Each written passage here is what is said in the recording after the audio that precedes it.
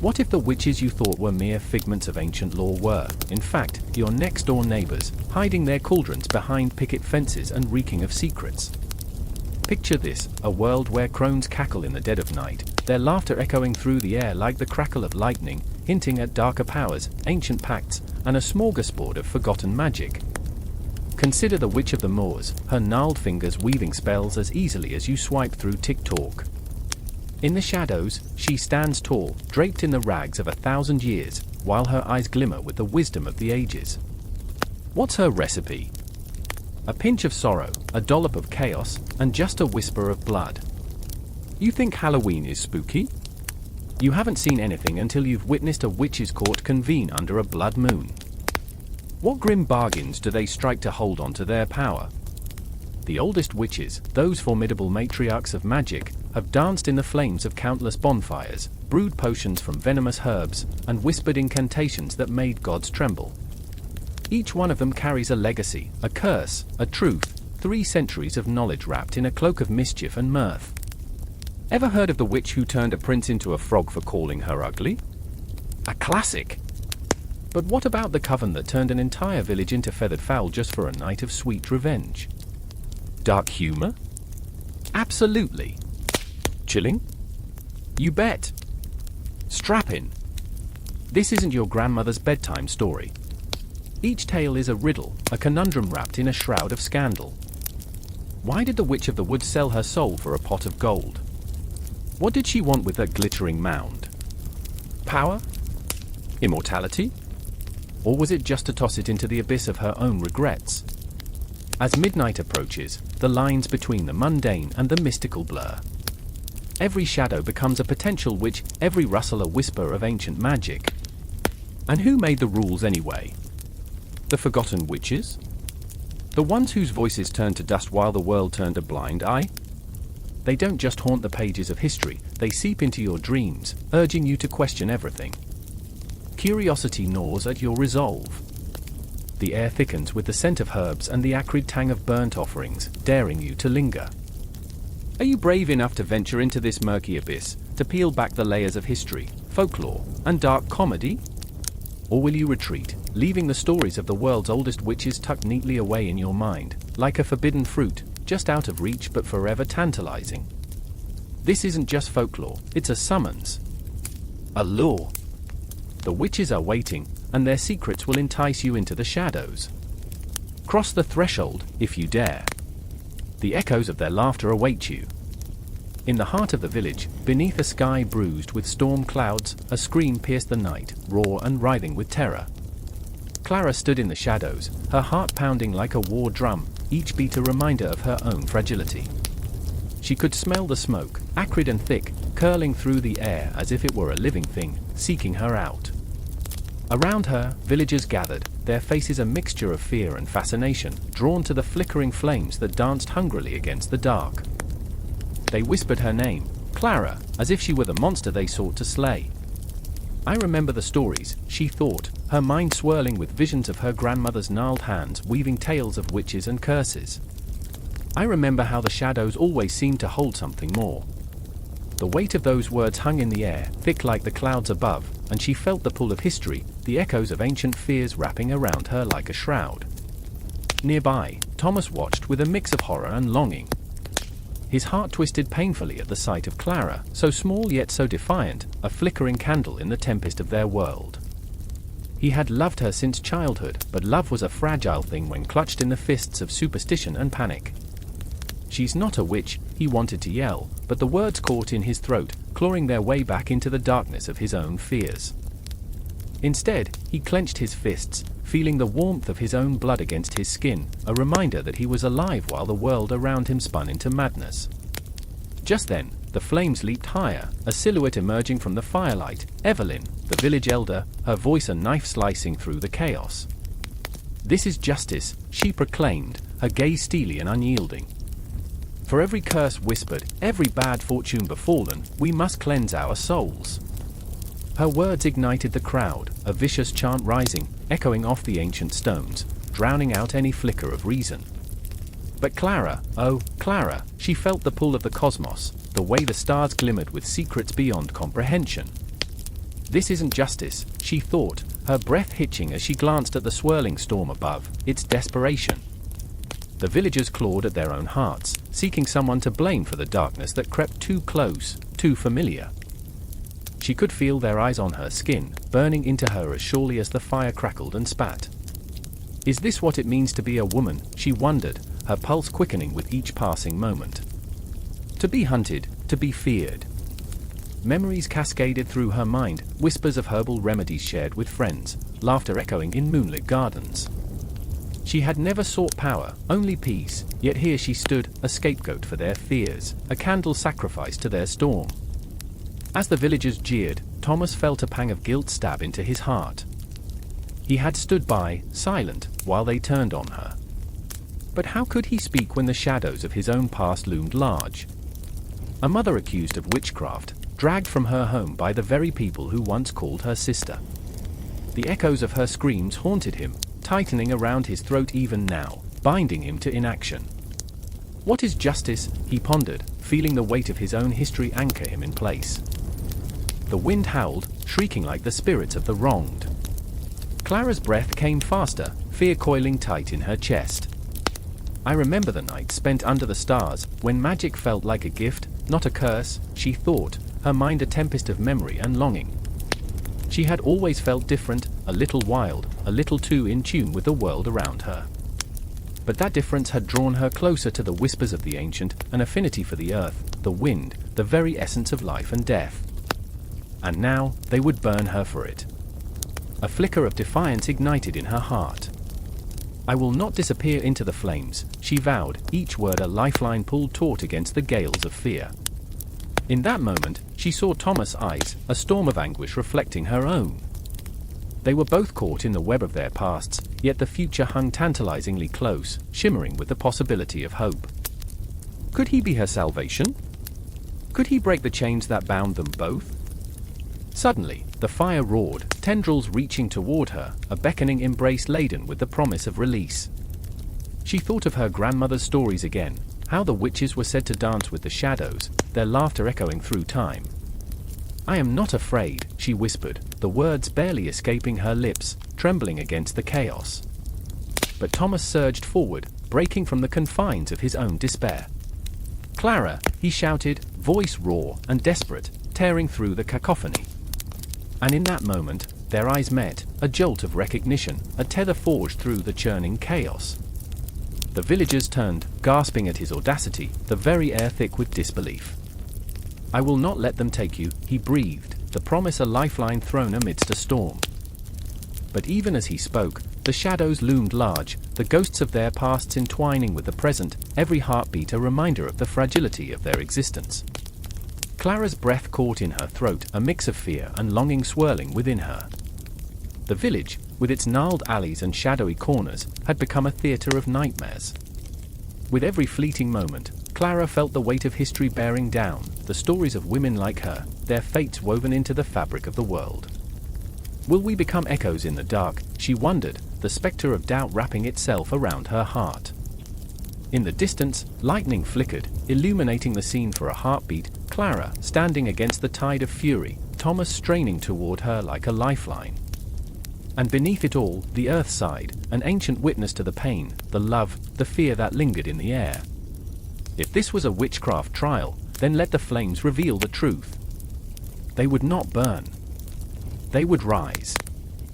The world was vast, and they were but two souls entwined, fighting against the shadows, wrapped in the promise of tomorrow.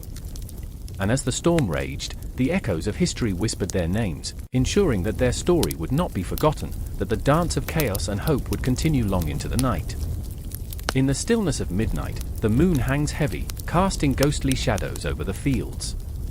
I stand there, breathless, as the air thickens with an unspoken tension.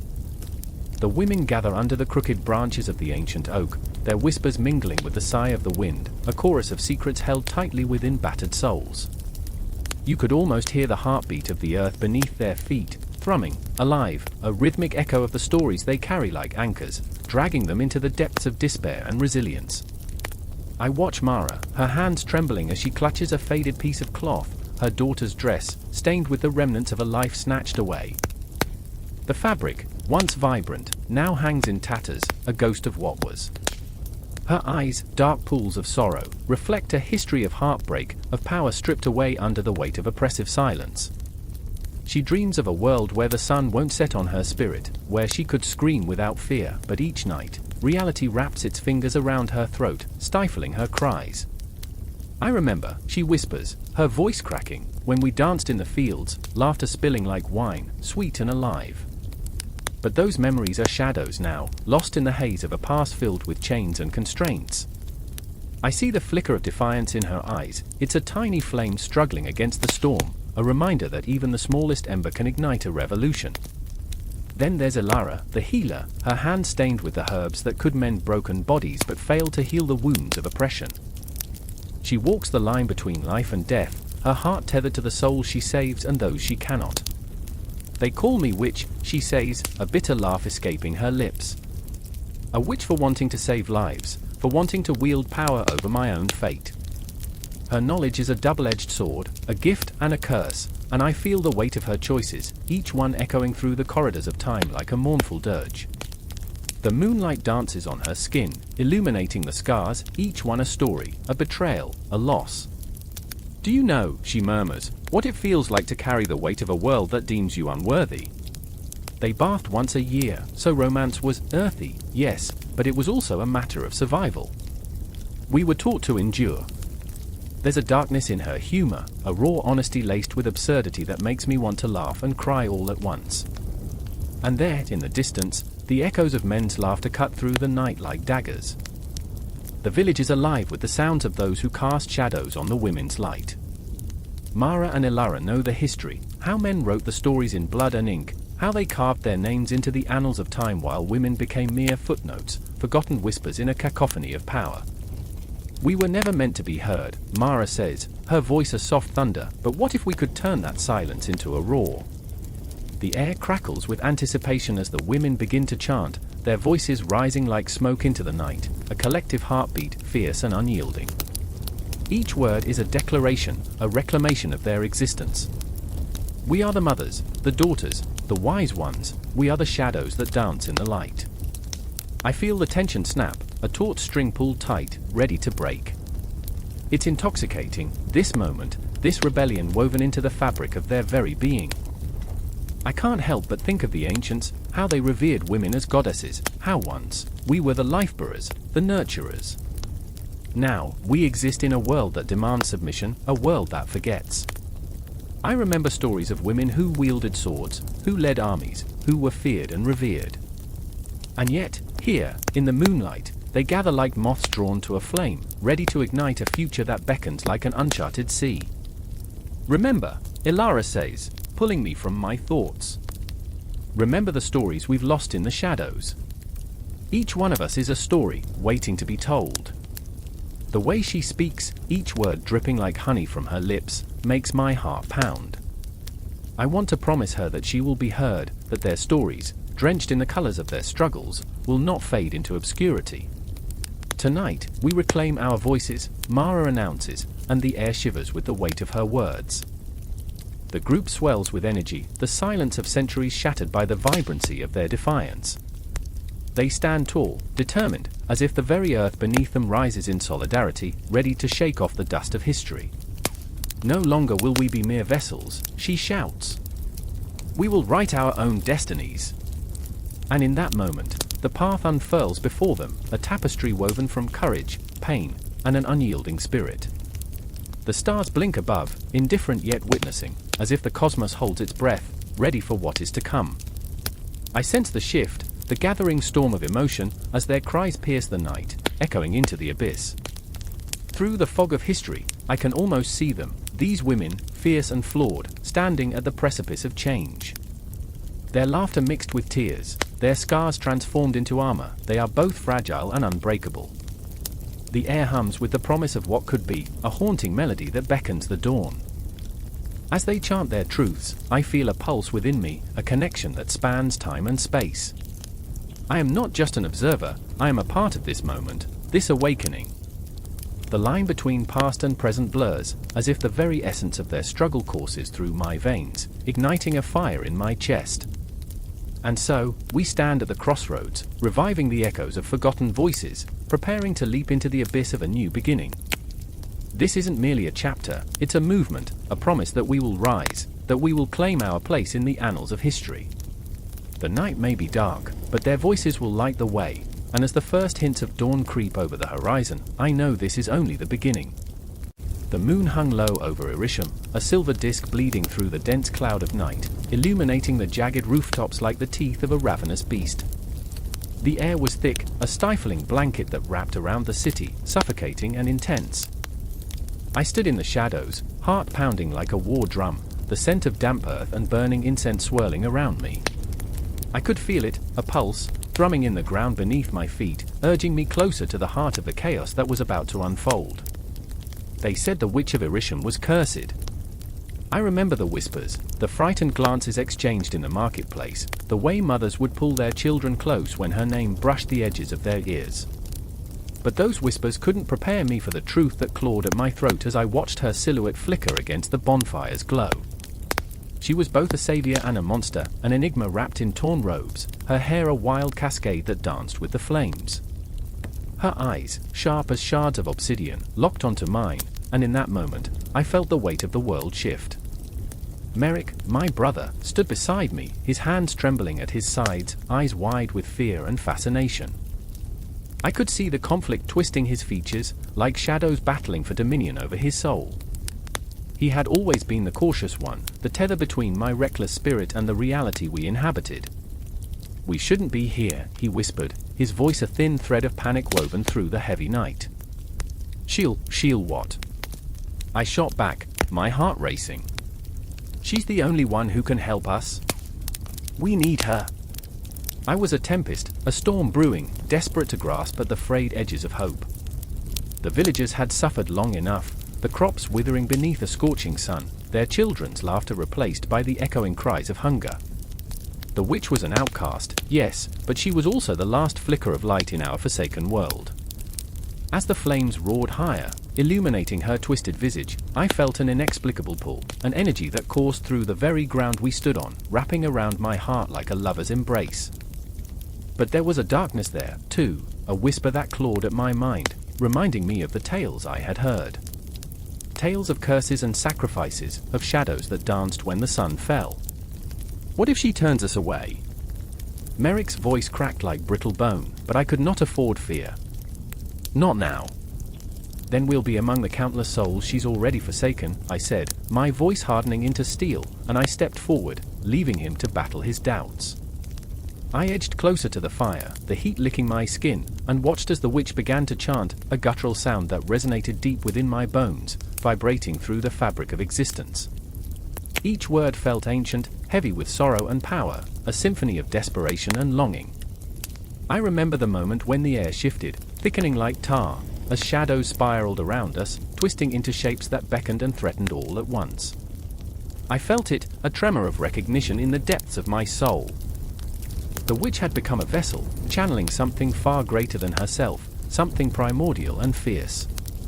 The night hummed with energy, and I could feel the ghosts of our ancestors creeping in, their stories woven into the fabric of this moment. "Let her see you!" I screamed, turning back to Merrick, his face pale as the moon itself. "Let her feel your pain." I was casting away my own fears, thrusting them into the void between us. I needed him to see what I saw, a chance, a choice. But his eyes were glazed over, caught in a trance that sent shivers down my spine. I could see the shadows pulling at him, clawing and gnashing like starving beasts. "Help us!"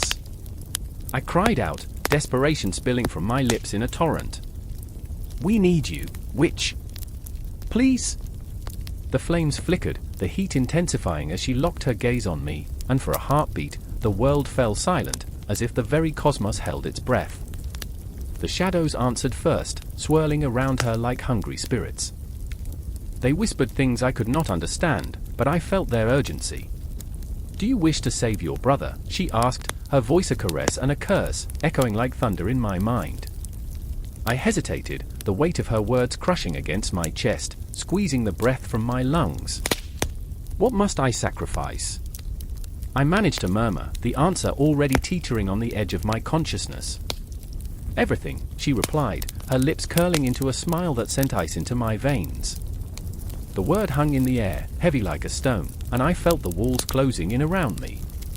My heart wrenched at the thought of Merrick, his laughter, his kindness, everything I had ever known. The fire crackled, the shadows surged, and I could see them taking form, forming a twisted tapestry of what could be. What if Merrick's voice broke through the haze, laden with sorrow? What if we lose each other? He stepped forward, a reluctant warrior stepping onto a battlefield. My heart screamed at him to step back, to let me fight this battle alone. But his fear tethered him to this moment, an anchor cord between the past and what the future could hold. Then we fight together, I said, my voice trembling with resolve, knowing full well the stakes. The witch's laughter danced around us, a symphony of madness and clarity. It echoed like a haunting melody, beckoning us deeper into the abyss. In that instant, everything fell away, the world, the pain, the fear. It was just us, trapped in this swirling tempest of shadows, hearts pounding in unison, waiting for the witch to weave our fate. And as the moon's light flickered, the shadows slithered and writhed like snakes ready to strike. The true test had only just begun. My pulse raced, something primal awakening within me, a storm brewing that demanded to be unleashed. Whatever lay ahead, whatever sacrifices awaited, I was ready. But the question echoed in my mind, relentless and unforgiving, what would I lose to save the one I loved? The air crackled like static electricity, a palpable tension that made the hairs on the back of my neck stand at attention. Candle flames flickered widely in the dim chamber, casting elongated shadows that danced along the ancient stone walls. I could almost hear the whispers of the ancestors, their voices threading through the air like smoke, warning me of the unspeakable chaos that awaited. Myra stood at the center, her arms raised to the heavens, the hem of her linen robe swirling around her like a tempest. The glyphs carved into her palms glowed ominously, each symbol pulsating with raw power and unresolved anguish. I remember the way her eyes sparkled, not with triumph, but with desperation, a beacon of fractured hope in a world gone awry. If I can just channel the spirit, she murmured, her voice quaking like a leaf in the wind, then perhaps we can save them. But who were we fooling? The spirits had their own agenda, their own hunger, and Myra was just a vessel. The memory of her brother, Abasi, haunted her, a spectre cloaked in shadows. He had been taken by the plague, dragged into the abyss of death, leaving Myra with a gaping wound that refused to heal. She clutched the amulet he wore, a token of her love and their shared laughter, now a cruel reminder of her failure. I can bring him back, she insisted, and in that moment, I believed her. I could feel the weight of her grief pressing down on us, suffocating and relentless, as if the very stones of the temple shared her burden. Beside her, Cairo, my brother, my anchor, watched with a mix of dread and defiance. His eyes, usually full of laughter, were now stormy seas. Myra, he said, his voice strained, you don't understand what you're playing with. You're flirting with madness. Madness. The word slipped into the silence, heavy and dark, a reminder of the thin line we walked. I could see the shadows flickering in Cairo's eyes, shadows of his own doubts and fears. He had been my protector, the steady hand in our chaotic lives. Yet, now, fear twisted around his heart like a snake, and I saw the vulnerability he tried so hard to hide. I remember the way my chest tightened, the rush of adrenaline coursing through my veins as I watched Myra summon the energy. The air became thick, charged with an unearthly presence. The walls around us seemed to pulse, breathing with every incantation, every whispered plea for strength. Come forth, spirit of the fallen, she cried, her voice rising to a fever pitch. I command you! In that moment, I felt the world tilt. Time stretched, twisted, a cruel trickster. Memories rushed in, fragments of laughter mixed with agonizing screams. The scent of jasmine and decay intertwined, swirling like a haunting perfume.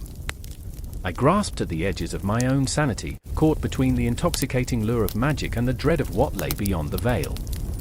Then it happened, a crack, sharp and sudden, like the moment before lightning strikes. The room plunged into darkness. The candles extinguished, snuffed out by an unseen force. The shadows deepened, swallowing us whole. I could hear Myra's breath quicken, the hitch in her throat as panic surged. "Cairo, what's happening?" she gasped, her confidence unraveling, fraying like old thread. "Stay back," he shouted, pulling me close, his voice taut with urgency. I could feel the heat radiating off his body, a desperate shield against the encroaching darkness. But the shadows didn't care. They crept closer, curling around our legs, whispering secrets that chilled the marrow in my bones. Then, from the depths of that void, a figure emerged, twisted and ethereal, a remnant of a life snuffed out too soon. It was a Barsi. His eyes, once bright, were hollow pits, void of life, yet filled with something else, an insatiable hunger. "Sister," he croaked, the word dripping with sorrow, a lament that clawed at my heart. "Why have you called me?" Myra staggered back, the weight of her grief crashing down like a tidal wave. "I wanted to save you," I thought, but before she could finish, the darkness enveloped her, pulling her toward the abyss. I reached out, desperate, my fingers grazing hers. "No!" I screamed, a raw sound that echoed against the granite walls. Cairo surged forward, grasping Myra's arm, but the shadows writhed as if alive, resisting our very existence. "Release her!" Cairo commanded, but the spirit of a Barsi only laughed, a sound devoid of warmth, a chilling echo that reverberated through the chamber. "You think you can bind the past?" he spat, his voice a twisted mockery of everything she'd hoped to reclaim. "You are all fools." Hope shattered, the pieces slicing through my chest. I watched as the light in Myra's eyes dimmed, a star collapsing into a black hole. "I remember," she whispered, her words a trembling sigh.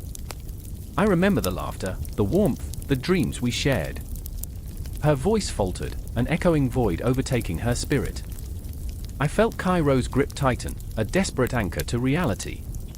"We can't lose her," he shouted, tears streaming down his face, each drop a testament to the love we shared and the pain we feared. "Fight, Myra! Fight!" But the shadows only laughed, a cacophony of despair swirling around us, drowning out our cries. The chamber trembled, ancient stones groaning beneath the tumult. I could taste the fear in the air, thick and bitter, and I feared that we were not just fighting for Myra, but for our very souls. As the darkness pressed closer, I knew we were at the precipice of something monumental.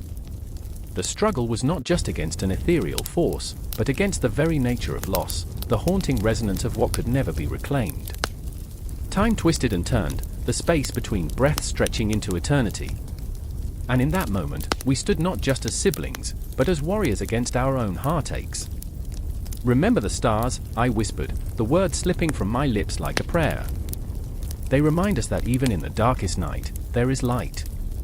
But as I spoke, the shadows surged, whispering promises of oblivion, and I knew the battle was only beginning. The night was far from over.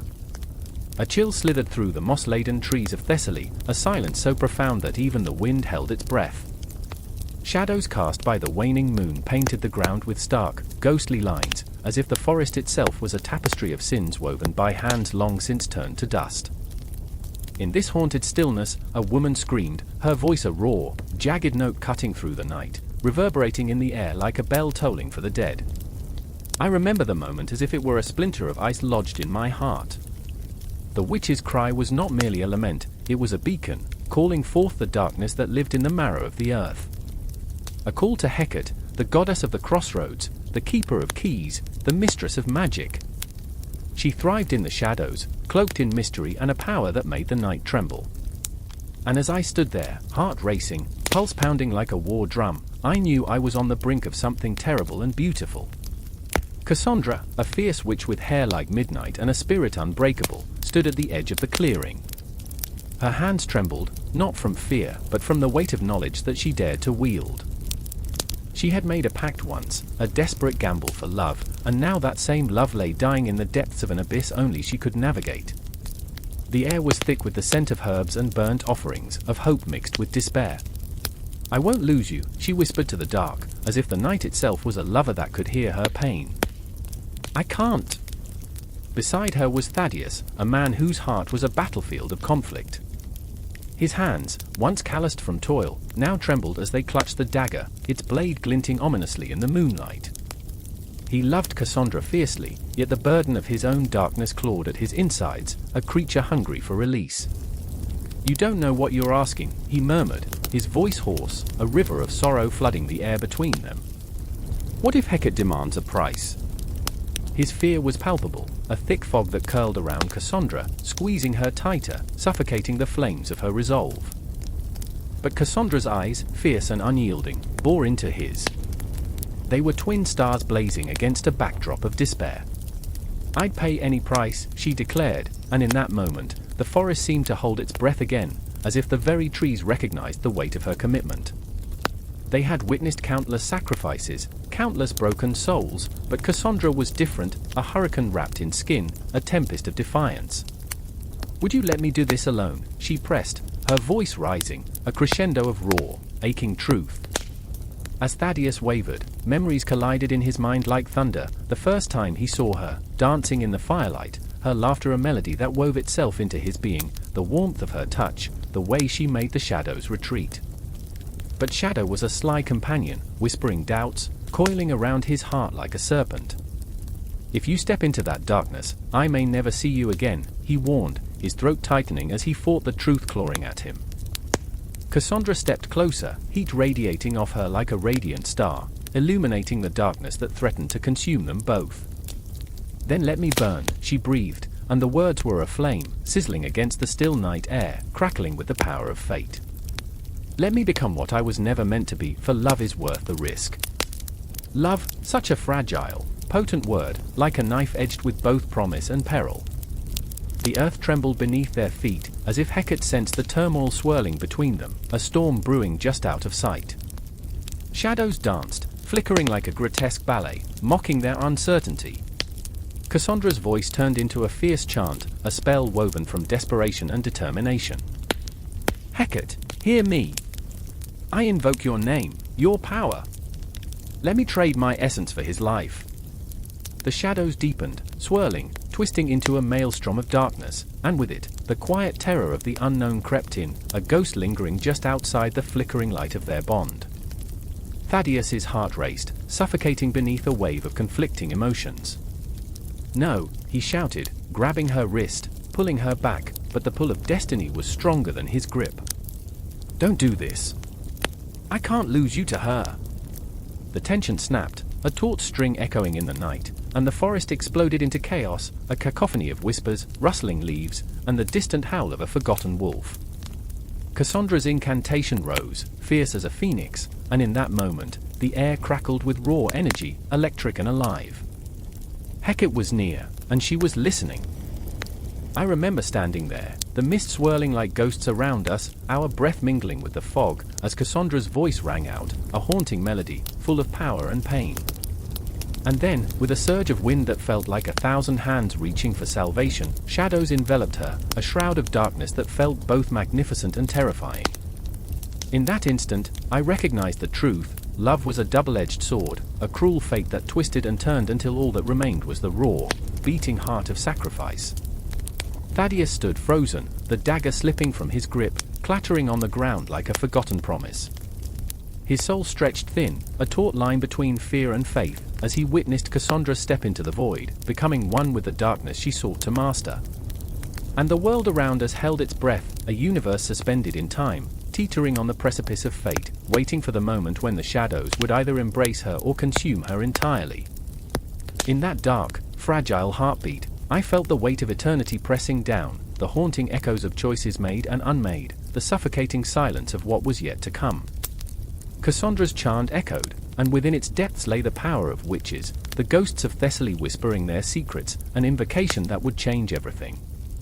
The moon hung heavy, a bleached coin tossed into the abyss of night, illuminating the forest of shadows where whispers curled like smoke. I could hear her voice, soft yet insistent, a siren luring me deeper into the dense thicket of gnarled branches and thick underbrush. "Come, Tulia," it beckoned, each syllable winding around my heart like a noose. I hadn't meant to follow, to chase the sound of my sister's laughter echoing from the darkness.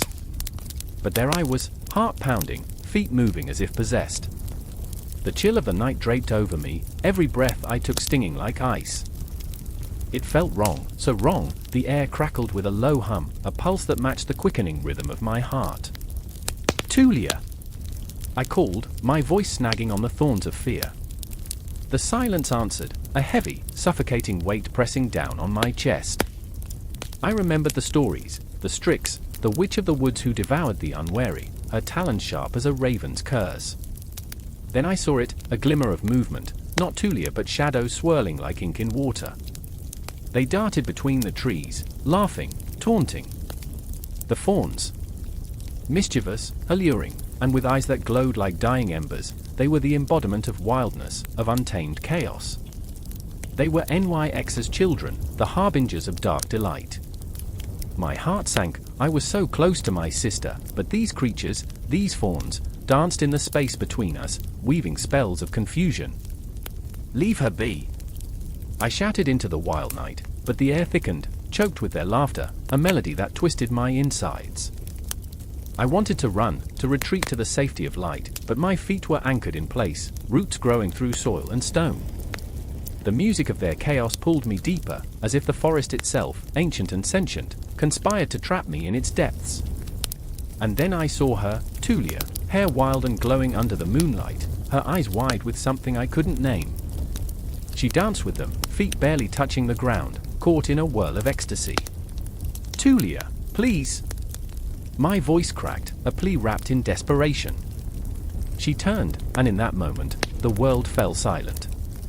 A veil of shadow swirled around her, an ethereal cloak that whispered of secrets undreamt. But her face twisted, a flicker of something dark crossing her features. "You don't understand, Lucius," she sounded breathless, as if she had been reborn in that moment of wild abandon. "They see me. They've shown me the truth of what we are." My heart broke, a frail glass teetering on the edge of a table, threatening to shatter. The truth? Was this the truth I had feared? The witchcraft that had seeped into our blood, a curse disguised as kinship, the Strix that thrived in our veins. "Come back to me," I begged, stepping forward, but the shadows flared, a wall of darkness that pushed me away. The fawns encircled her, their laughter ringing through the night like a death knell. I felt the ground tremble, a warning, a memory of every tale told in whispers around the hearth. Once, they had been mere stories, fragments of the past that clung like cobwebs. Now, I stood in their midst, surrounded by fear and longing. The moon dipped behind a cloak of clouds, and in that sudden darkness, the atmosphere shifted. The laughter turned sharp, edged with malice. Tulia's eyes darted to me, confusion swirling. "I want to stay, Lucius. I don't want to go back to the shadows of our parents' home. This is freedom." I grasped for the thread of her words, the heartbeat of our shared history. "Freedom." I scoffed, choking on the bitterness of the truth. "This is madness. You'll be lost to the Strix, to the darkness." "Lost? Or found," she countered, her voice rising, layered with defiance and exhilaration. The fawns closed in, their eyes glinting like shards of glass, their presence a tempest. I felt my resolve waver, the raw power of her newfound identity tugging at my core, weaving through my defenses. I wanted to cling to her, to pull her back into the world we knew. But what if this was her awakening, a call to something greater? The earth shook beneath us, the ancient trees creaked with age and hunger. The Strix thrummed in the distance, their calls echoing through the canopy, a reminder of the dark heritage that coursed through our veins. I stumbled backward, the weight of the night pressing down on me, a smothering blanket of dread. In the shadows, I glimpsed a flicker of movement, the spectre of our past drifted like smoke, taunting. "Remember the stories, Lucius," it whispered, words wrapping around me like tendrils of ivy. "Remember how we feared the Strix? How we laughed about the fawns while cradled in our mother's warmth? But here you are, teetering on the knife's edge between light and dark." Tulia stepped closer to the fawns, the darkness embracing her with open arms. "I am not afraid of what lies in the shadows. Lucius, I want to know it all." Her words shattered the delicate balance of my heart. I was losing her, and with her, the last remnants of our past. "Tulia!" My voice cut through the night, a rawness that echoed of despair. Don't do this. Don't let them consume you. But even as I cried out, I felt the pull of the mysteries that lurked in the depths. The Strix sang their song, a lullaby of chaos and freedom, inviting me to join their dance. The air shimmered with possibility, intoxicating and terrifying. And in that moment, I understood I was as trapped as Tulia, shackled to the same heritage, the same curse. The fauns were not merely creatures of the forest, they were reflections of our own fractured souls, begging for acceptance in a world that had turned its back on us. The shadows thickened, wrapping around us like a shroud. I knew, without a doubt, that the night was far from over. The Strix would not let us go easily, they would weave their spells and draw us into the depths of darkness and light, where the boundary blurred, and the dance of wildness beckoned. I stood there, caught between love and fear, the pulse of the ancient forest thrumming in my veins. The confrontation was imminent, a storm brewing on the horizon, a clash of hearts and fate, where the Strix and the fauns would reveal their true power. And in that moment, I realized, the night had only just begun. The wind howled, a banshee wail echoing through the craggy hills, pulling at the edges of the night like a ravenous beast. Beneath the bruised sky, sodden earth swallowed the echoes of a distant clash, steel met steel with a shuddering intensity, the sound reverberating in the marrow of my bones. I stood, heart racing, as shadows danced at the periphery of my vision, flitting between the trees like lost souls. The air was thick with tension, an electric hum crackling like a storm about to break. Each breath felt like a shackle around my chest, tightening with a dreadful anticipation. I remembered the stories, whispered in hushed tones by flickering candlelight, the tales of the Morrigan, the ambivalent goddess of war, fate, and death, who reveled in both the glory and the horror of battle. Her laughter was a chilling symphony, a reminder of the fragility of life. "She'll come for you," they'd say, eyes wide, as if the very act of speaking her name could summon her to our doorsteps. I had thought them mere legends, until the moment I found myself in the heart of it all, staring down the abyss. Beside me, Rhiannon stood, her fiery hair a beacon of defiance against the darkness. She was the fiercest warrior I had ever known, her spirit like an unbreakable flame. But tonight, beneath that bravado, I sensed the cracks in her armor, shadows of doubt, memories of loss that haunted her. She clenched her jaw, fists tight at her sides, as if willing the fear to vanish. "We can't let them win," she murmured, voice trembling, yet fierce. I could see the battle raging within her, a tempest that threatened to consume everything she held dear. And then there was Aidan, my closest friend, whose laughter once echoed like music in the air. But tonight, his gaze was darkened, clouded by visions of all that had been lost.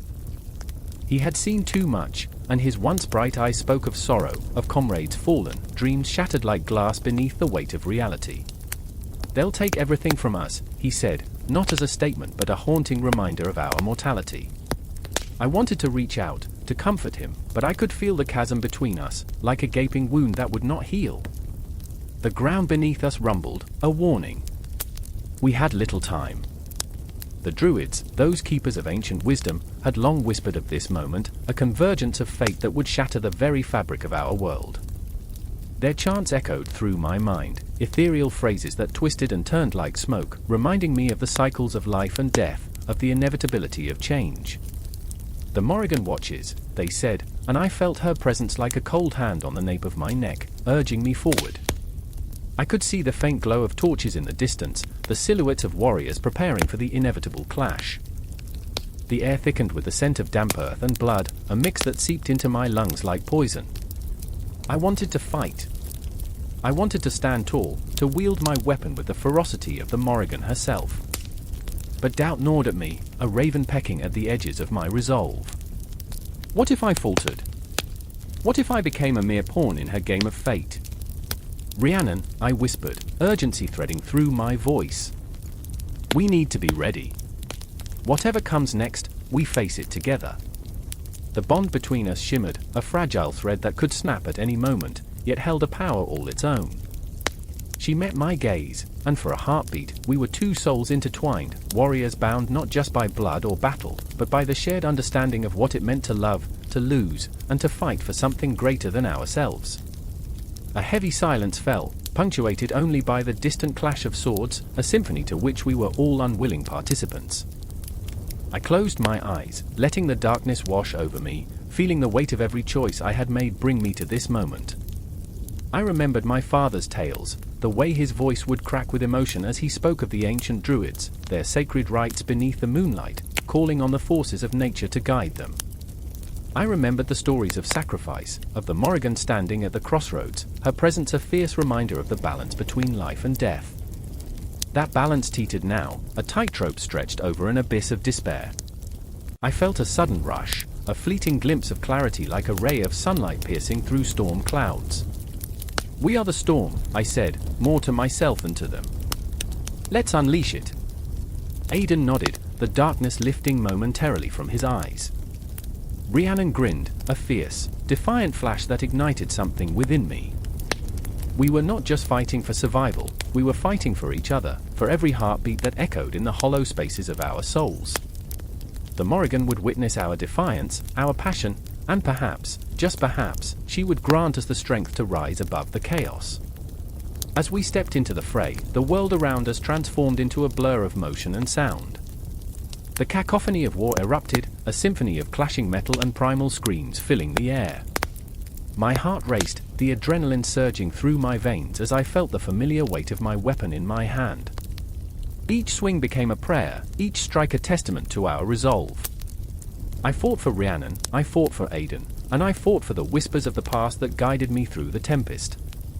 But the shadows were relentless, creeping closer, whispering doubts that threatened to pull me under. I could see the Morrigan's dark silhouette in the periphery, a spectre dancing between the warriors, feeding on their fears and desires. And as the battle raged, I felt her presence, a chilling caress that brushed against my skin, reminding me of the fragility of our existence, the thin veil between life and death. In that moment, as steel clashed and the cries of the fallen echoed around us, I understood. The Morrigan was not merely a goddess of war, she was the embodiment of our struggles, our triumphs, our fears and our joys.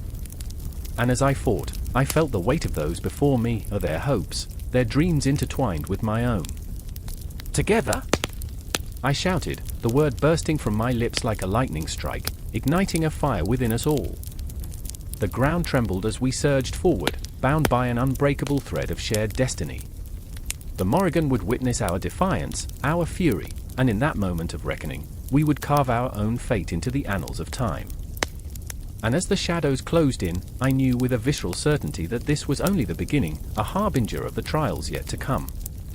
The struggle was eternal, bound by the cosmic dance of life and death, a cycle we would embrace, for better or worse. The Morrigan watched, and I could feel her breath on my skin, urging us onward into the storm. The night pressed in around her like a shroud, thick with foreboding, as the wind howled through the jagged peaks, each gust a lament from a world unseen. I remember the icy chill that curled around my spine, a whisper from the past, an omen.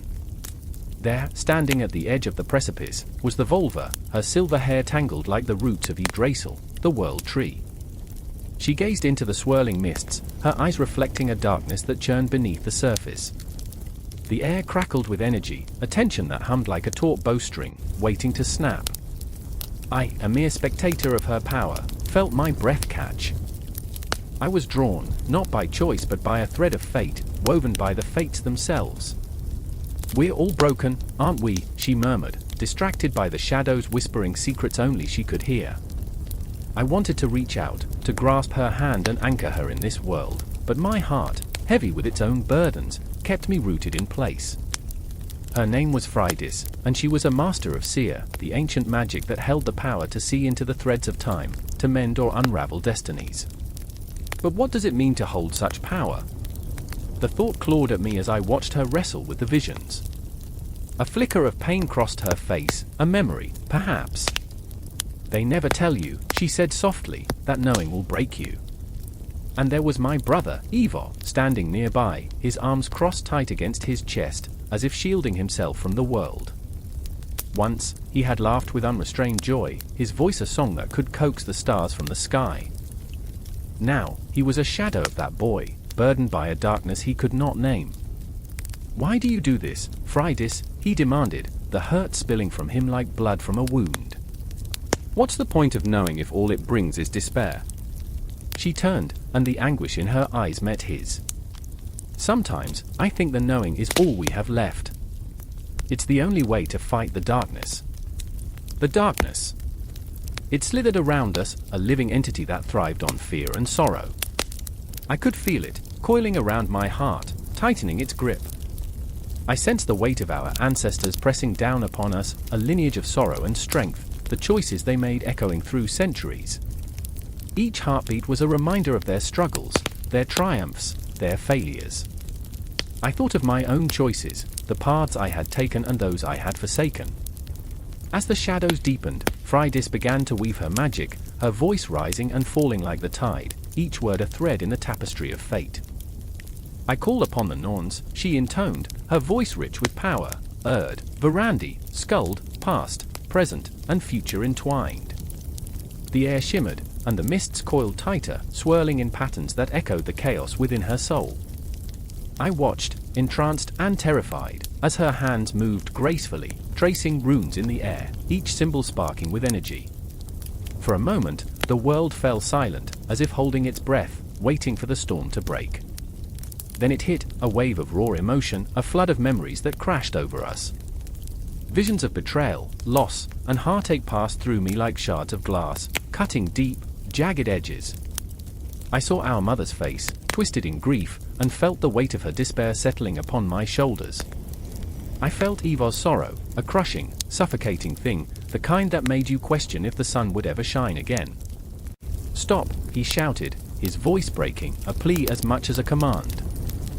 "You're digging too deep." But Frydis was lost in the rhythm of her magic, a dance that propelled her beyond the bounds of fear and pain. "I must know," she cried, the desperation raw and wild, echoing in the silence that followed. "To heal, we must first uncover the wounds." The shadows writhed in response, a tempest of emotions unleashed. I felt my own heart race, pounding against my ribcage like a caged beast. This was madness, and yet, there was a bittersweet beauty in it. The truth was a double-edged sword, and every revelation came with a cost. The air thickened, and a cacophony of voices echoed around us, the cries of the past merging with our own. I wanted to scream, to drown them out, but a part of me longed to listen, to understand. "What have we done?" I whispered, as guilt clawed at my insides. Frydis turned, her gaze piercing through me. "What we must. Sometimes, the only way forward is to confront what lies behind." I could see it in her eyes, the flicker of fear, the struggle against the inevitable. She was our anchor, yet the burden of her power was a chain that threatened to bind her. In our moments of deepest despair, we feared the very magic that might save us. Ivor stepped closer, his voice a low murmur. "But what if the magic consumes you? What if it turns against us?" In that moment, I saw the fragility of our bonds, the threads fraying beneath the weight of our unspoken fears. "What if?" I echoed, the question hanging in the air like a spectre. The mist swirled more violently, a tempest that reflected the chaos within each of us. Frydis clenched her fists, and for an instant, I thought she might collapse beneath the weight of it all. But then, she straightened, her resolve igniting like a flame, fierce and unyielding. "Then we fight. We fight against the tides of fate, against the shadows that threaten to swallow us whole." And in that moment, surrounded by the echoes of our ancestors and the weight of our choices, I knew we were all entwined, woven into the fabric of time, stitched together by pain, love, and the relentless quest for understanding. The storm of emotions raged, the air crackling with magic, and I felt the ground shift beneath us, a reminder that we were standing on the brink of something vast and unfathomable. I grasped for her hand, for I knew deep down that we could not face the darkness alone. And as the shadows danced, I could almost hear the whispers of the Norns, their voices woven into the very fabric of our existence as we braced ourselves for the confrontation that was yet to come. The night stretched on, and with it, the promise of change lingered in the air, electric and terrifying. But the story didn't end here. No, it was just beginning. Time folded in on itself, and the echoes of our choices whispered through the silence, beckoning us toward a destiny we couldn't yet comprehend, a fate waiting to be forged in the crucible of our fears. The air crackled with a tension that clung to the trees, a heavy blanket of silence before the storm. I stood there, a heartbeat away from chaos, watching as the shadows twisted among the ancient trunks, whispering secrets that tugged at my very soul. The moonlight filtered through the leaves, painting everything in hues of silver and darkness, but it was the laughter, sharp, jagged, like a blade cutting through the night, that drew my eyes to the clearing ahead. Myra was there, her hands trembling as she clutched a talisman, a fragile thing fashioned from animal bones and dried herbs. Her breath came in panicked gasps, each one a desperate plea for relief from the clutches of fate. I could see it in her eyes, that wild spark of determination battling against a tide of fear. She was playing with fire, and the flames were licking at her heels. "Don't!" I shouted, but the words were swallowed by the night, lost in the thickening mist that curled around us like a predator stalking its prey. "Myra, stop!" But she was past the point of no return, the embers of desperation smoldering in her core. She had always been that way, headstrong, stubborn, with a heart that beat too fiercely for her own good. I remember when we were children, running through the woods, pretending we could fly, believing we were invincible. But now, with the forest tightening around her like a noose, I watched as she summoned the dark spirits with a chant that hung heavily in the air, echoing through the trees like a siren song. In the shadowy depths of the forest, Baba Yaga stirred, the ancient witch of Slavic lore, her presence a palpable force, a storm waiting to unleash itself. I could feel the earth pulse beneath my feet, as if it too were aware of her awakening. The wind howled, carrying whispers of forgotten tales, tales of children cooked in cauldrons, of souls lost in the labyrinth of the old woman's forest. And then there was Nikolai, a spectre of his former self, his spirit haunted by the weight of choices made long ago. He lurked at the edge of the clearing, his silhouette blending into the underbrush, a silent guardian torn between love and despair. His heart was a battlefield, riddled with scars and regrets that clawed at him like the thorny vines wrapping around the trees. I remembered when he first kissed her, that clumsy, tender moment under the stars, the promise of forever hanging in the air like the smoke from a dying fire. Now, it was all ashes. "We can't do this," he murmured, his voice a threadbare whisper, as if he feared the forest would swallow him whole for even speaking aloud. He was trying to pull her back from the edge, grasping at the fragments of what was left, but the forest had other plans. It always did. Myra's chant grew louder, a cacophony of syllables that made the air shimmer with raw energy. I felt it wrap around me, a living thing both seductive and suffocating. The trees shifted, their branches clawing at the sky, desperate to escape the chaos brewing below. I could taste the bitterness of magic in the air, sharp and metallic, as the boundaries between worlds began to blur. "I remember," I whispered, but the words faded into the wind. I remembered the tales of Baba Yaga, the stories shared around flickering fires, the cautionary tales of those who dared to wander too far. The witch's hut, perched on chicken legs, was not just a figment of folklore, it was a reality that gnawed at the edges of our existence, a dark reflection of our own fears. "Myra, please!" I cried out again, each syllable punctuated by the howling wind. "You're playing with things you don't understand." My heart raced, each beat echoing the urgency threading through the air like a taut wire ready to snap. But she wouldn't listen. The power coursing through her veins was intoxicating, and I could see it in the way her face glowed, illuminated by an unseen force. It was the same hunger that had drawn her to the stories, to the legends of witches who could bend the fabric of fate. She was reaching for something that shimmered just beyond her grasp, an elusive promise wrapped in danger. Nikolai stepped forward, desperation etched into his features.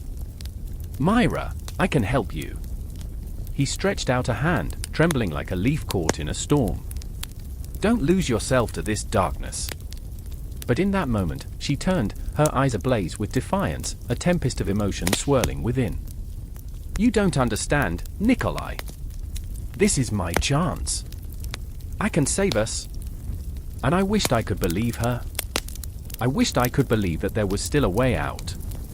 But the shadows were thickening, pulling us into their icy embrace, as if the forest itself conspired against our fragile hopes. Time twisted around us, an elastic band stretched too far, and I felt the weight of inevitability pressing down like a shroud. A low growl reverberated through the clearing, a warning shot from the depths of the woods. The world around us began to pulse, the ground beneath our feet vibrating with a rhythm that echoed the heartbeat of the earth. I could feel Baba Yaga's presence, a dark cloud gathering, thick with centuries of power and fury. It loomed over us, an impending storm that promised to tear apart everything we held dear. "Stop!" I screamed, my voice raw, but it was lost in the swell of the gathering magic, a tide rising to drown us all. The trees whispered, secrets spilling from their gnarled branches, urging us to run, to escape this madness before it was too late. But we were rooted, paralyzed by our own desires and fears. The moon hung high above, a silent witness to our folly, as the ground cracked and split beneath us. Shadows danced, laughter echoed, and I knew in that moment we were mere pawns in a game far older than any of us, caught in a web woven by dark sorcery. Our fates were entwined with the very fabric of the forest, and as I looked into Myra's eyes, I saw the reflection of my own despair, a mirror of all we had lost and all we had yet to lose. As the air thickened with dark magic, I could only hold on, gripping the remnants of hope like a lifeline. The forest was alive, breathing, waiting, and we were just beginning to understand the true cost of awakening its slumbering heart. A howl slices through the stillness of the night, raw and untamed, a lament that reverberates off the ancient trees like the echoes of a long-lost soul. The moon hangs heavy, a ghostly sentinel in the sky, and beneath its watchful gaze, the forest thrums with life and death, with whispers and shadows. I stand, rooted to the earth, heart pounding like a war drum, as if the world around me holds its breath, waiting for something, anything, to break the silence. There, just beyond the clearing where the shadows dance, is Nia, a wise woman of the tribe, her eyes reflecting the light of the moon like twin lanterns, fierce and unyielding. She's a force of nature, one foot in this world and the other in the spirit realm, and tonight, she is calling on the spirits to aid us. Her hands, marked with the lines of age and wisdom, dance through the air, weaving spells born of earth and bone, fear and hope. But there's a tremor beneath her strength. She's haunted, a storm gathering in her chest, because tonight is different. Tonight, her own daughter, Kaya, lies somewhere in the darkness, trapped in the grips of a fever that threatens to steal her away. With every breath I take, I feel Nia's desperation wrap around me, a tendril of panic that constricts my lungs. It's infectious, this fear, and I can almost taste the bitterness of it on my tongue. I remember, Nia's voice is a low chant, a lullaby to the spirits. I remember when I held her for the first time, her tiny body fitting in my hands like a promise. Why, oh spirits, are you silent now?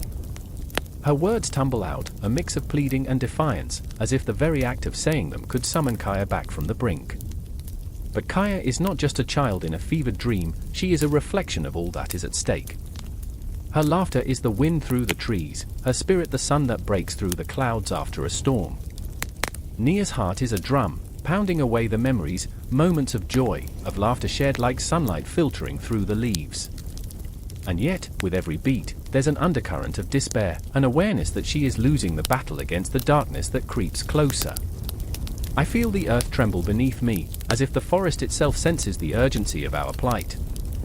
Shadows lengthen, curling around the trees like fingers grasping for something they cannot hold. I am reminded of a time when I, too, stood at the edge of the abyss, paralyzed by the weight of my own mistakes, my own regrets. Nia is different, though. She bears her burdens with grace, even as the storm rages around her. Kaya, I whisper, though I know she cannot hear. Fight. It's a plea, a fervent hope that somehow, she can feel the love that surrounds her, that it can guide her back to us. Nia's voice rises, a wild, haunting melody that echoes through the forest, mingling with the whispers of the wind. She calls to the spirits of the ancestors, the wise ones who walked this land before us, who felt the weight of their own heartbreaks, who carried the scars of their losses like badges of honor. They are never truly gone, they linger in the air, in the rustling leaves, in the whispered prayers of a mother desperate to save her child. I remember, she continues, her voice trembling with passion and fear. I remember the stories they told, of love that transcends time, of sacrifice that heals. Why won't you come? There's a crack, sharp and sudden, like a lightning strike. The air thickens, electrified with tension, as if the world has paused, waiting for the storm to break. Nia's eyes widen, and for a heartbeat, I see it, the flicker of hope. The air shifts, the spirits are listening, and I feel it in my bones, a sense of urgency that doubles me over, clutching my heart. And then, from the shadows, emerges a figure cloaked in darkness, moving with a grace that seems unnatural. My breath catches, the world blurs, and I think, for a moment, that perhaps we've summoned something we cannot control. Kaya's cry pierces the night, broken and frail, the sound like shards of glass that cut through the fabric of the forest. I want to flee, to hide from the horror of this moment, but my feet are anchored to the ground. I am trapped in the web of Nia's emotion, in the grip of a mother's unyielding love. The figure draws closer, and I can feel the weight of its presence, a palpable energy that seems to draw in the very essence of the night. Nia reaches out, her hands trembling, fingers splayed like branches reaching for the light. "Show yourself," she commands, and there's a fire in her voice, a defiance that ignites the air around us. The figure steps forward, revealing a face carved from shadows yet illuminated by an inner glow. It is a woman, ageless and terrifying, her eyes pools of ancient wisdom. "I am the keeper," she says, her voice a melody woven with sorrow and strength. "I guard the balance of life and death. Your daughter teeters between realms." Nia's breath hitches, her heart a wild beast in her chest. "What must I do?" The words escape her lips like a prayer, trembling on the cusp of despair. "Sacrifice," the keeper replies, a soft echo, a promise wrapped in a warning. But sacrifice is not always blood. Sometimes, it is letting go. I feel the ground shift beneath me, the weight of those words pressing down like an anvil on my heart. I see it in Nia's eyes, the dawning realization, the choice that stands before her, the choice that will define her, that will shape the very fabric of her existence. Kaya's cry fades into the night, replaced by an eerie silence that feels like the universe holding its breath. Time stretches and warps, a taut string ready to snap.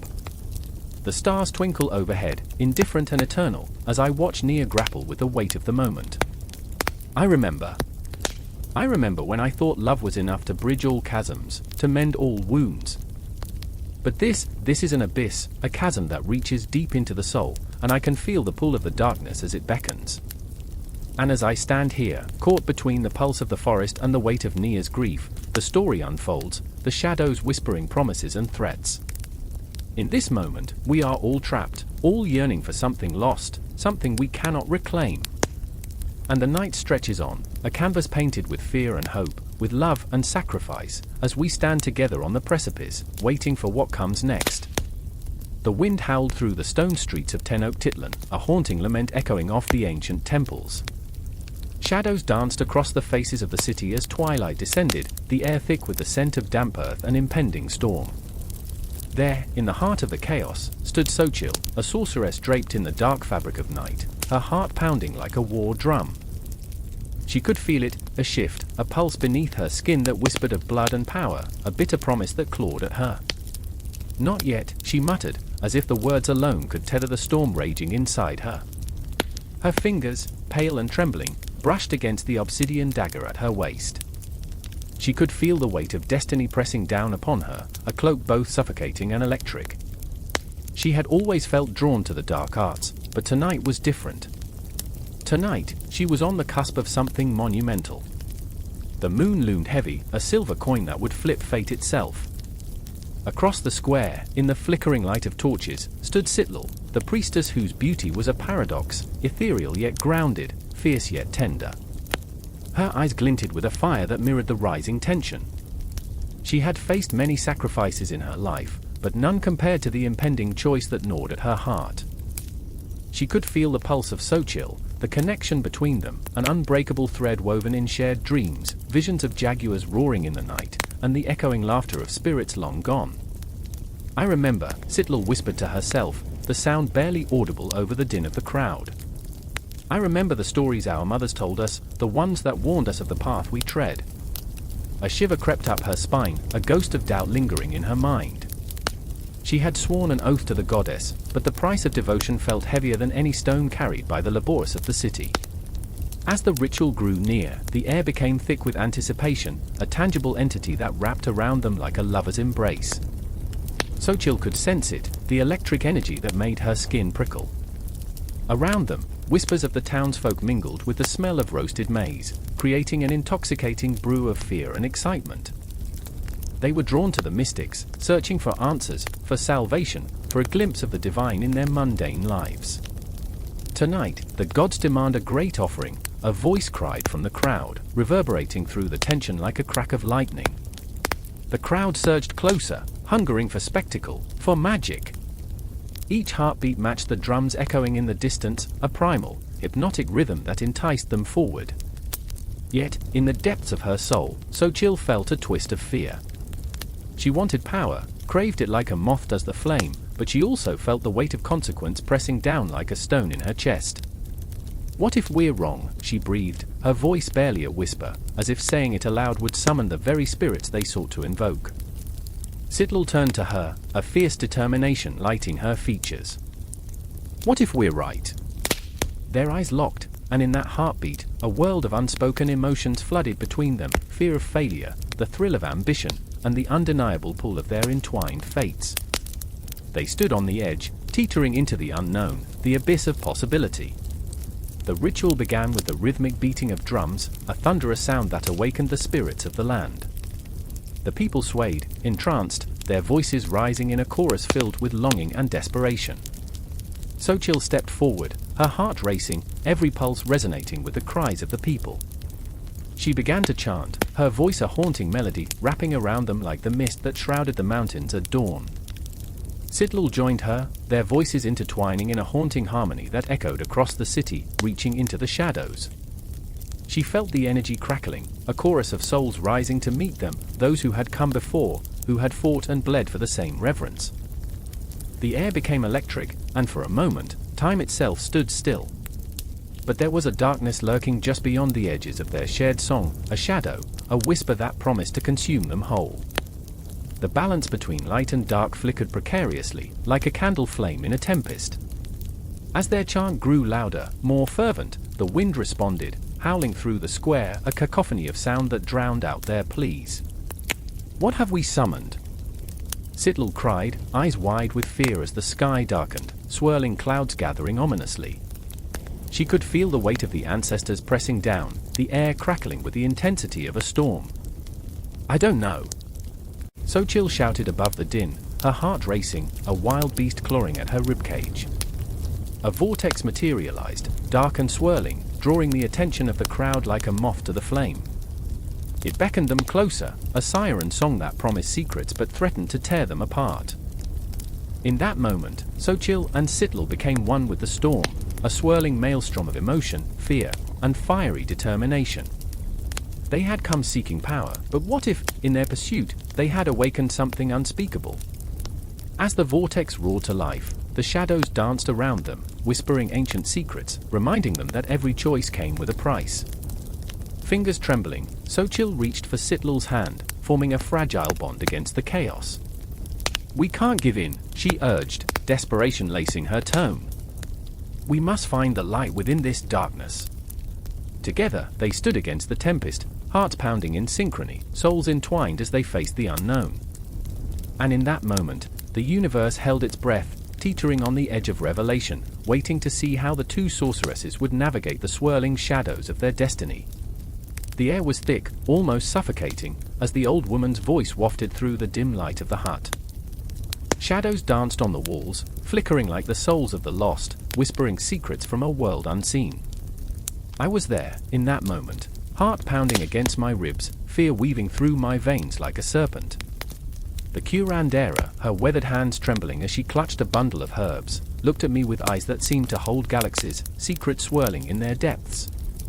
"You do not understand," she said, her voice gravelly, yet melodic. "This is not just healing.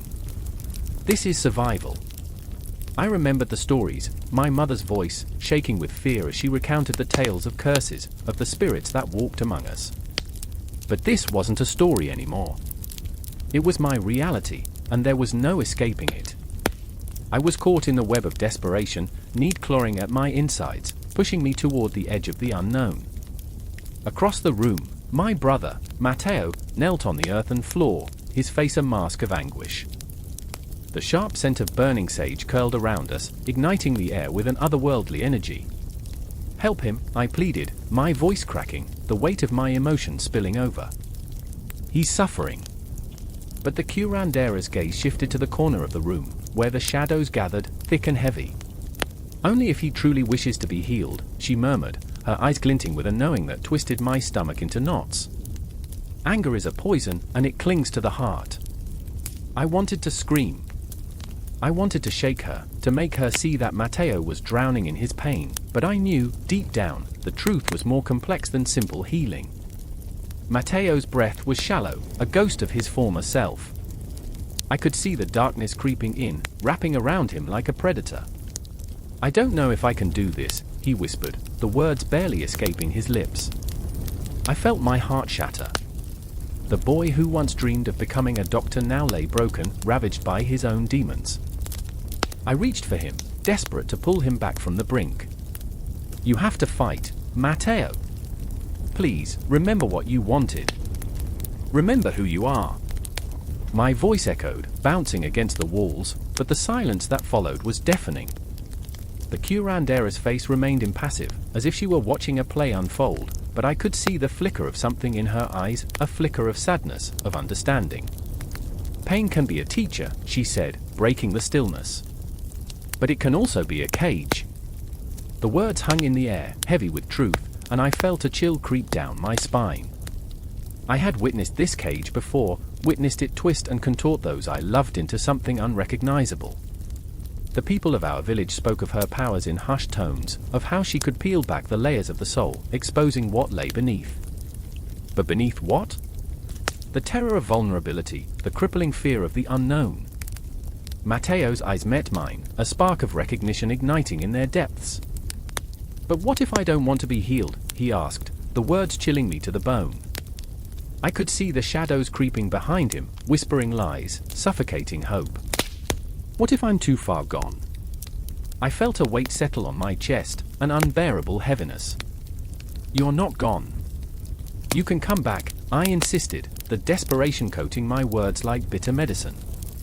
I wanted to reach through the darkness and pull him into the light, but the shadows were insistent, wrapping around him tighter.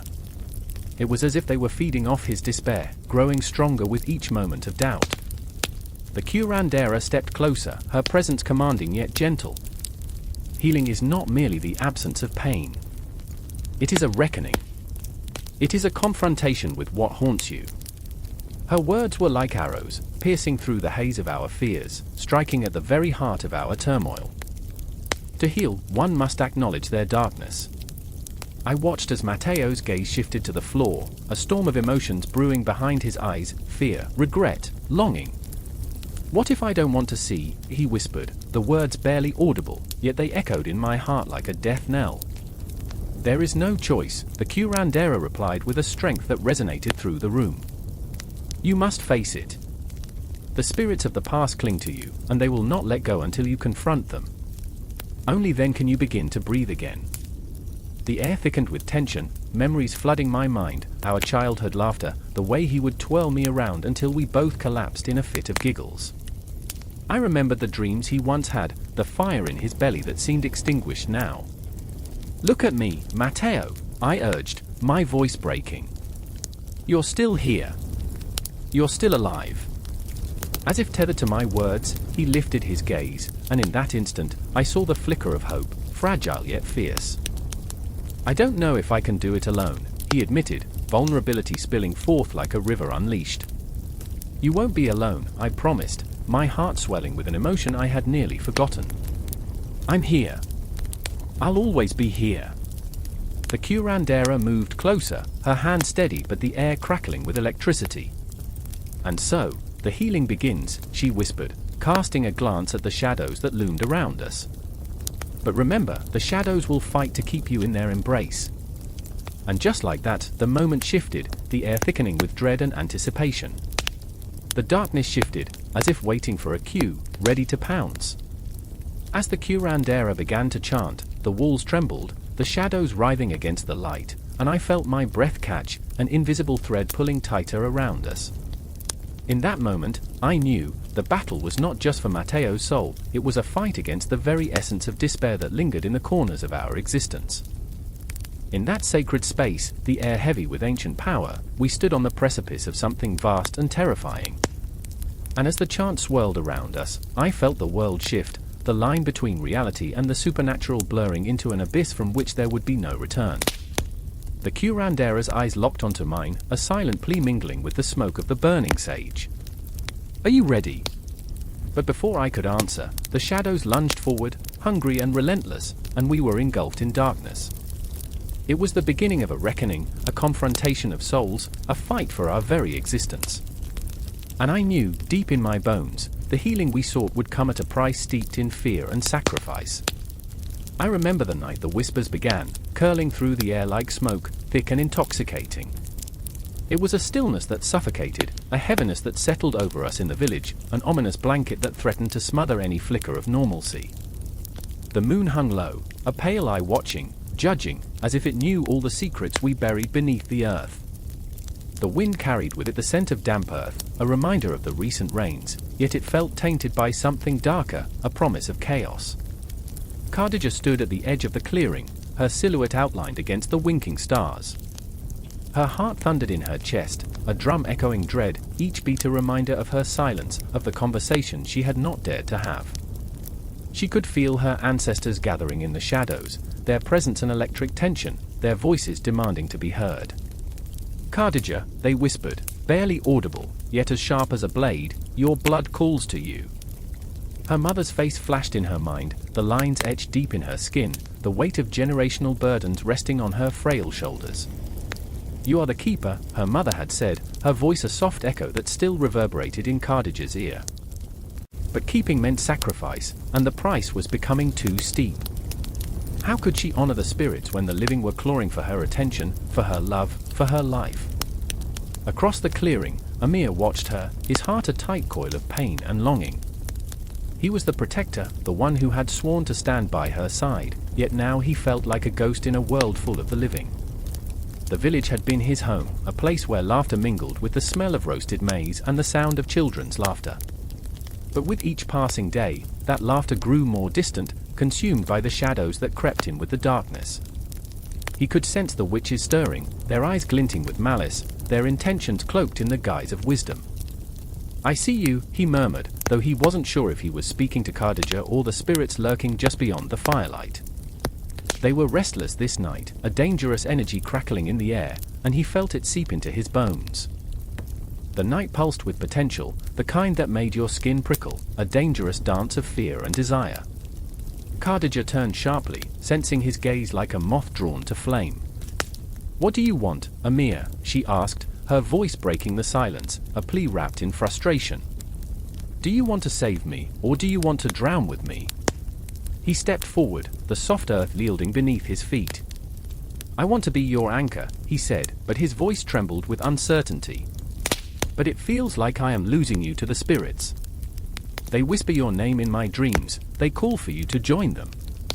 The words hung in the air, heavy and suffocating. Khadija felt the tremor of truth in his confession. Those spirits were her kin, her history, a lineage that pulsed through her veins like a wild river. But there was a cost, a dark price that whispered of sacrifice, and she was terrified of the madness that beckoned, the witchcraft that could tear her apart and stitch her back together in a way that was forever changed. Amir reached for her, his hand brushing against hers, a lifeline in the tempest of confusion. "Khadija," he breathed, "you don't have to do this alone." But she could see the fear behind his eyes, the doubt, the uncertainty of a man caught between worlds. The living and the dead, the seen and the unseen. "I remember," she whispered, the memory flooding back like a tide, the way the ancients danced under the moonlight, their bodies moving as one with the earth. They were not afraid. But they had their sacrifices, their witches, their shadows.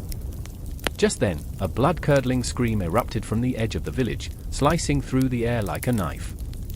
It was a sound that shook their very souls, a cry that told of terror and desperation. The village was alive with fear, shadows morphing into figures, uncertainty wrapping itself around each resident like an unwanted cloak. "Stay here," Amir commanded, his voice low and fierce, but Khadija felt the fire within her rise, emboldening her spirit. She could not hide, not anymore. The ancestral spirits had awakened, and they were demanding her presence. "Come with me," she insisted, grabbing his hand, the pulse of urgency racing between them. They ran, feet pounding against the earth, hearts hammering against fear, the air thick with the scent of dread. They were drawn to the chaos, to the heart of the storm where the screams bled into the night, where shadows danced a macabre waltz. They reached the edge of the village to find villagers gathered, eyes wide and terrified, encircling a figure hunched in the dirt, cloaked in shadows. There she was, the witch, wrapped in layers of darkness, her fingers curling like tendrils of smoke. The whispers grew louder, drowning out the screams, the air thickening with a palpable energy that made Cardiga's skin crawl. Amir squeezed Cardiga's hand, his grip a reminder of the living world, but she felt the pull of the spirits tugging at her heart, urging her forward. The witch looked up, her eyes glimmering with a knowing that reached into the very core of Cardiga's being. "You seek answers," she rasped, "but be wary of the truths you unearth. They may consume you whole." Cardiga's breath caught in her throat, a desperate desire coiling within her. "I am ready," she declared, though her heart raced with uncertainty. The witch smiled, a chilling grin that hinted at the abyss, and the air crackled with energy, the balance of life and death hanging precariously in the balance. The night held its breath. Time seemed to stretch, a taut string ready to snap. Cardiga and Amir stood at the precipice of destiny, the ancestral spirit swirling around them, the witches beckoning from the shadows. The world was no longer just theirs, it was a tapestry woven with threads of past and future, love and loss, dread and courage. And somewhere in the distance, the moon watched, a silent witness to the unfolding drama, its light a sliver of hope against the darkness. The air crackled with tension, an electric pulse that reverberated through the narrow alleys of the Sauk, where shadows clung to the walls like whispering secrets. It was twilight, and the sun bled crimson into the horizon, turning the marketplace into a theater of desperation. In the heart of this chaos stood Layla, her breath shaky and shallow. She had just witnessed the woman she loved vanish in a blinding flash, swallowed by the unseen hands of the jinn, those ancient beings of smoke and fire, who thrived on despair and desire alike. "I remember the way the air turned thick, heavy with promise," she gasped, clutching her chest, her heart a trapped bird. The scent of spices mixed with the sharp tang of fear. I remember how she laughed, her voice a melody that hung in the air like a songbird at dusk. But now, that laughter was silenced, snatched away by a creature of legend, a jinn who thrived in the dark corners of folklore, preying on souls yearning and lost. In the flickering light of a nearby lantern, a figure emerged, dark and ethereal, long shadows trailing like forgotten dreams. Zaid, a man caught between two worlds, stood before her, his face a mask of conflict. He was a jinn, an enchantment in flesh, tasked with guiding lost souls, yet tethered by his own haunting past. "Layla," he whispered, his voice a soft breeze brushing against her anguish. "You must understand, the jinn do not merely take, they offer. There is a bargain to be made." "Bargain?" Her voice trembled. "You mean to barter her life for what?" "My soul." The taste of bitter betrayal stung her tongue. "Do you even know what love is?" Zaid's gaze darkened, shadows flickering across his features. "Love? It is but a fragile thing, a spark in the vastness of eternity," he said, his eyes reflecting the haunting beauty of stars. "But it is also a chain, binding you to this realm, to pain and loss. I know it well. I was once like you, pinned beneath the weight of affection." A memory crashed into him, unwelcomed yet familiar, the face of his own enchantress, a woman he had lost to the very darkness he now dwelled in. Her laughter a haunting echo in his mind. "I watched her fade, Layla," he confessed, his voice raw and ragged. "Watched her dissolve into nothingness, just as you will if you do not act."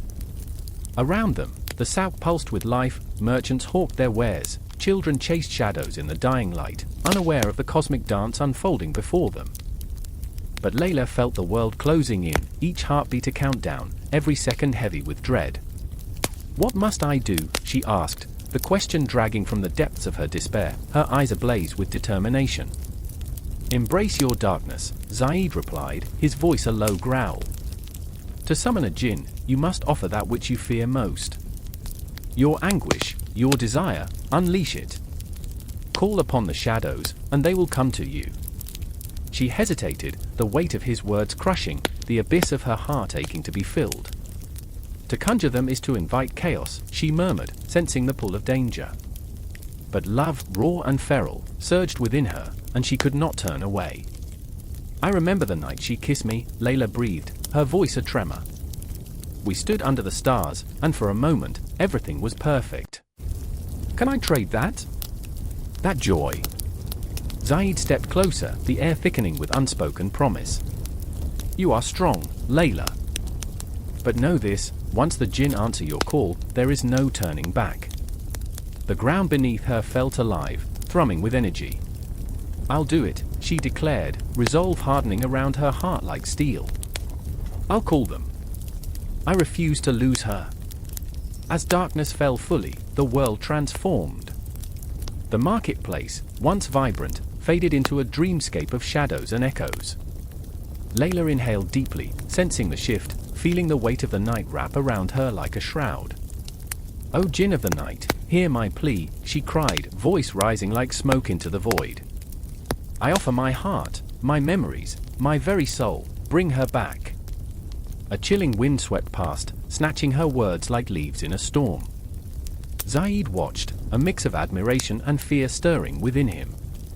The shadows thickened, swirling, coiling around them, beckoning with a seductive hum.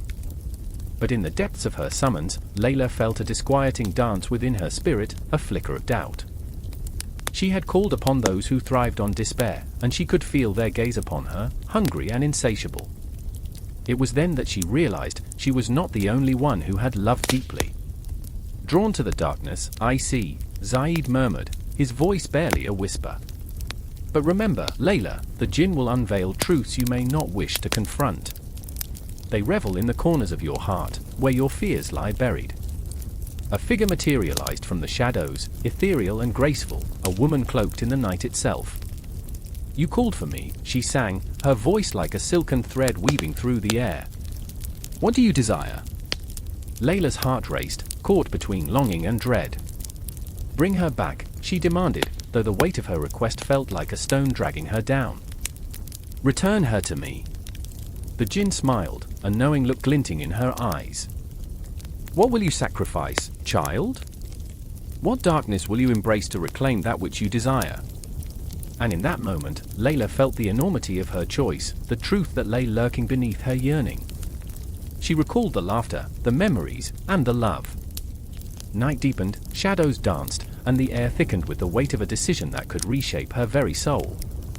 The cosmos spun on, oblivious to the turmoil unfolding in one heart, one fleeting moment, teetering on the brink of love and despair.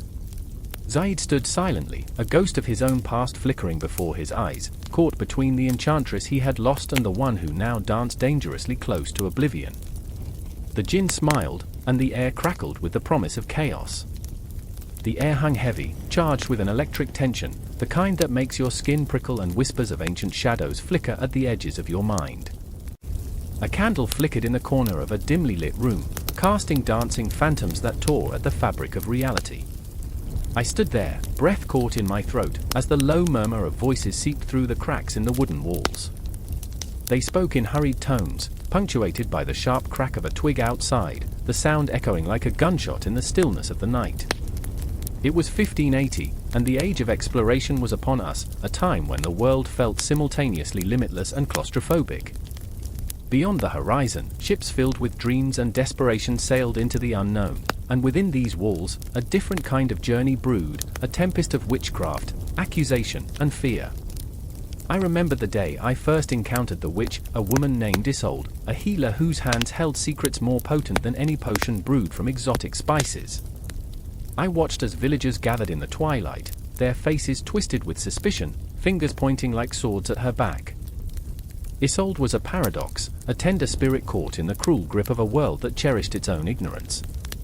Her laughter was a melody, a haunting lullaby that drew you in, yet her eyes gleamed with the weight of specters past. I was drawn to her, much like the moth to the flame, knowing the danger but feeling a pull that transcended reason. A chance glance exchanged in the market, a shared smile, a fleeting moment, bloomed into something deeper, something that made my heart race with both desire and dread. Stay away from her, they warned, the villagers' voices dripping with venomous fear. She speaks to the dead. Each accusation fell like stones, heavy and unyielding, dragging her further into the abyss. I remember the way they huddled together, their whispers wrapping around her like a noose, tightening with each breath. Fear and ignorance bred a frenzy that echoed through the town square. Then there was Anton, my friend, my confidant, torn in half by loyalty and fear, a man whose heart beat for justice yet trembled at the sight of the gallows. He stood on the fringes, eyes flickering nervously between Isolde and the mob, caught between the desire to shield her and the instinct to save himself. You can't help her, he urged, voice wavering, a fragile thread of desperation. You'll end up on the pyre too. I felt the weight of his words, a chilling reminder of the stakes. But there was something unshakable within me, a stubborn spark that refused to be extinguished. I remember the night we confronted the villagers, shadows stretching long as we stepped into the moonlight. Isolde stood at the center, her figure illuminated as if the stars themselves had chosen her as their own. Stop this madness! I cried, heart racing, filled with an adrenaline that threatened to consume me. She is not a witch. She's a healer. A gift to us. The words spilled from my lips, reckless and raw. The crowd's murmuring simmered to a boil, their eyes flashing like knives. She consorts with the devil, a voice barked, slicing through the tension. The accusation hung in the air, thick and suffocating, as if the very fabric of reality trembled at the thought. Panic surged through me, a tidal wave rising to consume the reason. I could feel Anton's hand on my shoulder, a grounding force, yet in his grip lay uncertainty, his own fear warring against the instinct to stand by my side. Do you not see her? I pleaded, desperation coating my voice like a bitter pill. She is not our enemy. The true witch lies in the hearts of those who fear what they do not understand. I searched the faces around me, but all I saw were masks of hatred, ignorance festering like an untreated wound. They were not moved, they were emboldened. The night deepened, shadows lengthening, breathing life into the ghosts of history. I felt a gnawing in my gut, the realization that love and loyalty could not triumph in a world governed by fear. It was a dance of the macabre, the townsfolk performing a ritual as old as time, summoning darkness to root out the light. With every heartbeat, the stakes rose higher. And then, a scream. A howl of anguish that split the night. Isolde stumbled, caught in the web of fear that had ensnared her. Her eyes met mine, a plea for understanding, a whisper of hope. Help me, she mouthed, and in that moment, I felt my heart shatter like glass. The crowd surged forward, wild and relentless, consumed by the frenzied madness that had overtaken their senses. Stand back! Anton shouted, stepping forward, his face a mask of fear and determination. You don't know what you're doing. But his voice was lost in the cacophony, the sound of boots pounding against the earth, the roar of a mob that sought blood, that demanded a sacrifice to satiate its own ravenous fears. I felt the raw energy of the moment pulsating through me. Time stretched and contracted, memories jumbled and scattered like leaves in a storm. I grasped Isolde's hand, pulling her into the safety of my embrace. We will face this together, I promised, though my voice quivered, the weight of the world pressing down on us, two souls against the tide. The confrontation erupted, chaos unfurling like a dark cloud. The villagers surged forward, and Isolde's laugh rang out, a sound that cut through the fear like a blade. Let them come, she said, defiance dancing in her eyes, a fire ignited within her. We are not what they say. We are what we choose to be. My heart raced, caught between the desperate urge to flee and the magnetic pull of her bravery. I remember, oh how I remember, the moment the flames flickered to life, casting hellish shadows that danced upon the walls of our hearts. The scent of smoke filled the air, thick and cloying, a herald of what was to come. The villagers roared, a storm of fury unleashed, and in that moment, all I could do was hold Isolde close, my heart a drum echoing in the night. The echoes of the past wrapped around us, the whispers of history intertwining with our fate. In the swirling chaos, I felt as if the very fabric of time had splintered, the age of exploration had birthed a new kind of witch hunt, a collision of worlds, a cataclysm of belief and fear that would forever change the course of our lives.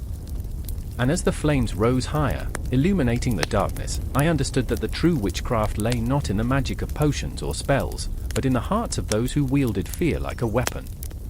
A cycle, relentless and unyielding, binding us all in its relentless grasp. I stood there, heart pounding, as the night cloaked us in its embrace, knowing this was just the beginning, an encounter that would echo through time, forever haunting the hollow spaces of our souls. Shadows loomed large, and the night was far from over. The air crackles with tension, a brittle silence hanging like the last breath of a dying ember. In that suspended moment, a shriek pierces the night, sharp enough to slice through shadows. It is a sound of terror, of betrayal, and it resonates within the bones of every soul in the village. I remember, how could I forget, the way the moon cast an unforgiving light on the cobblestones, illuminating faces twisted with fear and anticipation, as if death itself were peeking around the corner.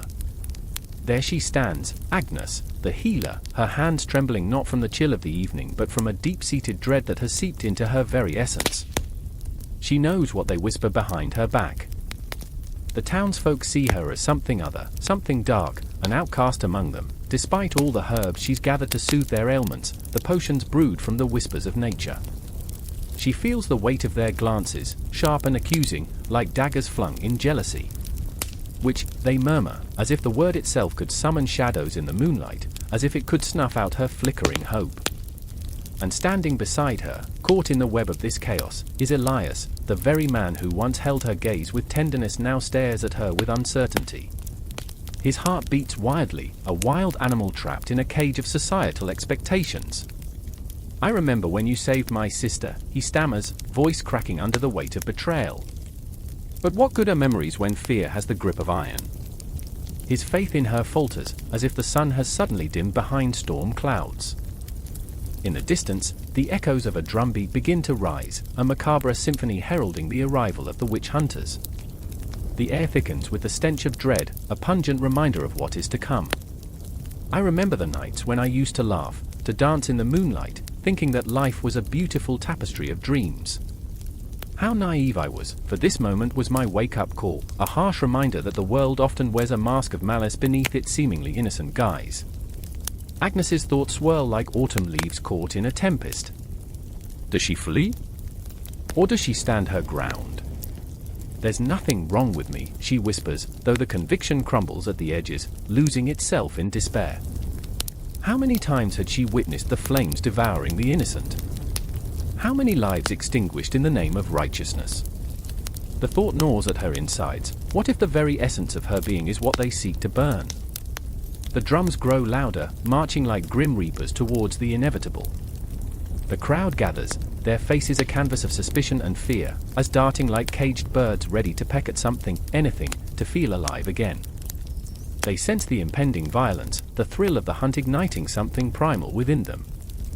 Elias, Agnes begs, her voice barely a whisper above the drumbeat, believe me. Please. But Elias's heart is a fortress, now guarded by shadows. What if they're right, he mutters, as if the words are choking him. A flicker of doubt dances in his eyes, and Agnes feels her heart fracture, piece by piece, under the weight of his disbelief. The world spirals around them, time suspended between guilt and love, loyalty and fear. The hunters arrive, cloaked figures silhouetted against the flame-licked horizon. They are the embodiment of terror, clutching torches like swords, their eyes glinting with a ruthless glimmer. They are the harbingers of chaos, wielding justice like a blunt instrument. The air grows heavier, each breath a struggle as the crowd stirs, anticipation thickening to suffocation. Burn the witch, someone shouts, a voice rising above the din, igniting the frenzy. The word spreads like wildfire, wrapping around the villagers, binding them in a collective madness. Agnes clutches at her chest, the weight of their hatred pressing down, crushing dreams and hopes. She looks to Elias, searching for a flicker of understanding, but is lost in the tempest of fear, face pale and eyes wide. She reaches out, fingertips brushing against his arm, seeking warmth but finding only the cold of his retreat. Elias, please. I cannot face this alone. But the drumbeat pulses on, drowning out her pleas, a heartbeat of the night, a countdown to the inevitable. The shadows begin to close in, tendrils creeping up her legs, wrapping around her throat. This is the moment when the storm breaks, when the innocent become the hunted, and each heartbeat echoes with the rhythm of fear. I remember the stories, the tales of witches floating through the air on broomsticks, cackling in the moonlight, but those were born from the very madness that now envelops Agnes and Elias. The absurdity of it all, the illusion of power that haunts every corner of this village. What is real? What is a fabrication spun from the minds of the terrified? Hold on to me, she whispers, desperation clawing at her throat. In that fleeting moment, the world fades away, and it's just the two of them, suspended in a universe where nothing else matters. But as the hunters approach, her grasp slips, his fingers withdrawing, and she feels herself spiraling into the abyss. The flames lick at her heels, a reminder of the hell they make of the world, a world that feasts on fear, that thrives on the chaos of the hunt. She knows each time a pyre is lit, a piece of humanity is scorched away, replaced with the ashes of lost innocence. And as the cries grow louder, the drums wilder, she realizes, this is not just a fight for her life, but for the very soul of humanity suffocated by the weight of blind rage. The darkness swells, jaws unhinged, and the night becomes a living thing, breathing with the collective heartbeat of fear and malice. And in that electrifying instant, time stretches and bends as Agnes stands at the precipice, love, betrayal, and a flicker of hope all coiling together in a deadly dance. What happens next is an echo, a whisper that will linger in the wind, a tale both tragic and haunting, a reminder that in every witch hunt, there lies a reflection of our deepest fears. And the drumbeat rolls on, forever unanswered, as the shadows deepen, the flames blaze brighter, and the heart of humanity hangs in the balance. The night was thick with tension, the kind that wraps around you like a suffocating shroud, and in the heart of the village, the flames danced like hungry spirits, licking at the sky. I stood there, paralyzed, the scent of burning wood mixing with fear and despair. The townsfolk crowded around, eyes wide, mouths whispering curses or prayers, but I couldn't tell which. My heart raced, pounding against my ribcage like a desperate prisoner. They were burning her. I remember how she had laughed just hours before, her voice an echo in my mind, bright and clear, like sunlight piercing through the grey clouds of a cold morning. A witch! They called her that with such venom, and I could feel the bile rising in my throat. Cecily was my friend, although I had never told her that. I had watched her live, vibrant and free, her laughter filling the air like the sweet scent of wildflowers in bloom.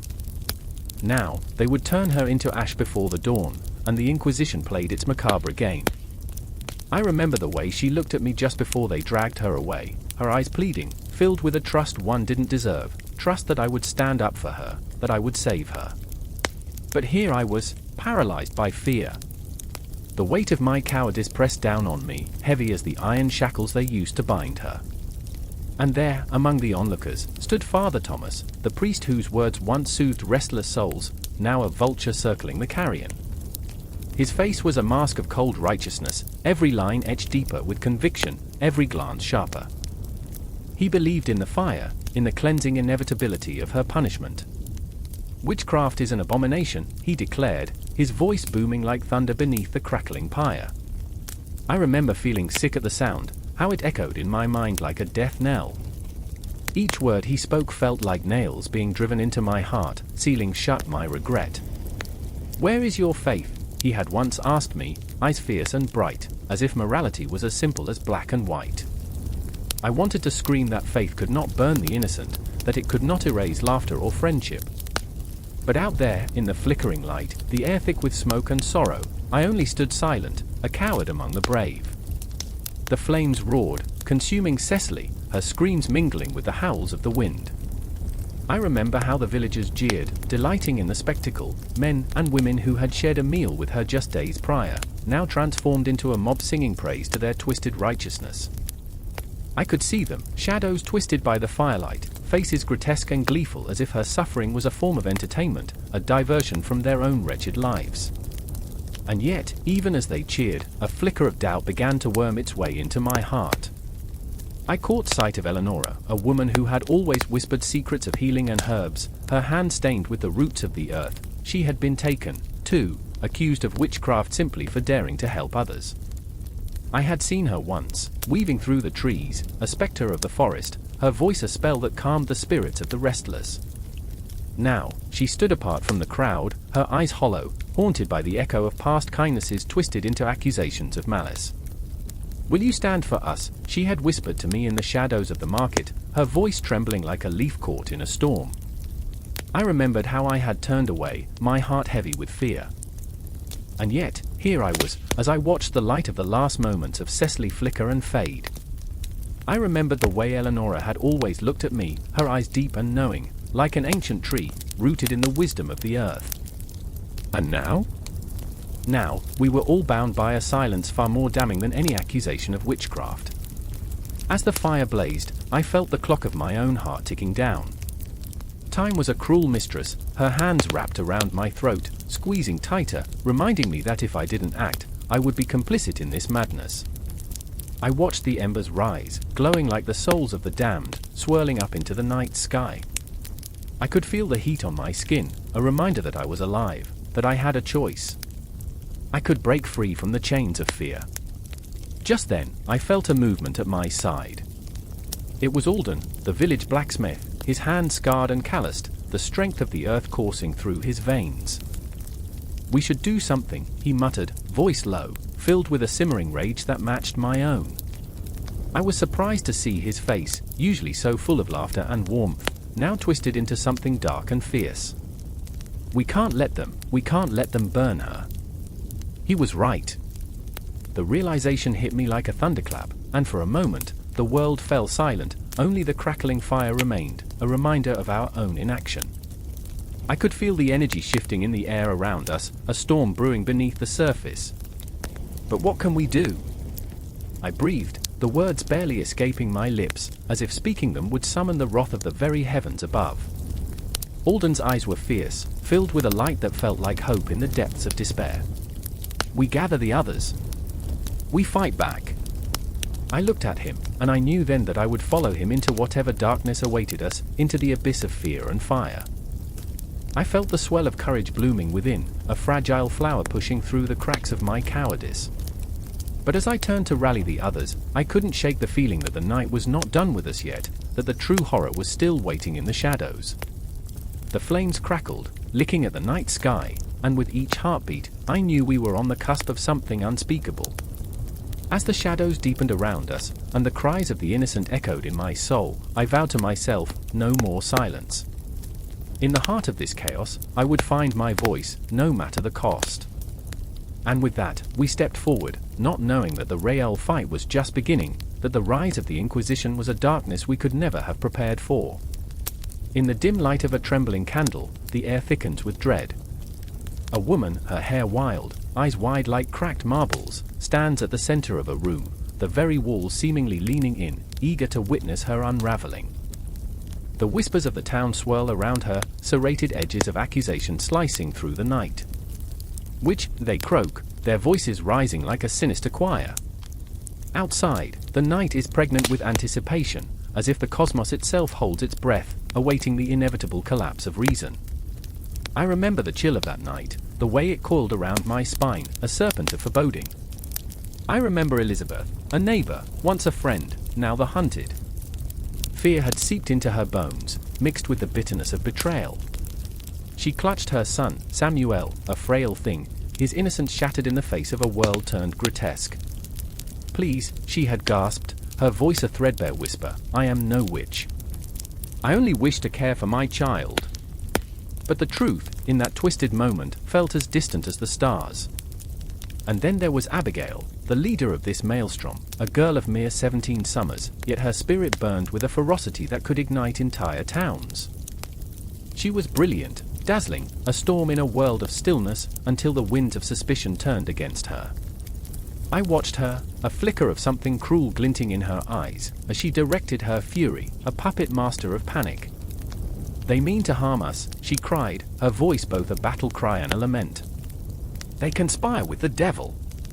With every syllable, she wove a tapestry of paranoia, drawing in the frightened, the gullible, trapping them in her snare. Each heartbeat felt like a countdown, a clock ticking towards destruction. I could taste the terror in the air, thick and acrid. I remember the stench of fear mingled with sweat and the faintest hint of something sweet, honey from the comb, a reminder of simpler days now lost. The glow of the fire flickered, casting grotesque shadows on the walls, faces contorted into masks of accusation and madness. A sweep of silence enveloped the room, pregnant with unspoken dread, only to be shattered by the echo of boots on the wooden floor, men of the court, faces grim like statues etched from stone. "Bring forth the accused," one bellowed, his voice a gavel crashing down on gossamer dreams. "Let the light of justice shine." But justice? Wasn't it just a cruel joke in the hands of the terrified? I stood amongst them, a ghost in my own skin, watching Elizabeth's face pale, her breath quickening as the noose tightened around her fate. The taste of despair was bitter, like ashes on my tongue, the kind that clung to your palate long after the fire had died out. And here, in this maelstrom, we find ourselves, lost souls battling shadows, caught between fear and folly. I remember the night we gathered in secret, our hearts racing like wild horses. Elizabeth had insisted on facing the growing darkness with courage. "We mustn't cower," she urged, her voice trembling yet resolute. "We must speak the truth." But truth, as I learned, was as malleable as clay, easily shaped by the hands of those who wielded the power of belief. That night, the wind howled like a banshee, clawing at the shutters, desperate to enter, to entangle itself in our words. Abigail stood at the threshold of our gathering, her silhouette stark against the moonlight, a dark angel holding court. "You think you can hide," she hissed, her voice slithering through the cracks. "The devil sees all." We shivered, not just from the cold that seeped into our bones, but from the chill of her resolve. She was hungry for control, and we were her feast. As the days turned to nights and nights bled into days, the line between reality and nightmare blurred. Accusations flew like arrows, piercing hearts with a ferocity that left scars. I watched as neighbors turned against each other, friendships dissolved into dust, all under the weight of unrelenting fear. Elizabeth was dragged before the court, her trembling body a testament to the horror unfurling around us. "You'll hang for your crimes," her voice thundered, and with it, the world splintered into 1,000 shards of anguish. In those moments, I wanted to scream. I wanted to tear the fabric of this nightmare, to shout out the truth that none dared to utter. But fear, that insidious beast, wrapped its tendrils around my throat. I remained silent, a witness to the unraveling, to the heartbreaking betrayal of humanity. I felt the pulse of despair resonate within me, a rhythm that echoed through the cobblestones of Salem, binding us all in a web of collective madness. Abigail's eyes glinted with something akin to power as she fed off the chaos, a predator reveling in her hunt. I could see it now, the way she manipulated the frayed threads of our fears, weaving them into a tapestry of terror that ensnared us all. I felt an ache in my heart for her too. She was a girl, lost in her own tempest, desperately reaching for control in a world that spun too fast. How easily the innocent become monstrous when backed into a corner. But then, a flicker of hope, perhaps it was naive, perhaps it was foolish. Elizabeth's spirit flickered like the dying flame of a candle, but even in her darkest hour, she clasped Samuel's hand, grounding herself in love. "I will not be alone," she whispered, a fierce defiance igniting within her. And in that moment, I felt the world shift, an undercurrent of resilience that coursed through the air, crackling with raw energy. The potion of despair brewed thick, but love, too, had power, an ancient magic that could cut through the fear. I could see the shadows shift, felt a change in the air, a tension building, taut like a bowstring ready to snap. The confrontation would come, inevitable as the dawn. But who would remain standing when the sun broke through the veil of night? As I stood there, caught in the storm of life and death, I understood the world was a stage, and we were all players, our fates intertwined in this tragic play. Every heartbeat echoed the truth. In this colonial America, fear and folly danced a wretched waltz, and I was merely a ghost, watching the haunting performance unfold. Rain hammered against the cobblestones, the sound of frantic heartbeat in the dark. Shadows darted, whispering secrets of the damned, while the air stank of wet earth and dread. A woman clad in a tattered shawl, her hair wild like the tempest around her, darted through the streets of Pendle. Her breath came in ragged gasps, mingling with the petrichor that clung to her skin. She was both a part of this storm and a victim of it. Her name was Alice, and she was running for her life, but not just from the rain. I remember the scent of burning wood, she thought, heart racing. I remember the laughter of children before it all changed. But now? The echoes of that laughter were drowned in the terror that had seeped into her bones. She wasn't just a witch, she was a mother, a daughter, and a sister. The townsfolk had crossed a line, their fear morphing into something monstrous, something that hungered for blood. Across town, just as frantic, stood her brother, James, a young man with a heart too big for his own good. "I should have protected her," he murmured, fists clenched, as if that simple act of rage could turn back time. "I was too busy playing the fool, too busy being one of them."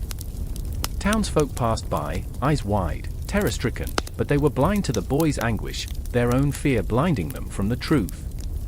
He felt the weight of the world pressing down, crashing against his fragile spirit. "Witches," they muttered, voices laced with venom, "they'll bring the devil to our door."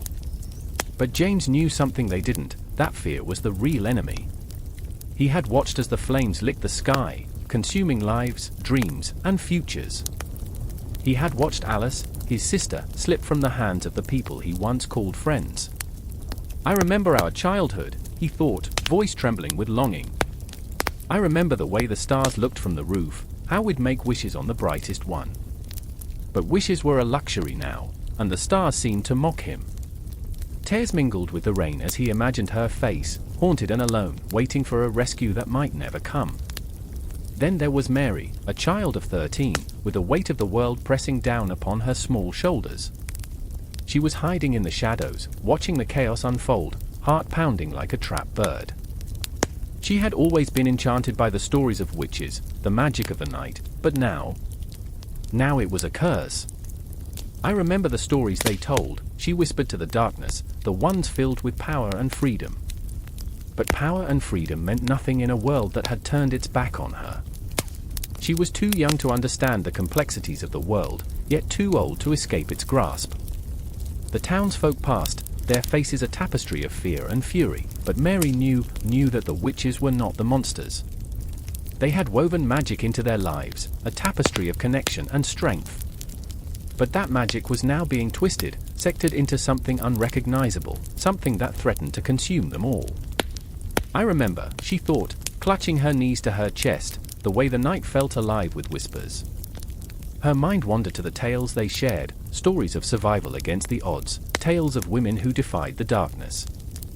She felt a flicker of hope, tiny, almost extinguished by the rain, but still there. And then it happened. The town square erupted with shouts that tore through the night like daggers. A body hung limply from the gallows, and the crowd roared, an insatiable beast eager for blood. "Witch," they cried, voices rising like a fever, fueling the flames of their shared hysteria. Alice felt the pull of the crowd, felt their hunger for death, and she knew she couldn't let them take her. "I won't let them burn me alive," she screamed, fury igniting within her. But as she turned to face the mob, her heart broke at the sight of familiar faces twisted with rage. Friends, neighbors, people she had shared her life with, now looked through her as if she were a ghost. James fought through the throng, desperate to reach her, desperate to save his sister from the inferno that awaited. "They don't understand," he shouted, his voice raw, a plea lost in the cacophony. "They are blinded by their own terror." But the flames danced closer, licking at the edges of Alice's resolve. "You think you know me," she cried out, eyes blazing with defiance. "You're afraid of what you don't understand." With each word, the crowd hesitated, momentarily caught in the web of her truth. It was a fragile moment, teetering on the edge of chaos, and in that split second, Mary stepped forward, the child now a warrior. "She's not a witch," she howled, voice trembling but powerful. "She's my sister." The air thickened, the rain still pouring, but inside that storm was a fragile tension, a hope that flickered like the dying flame of a candle. As the crowd swayed, hearts beating as one, fear began to fracture, revealing cracks of humanity. "I remember," Alice murmured, the warmth of love against the cold of fear. In that moment, the legacy of the Pendle witches hung in the air, electric and alive, 1,000 narratives woven together into a singular truth: fear does not triumph over love. And though the storm raged on, a new battle was brewing in the hearts of the townsfolk, one that would echo through history, resonating long after the flames had died. As the rain mingled with tears, the shadows lengthened and whispered. The night was far from over, and the legacy of the Pendle witches was just beginning to unfold, leaving a haunting reminder that some stories are never truly buried. They linger, waiting for the right moment to rise again, like ghosts in the twilight, yearning to share their truth. The wind howled through the gnarled branches, a mournful wail echoing against the night sky. A candle flickered, its flame dancing like a frantic heartbeat, casting eerie shadows that twisted and morphed on the stone walls of the old chapel. Elara stood there, heart pounding, staring into the abyss of darkness that surrounded her. She could feel the weight of countless eyes upon her, spectral whispers echoing through the very marrow of her bones. Tonight, they would summon the spirits of the past. I remember the stories, she whispered, her voice a fragile thread in the tempest. I remember the tales my grandmother told me by the fire, her voice low and laden with secrets. Witches walk among us, my dear, she used to say, guardians of old magic, protectors of the forgotten. The words hung heavy in the air, wrapping around her like a shroud. They clung to her, soaked in fear, rich in longing, a concoction that brewed nightmares and dreams. Across the dimly lit room stood Rowan, his face shadowed, haunted eyes glinting with a feverish intensity. They were friends, bound together by tragedy and a shared obsession with the arcane. He felt it too, the ghostly tug of their ancestors. This is madness, Elara. You know the stories, they're not just tales, they're warnings. The last time someone tried to summon them, the village was swallowed by darkness. The witching hour isn't just a phrase, it's a promise. His voice trembled, fear clawing at his throat. I know, she snapped, emotion spilling over. Grief, anger, desperation all twisted within her. But I can't let it go. They were silenced for too long, their power buried beneath the weight of ignorance.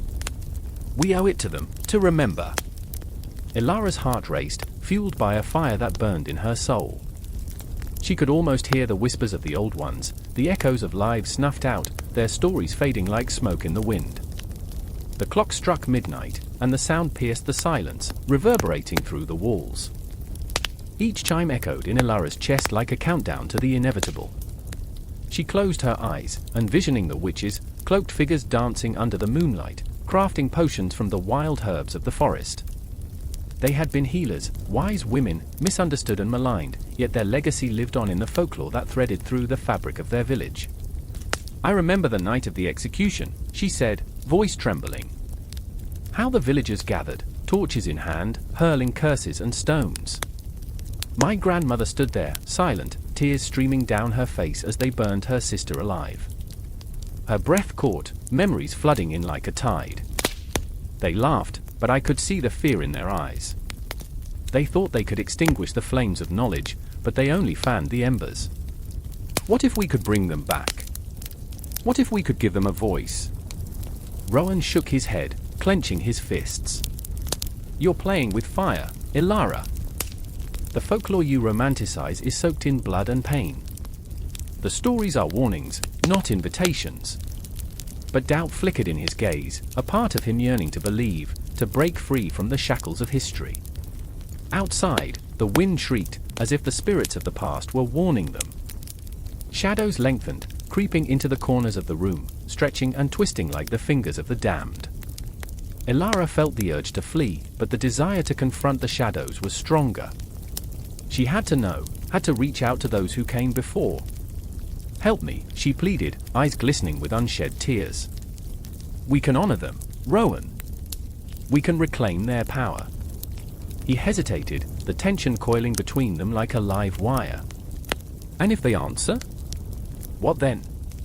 A sharp intake of breath echoed in the silence, thick with anticipation. Then we will listen.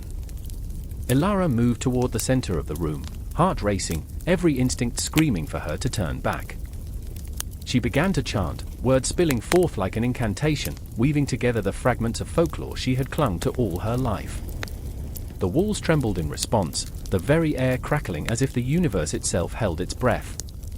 Shadows danced, flickering like memories long forgotten, waiting for the spark of recognition. Let those who walk in shadows find their way home, she whispered, her voice steady now, echoing through the chamber like a siren song. Awaken the stories buried, the whispers silenced, the magic lost.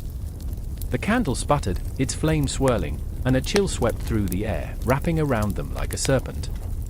Rowan's eyes widened, terror and wonder fighting for dominance. "Elara, stop," he urged, but there was a flicker of something in his gaze, an intoxicating curiosity that threatened to consume him. But it was too late. The shadows surged forward, coalescing into figures, their faces obscured yet achingly familiar. A cacophony of voices rose, intermingling with the wind's howl, their stories flooding the air. "Remember us," they cried, urgency in their tone. "We are the threads of your history, woven into the tapestry of life." Elara felt the energy, the weight of their pain, their sorrow, their power. It filled her, surged through her veins like wildfire. The boundaries of time blurred, and she was no longer just a girl standing in a dark chapel. She was a vessel, a bridge connecting the past to the present. Rowan stepped back, panic flashing across his face. "No. You're inviting them in. Don't you see?" But Elara was lost in the symphony of voices, the realities melding and melding again. She could feel their stories coursing through her, breathing life into the very fabric of her being. "I remember," she murmured, "I remember you." And then, just as quickly, the veil between worlds thinned to a razor's edge. The air crackled with tension, the room dimming, shadows stretching toward them, eager and hungry. Elara's heart thudded violently as the realization dawned. This was not just a remembrance, it was a reckoning. In that moment, she understood the weight of folklore, the dual-edged sword of tradition. It was a lifeline, a means of preserving the past, but it was also a shackle, a reminder of the horrors endured. Would they confront those who came before, or would they become the very stories whispered with fear? The candle flickered and blazed, illuminating their faces, one consumed by fear, the other ignited with purpose. And in the darkness, the shadows loomed closer, ready to reclaim their voice, ready to share their truth, ready to remind the living of the weight of memory. "Remember us," the darkness beckoned, "you are never alone." And as the echoes of lost voices filled the night, one thing became painfully clear: the stories would never die as long as there were hearts willing to listen. The air crackled with tension, a storm hovering just beyond the horizon, heavy clouds pregnant with rain. I stood in the center of that small, dimly lit hut, a sanctuary of sorts, filled with the intoxicating scent of dried herbs and something more elusive, something darker. The walls, lined with jars of tinctures and potions, seemed to pulse with an unholy energy. I could feel the weight of the past pressing down on me, a ghostly hand gripping my throat. "Help me," the words fell from my lips, a desperate whisper echoed by the shadows that danced around me. Across from me, Elara knelt, her hands trembling as she ground the dried leaves of nightshade into a fine powder. Her eyes, fierce yet haunted, flickered with the knowledge of her craft, the burden of her lineage. "You shouldn't have come here," she murmured, barely audible over the distant rumble of thunder. Her voice cracked like the branches outside, brittle and forlorn. I could see the scars of her past etched on her skin, mementos of an earlier life, a time when she had touched the world with joy rather than dread. But the village was sick, and I was dying. The fever had clawed at my insides for days, each hour a relentless torment, gnashing at my sanity. I had heard whispers of her gifts, of the way she walked between worlds, stealing secrets from the earth, weaving healing into her very bones. Yet as I stood before her, I could feel the pull of something ancient and terrifying, like the hunger of a wolf lurking just beyond the firelight. "Do you really think you can save me?" I asked, my voice breaking. "I can try," she replied, her gaze drifting to the window, where the wind howled like a mournful spirit. "But my power comes with a price. The universe, it demands balance." I remembered the stories, the dark tales spun by firelight, of witches who healed and cursed in equal measure, who danced on the edges of morality. Elara was one of them, a healer branded with the mark of a witch. To the villagers, she was both savior and monster, an enigma wrapped in the guise of a woman. And yet, she was here, her very essence entwined with the herbs that littered the ground like fallen stars. "Please," I begged again, desperation bleeding into every syllable. "I don't want to die like this." The wind shrieked outside, as if mocking my fragility. "You don't know what you ask," she said, her voice thick with emotion. What if the price is too steep? Then let it be steep. I could feel the heat of my fever rising, threatening to consume me entirely. I'm ready to pay. Ilara's fingers hesitated over a jar, its glass sheen reflecting her indecision. You have no idea, she trailed off, the weight of unspoken truths hanging in the air, thick as fog. I can heal your body, but what about your soul? Are you prepared for the darkness that lurks within? I remembered the night I lost everything, the laughter of my children replaced by their ghostly echoes, the warmth of my husband's embrace turned to chilling emptiness. Guilt coiled in my chest, a serpent ready to strike. I've already lost them, I whispered, my heart breaking anew. What could be worse? Her eyes bore into mine, searching for the flicker of hope or the shadow of despair. You'd be surprised, she said softly. Healing is a thread woven through shadows, a path lit by fireflies that flicker and fade. As I watched her, I saw the flickering light of her own pain reflected back at me. She was a keeper of secrets, a guardian of lost souls. I understood then that her gifts came at great cost, not just to herself, but to those she sought to help. Every potion, every salve, steeped in sorrow and sacrifice. I once healed a child, she said, her voice trembling. But I lost my own in the process. A price I never wanted to pay. The room felt colder, the shadows lengthening, stretching toward me like fingers yearning for warmth. I reached out to her, my hand trembling in the half-light. I don't want to be another ghost in your life, I whispered. I need you. Her gaze softened, and for a fleeting moment, I saw the flicker of a smile, a ghost of what once was. Then let's make a bargain, she said, resolve hardening in her voice. You'll trust me, and I will trust you. As she began to mix her potions, the air shimmered with an energy both exhilarating and terrifying. The clinking of glass and rustling of herbs became a symphony in my ears, each sound echoing the heartbeat of the earth itself. It was a dance of creation, a ritual steeped in ancient magic and modern desperation. But outside, the storm gathered strength, a tempest brewing, like the chaos within me. What if it goes wrong? I asked, fear prickling at my spine. Then we'll face it together, she said, her voice steady, an anchor in the chaos. Every wound has a story, every remedy a history. We'll forge our own. As the first drops of rain splattered against the roof, I felt the weight of the world shift. In that instant, I realized the power of healing was woven not just in the herbs, but in the bonds we forged, the scars we shared. Whatever you choose, there's no going back, she warned, her eyes glinting like shards of obsidian. I'm ready, I declared, my heart pounding a frantic rhythm, the storm outside merging with the tempest inside me. Together, we would summon the light from the depths of darkness, a witch and a woman, hand in hand, stepping into the unknown. And as the rain fell harder, the air crackled, the world outside fading into a blur, we stood on the precipice of something bigger than ourselves, something that could change everything. In that moment, I knew, whatever lay ahead, we would face it together. The healer and the healed, bound by fate, intertwined in a dance as old as time. And as the first sip of the potion touched my lips, I knew the night was only beginning, the shadows gathering around us like an embrace. The clock had struck, and the hour of reckoning was at hand. The night was a tapestry of shadows, and the air hummed with an electric pulse, a warning tremor that sent chills skittering down my spine.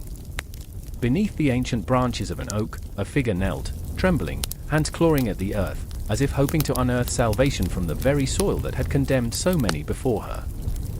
The moon, a voyeur in this dark ballet, cast silver beams that turned her tears into diamonds, a cruel beauty in a world steeped in sorrow.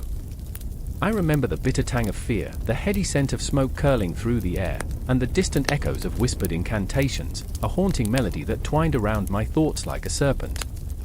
There, in the half-light, I saw her, the witch, barefoot, vulnerable, yet strangely powerful. Her name was Ilara, and her heart was a tempest.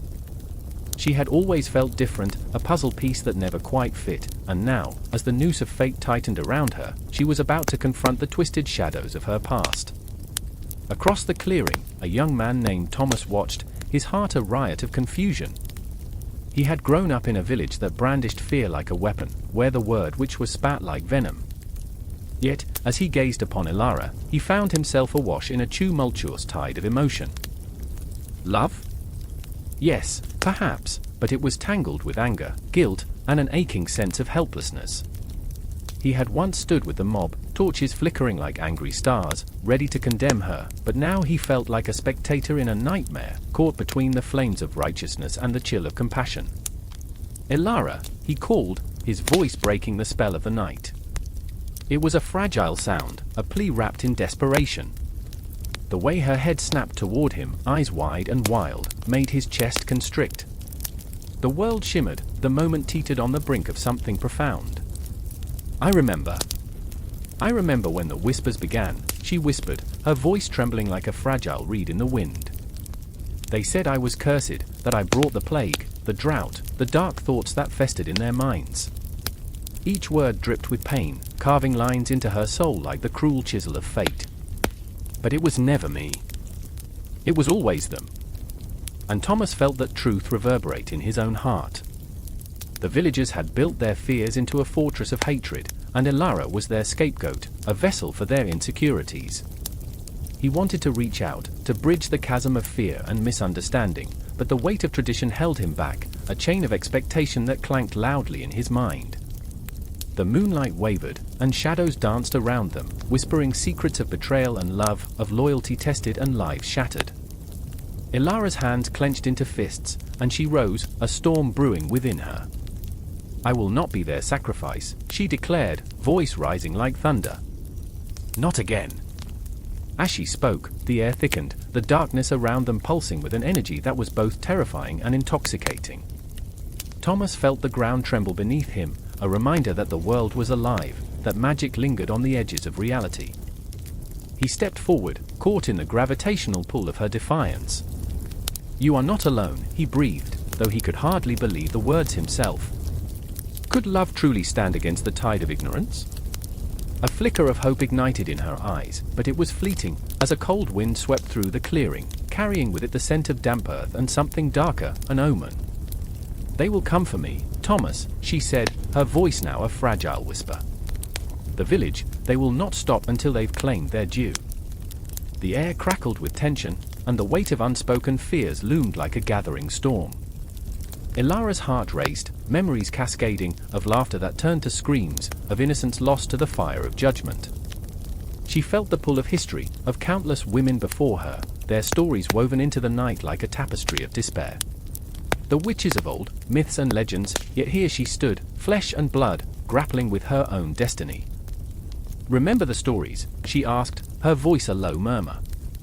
The ones they told us by the fire? Of witch trials, of women bound in chains, innocent souls sacrificed on altars of ignorance. They painted us as monsters. Thomas's heart thudded painfully in his chest as he recalled those tales, warning whispers that wrapped around him like a shroud. But you are not a monster, Ilara, he insisted, the conviction in his voice battling against the tide of doubt that threatened to drown him. You have the right to choose your own fate. But her laughter was bitter, a sharp edge to a fragile melody. Choice? They'd never let me choose. I'm just a puppet in their cruel play. What if I am the monster they fear? What if, her voice trailed off, swallowed by the night, leaving a cavernous silence that echoed with possibilities. Time stretched, a thick fog enveloping them, as the weight of their emotions hung heavy in the air. Shadows crept closer, whispering promises of power, of freedom, but also of destruction. Ilara felt their seductive pull, the longing to embrace the darkness that had been thrust upon her, to wield it like a blade. The ground beneath her began to shift, a tremor that felt like the heartbeat of the earth itself, sending ripples of anticipation through the air. Ilara stood on the precipice of something vast and infinite, something that beckoned her with both terror and exhilaration. I remember, she breathed, the taste of vengeance. The moon bore witness, and the shadows grew longer, stretching toward the horizon as the first echoes of distant footsteps began to emerge from the woods. The villagers, a tide of fear and fury, were coming, and with them, the weight of legacy and history. Ilara's heart raced, a wild drumbeat of defiance. Could she embrace the power within her? Could she stand against the tide of hate, against the very fabric of the world that sought to suppress her? Thomas reached for her, fingers brushing against her skin, igniting a spark of courage that flickered bright amidst the darkness. "Whatever happens, I'm with you," he promised, but even his voice trembled, the uncertainty hanging between them like a fragile thread, fraying at the edges. "Then let us rewrite our story," she said, and in that moment, the world shifted. The weight of countless tales hung in the air, weaving through them as the darkness closed in, and the confrontation loomed, a maelstrom of fear, love, and magic, spiraling into the unknown. And as the shadows drew nearer, Elara and Thomas stood together, caught in the web of their intertwined destinies, where history met hope, and the clashing hearts of a witch and a boy became the very ink of their narrative. The air was thick with tension, prickling like static before a storm. A lone candle flickered in a dimly lit room, casting trembling shadows on the walls, twisting and writhing as if alive. In the corner, a woman knelt, her hands trembling as they cradled a small, fragile doll, its face stitched with care and dread. A whisper echoed in her mind, a mantra: "I remember. I remember the power, the connection, the weight of the spirits." The scent of burning herbs enveloped her, a smoky embrace that felt both protective and suffocating. Outside, the city of Port-au-Prince pulsed with life, oblivious to the storm brewing within. Marie-Louise was a witch, forged in the fires of her ancestors' pain and power. Her heart battled against her mind, torn between the legacy of her craft and the fear of its consequences. She had always known the whispers of the spirits, the ancient ones who danced on the edges of her consciousness. They beckoned to her now, promising secrets wrapped in shadows, but the cost was steep. A sudden crash echoed from the street, and Marie-Louise's heart raced. She could feel the spirits thrumming with anticipation, urging her to act, to reclaim her power. But deep inside, doubt gnawed at her like a hungry wolf. What if she unleashed something she couldn't control? What if the spirits demanded more than she was willing to give? Across the room, Jack watched her, a storm of emotion swirling inside him. He was a man caught in the web of his own making, a lover, a believer, a skeptic. "Marie, you can't just summon them like this," he implored, his voice trembling beneath the weight of his fear. "You don't understand what's at stake." His eyes betrayed a flicker of something darker, a fear that ran deeper than mere superstition. "I understand more than you know," she snapped, her voice sharp as glass, shattering the fragile air between them. "These are our spirits, Jack. They are my lineage, my blood. You think I'm afraid? I am not afraid of the power that courses through me." It was a lie. A raw, desperate lie that fell heavy in the room. But Jack saw through her bravado, the tremors in her hands, the way her breath hitched in her throat. It was the fear of a storm building within, a tempest of emotions ready to burst forth. "Then why are you shaking?" he asked, his voice low, almost a whisper. The intensity of his gaze held her, anchoring her in the moment. Outside, the city roared with life. Music echoed through the streets, laughter mingling with the cries of street vendors. But inside, it was a different world. Shadows draped over them like a funeral shroud, their very presence a reminder of the ghosts that lingered, families torn apart, spirits trapped between worlds, the echoes of a history that refused to be buried. "I remember." "The rituals," Marie-Louise murmured, her voice barely above a whisper, threading through the tension like a wisp of smoke. "The celebrations, the offerings, the connection. I was chosen for this. For them." A ghost of a smile flickered on her lips, a haunting reminder of the joy she once felt. But Jack stepped forward, urgency rippling through his veins. "Marie, we've seen what happens. The dark side of voodoo, the possession, the madness. How many have you seen slip away? How many have lost themselves in the spirits?" His heart pounded, each word a desperate plea, a lifeline thrown into the turbulent waters of her resolve. Her eyes flashed with anger. "You think I don't know? You think I haven't felt it? But this is our heritage. These spirits are our ancestors. They fought for us, bled for us. We owe them." She could feel the walls closing in, the weight of her ancestry pressing down on her like a vice. She was both the keeper of their flame and the potential harbinger of their wrath. But darkness loomed, a specter that whispered sweetly, enticed with promises of power. A flicker of memory, her grandmother's voice, soothing yet stern. With power comes responsibility, child. Do not forget who you are. Suddenly, the flame of the candle flickered wildly, and a wind rushed through the room, extinguishing it in an instant. The darkness swallowed them whole, plunging them into a void where even breaths felt like a crime. It felt like a warning, a prelude to something catastrophic. The shadows whispered secrets, weaving through the air like threads of fate. Jack backed away, fear etched across his features. Marie, please! You don't have to do this. His voice cracked, desperation clawing at the edges. But Marie-Louise stood resolute, a fire igniting in her chest. I have to. The words erupted from her, fierce and unrelenting. They need me. I need them.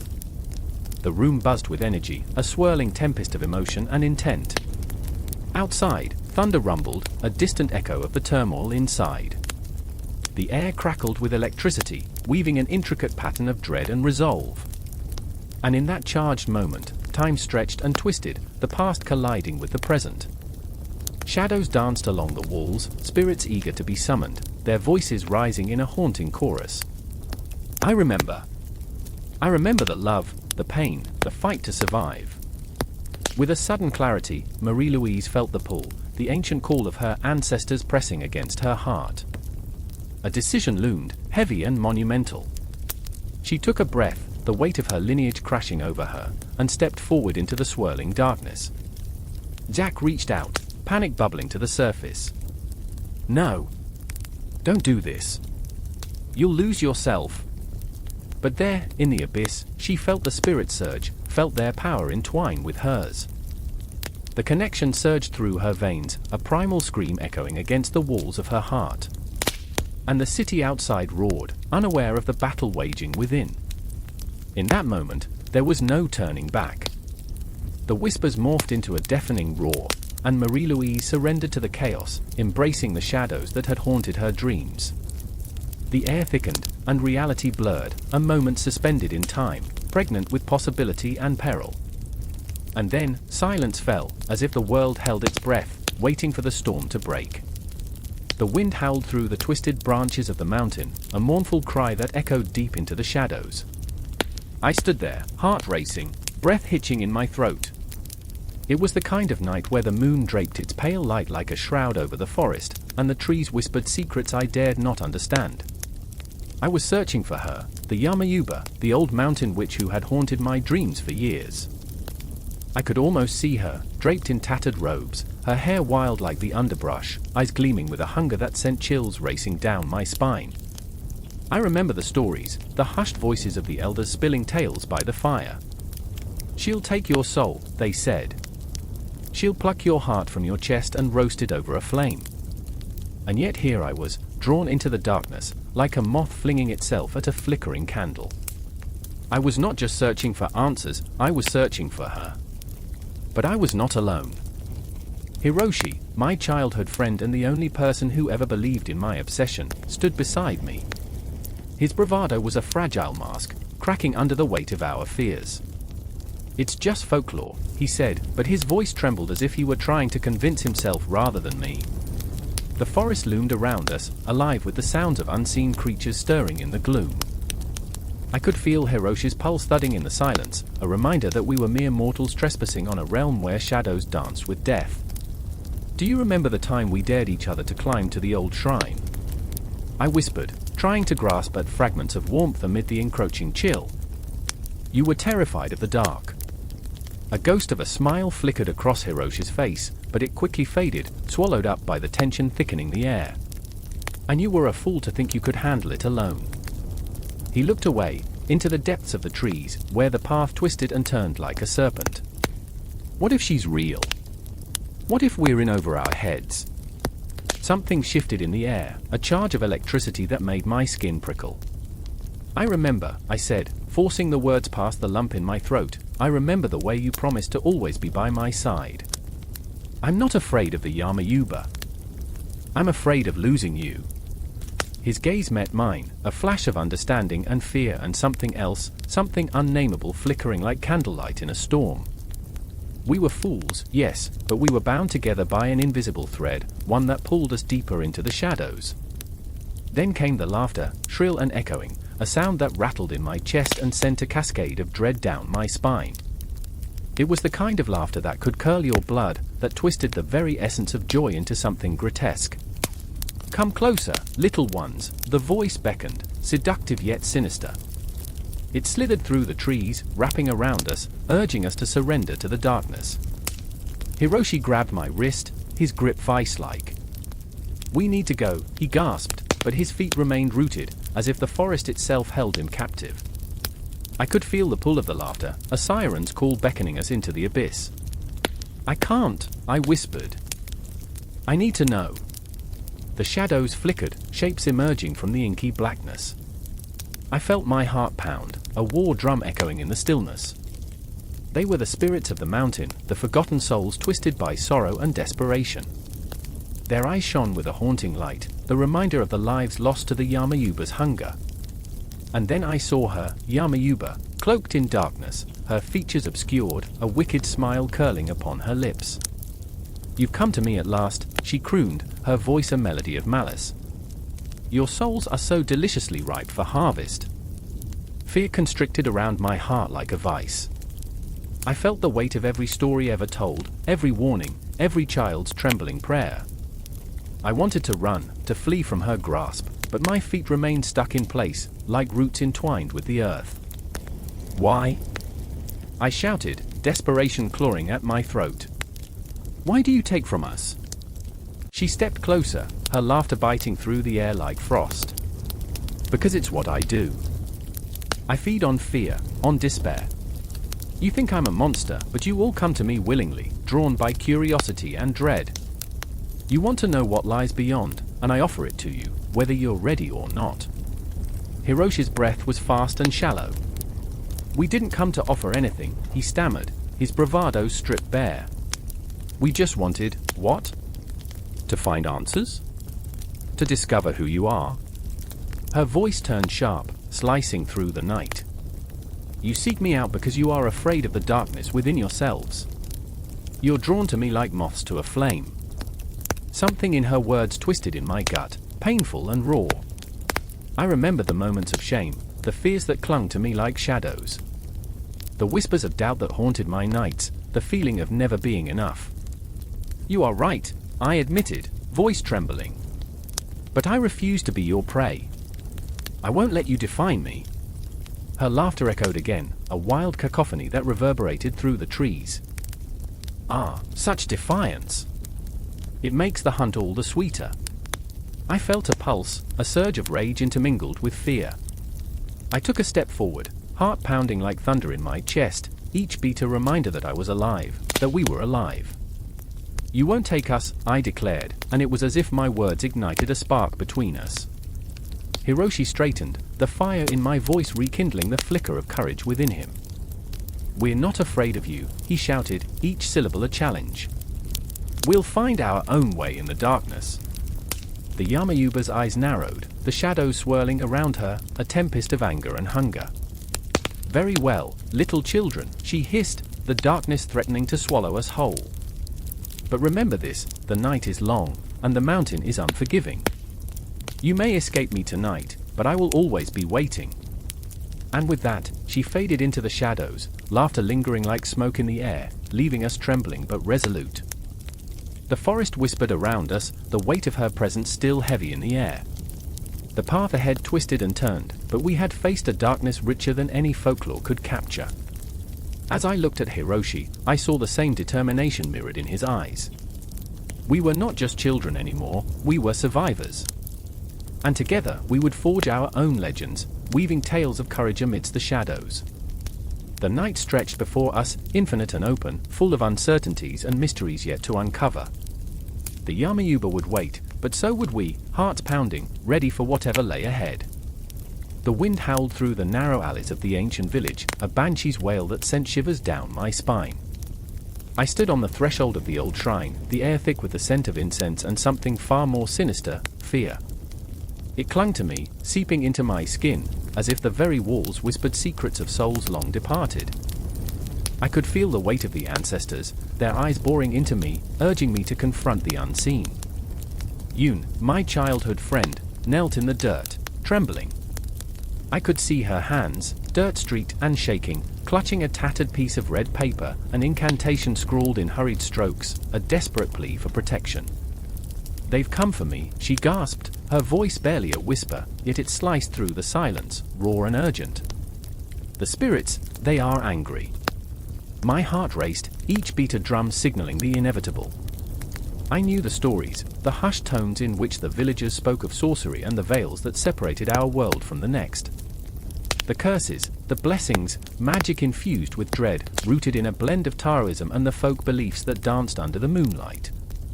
I had scoffed at the tales, stuffed them into the corners of my mind like the trinkets on my shelf, but now they clawed their way out, demanding attention. Yoon's eyes darted around, wide and wild, reflecting the flickering candlelight. "They say it's a punishment," she murmured, "for what we've done, for what I've done." The guilt surged in her voice, drowning me in sympathy. I remembered the laughter of our youth, the gleeful mischief, the way we played with fire, taunting the spirits for fun. But now, that same spirit of joy twisted into something grotesque, something that gnawed at her insides, feeding on her shame. I stepped closer, my feet sinking into the damp earth, my breath caught in my throat. "Yoon, we'll figure it out. We can." The words felt hollow, a fragile promise against a gathering storm. In the shadows, the ghostly figures began to materialize, faces distorted, eyes hollow, their mouths twisted into silent screams. I felt the cold grip of terror wrap around my chest, squeezing tighter with each passing second. "Don't say their names," she cried, her voice a sharp blade cutting the air. "They'll hear you." Around us, the atmosphere thickened. It was as if the very fabric of reality was fraying, threads of time unraveling. I could hear the ticking of a clock somewhere in the distance, each tick a heartbeat echoing my mounting dread. I thought of the old woman at the market, her gnarled fingers tracing the ancient symbols of protection, her warnings echoing in my mind like a chant. "They can come back. They can make you pay." Yoon's hands shook harder, and I reached out to steady them, feeling the warmth of her skin contrast with the icy tendrils of fear that wrapped around her heart. "We have to confront it," I insisted, though doubt gnawed at my resolve. "We can't let them take you." Just then, a flash of movement caught my eye, a shadow darting past the shrine, fleeting but distinct. A chill crawled up my spine, a sensation that screamed of the supernatural. I glanced at Yoon, whose face had gone pale, her breath a shallow gasp. "It's too late," she whispered. "They're coming for me." I felt it then, the suffocating pressure of despair. Memories flooded my mind, vivid and raw, as if I were reliving each moment. The laughter we shared, the promises we made, "We'll never let anything come between us," I had sworn. But the weight of our recklessness hung over us like a noose, ready to tighten. As the shadow grew bolder, the air around us crackled with energy, the space warping with an unseen force. I could hear the whispers now, the voices of the damned rising in a cacophony of regret and vengeance. They reached for us, tendrils of darkness weaving through the air, beckoning us closer. "Yoon!"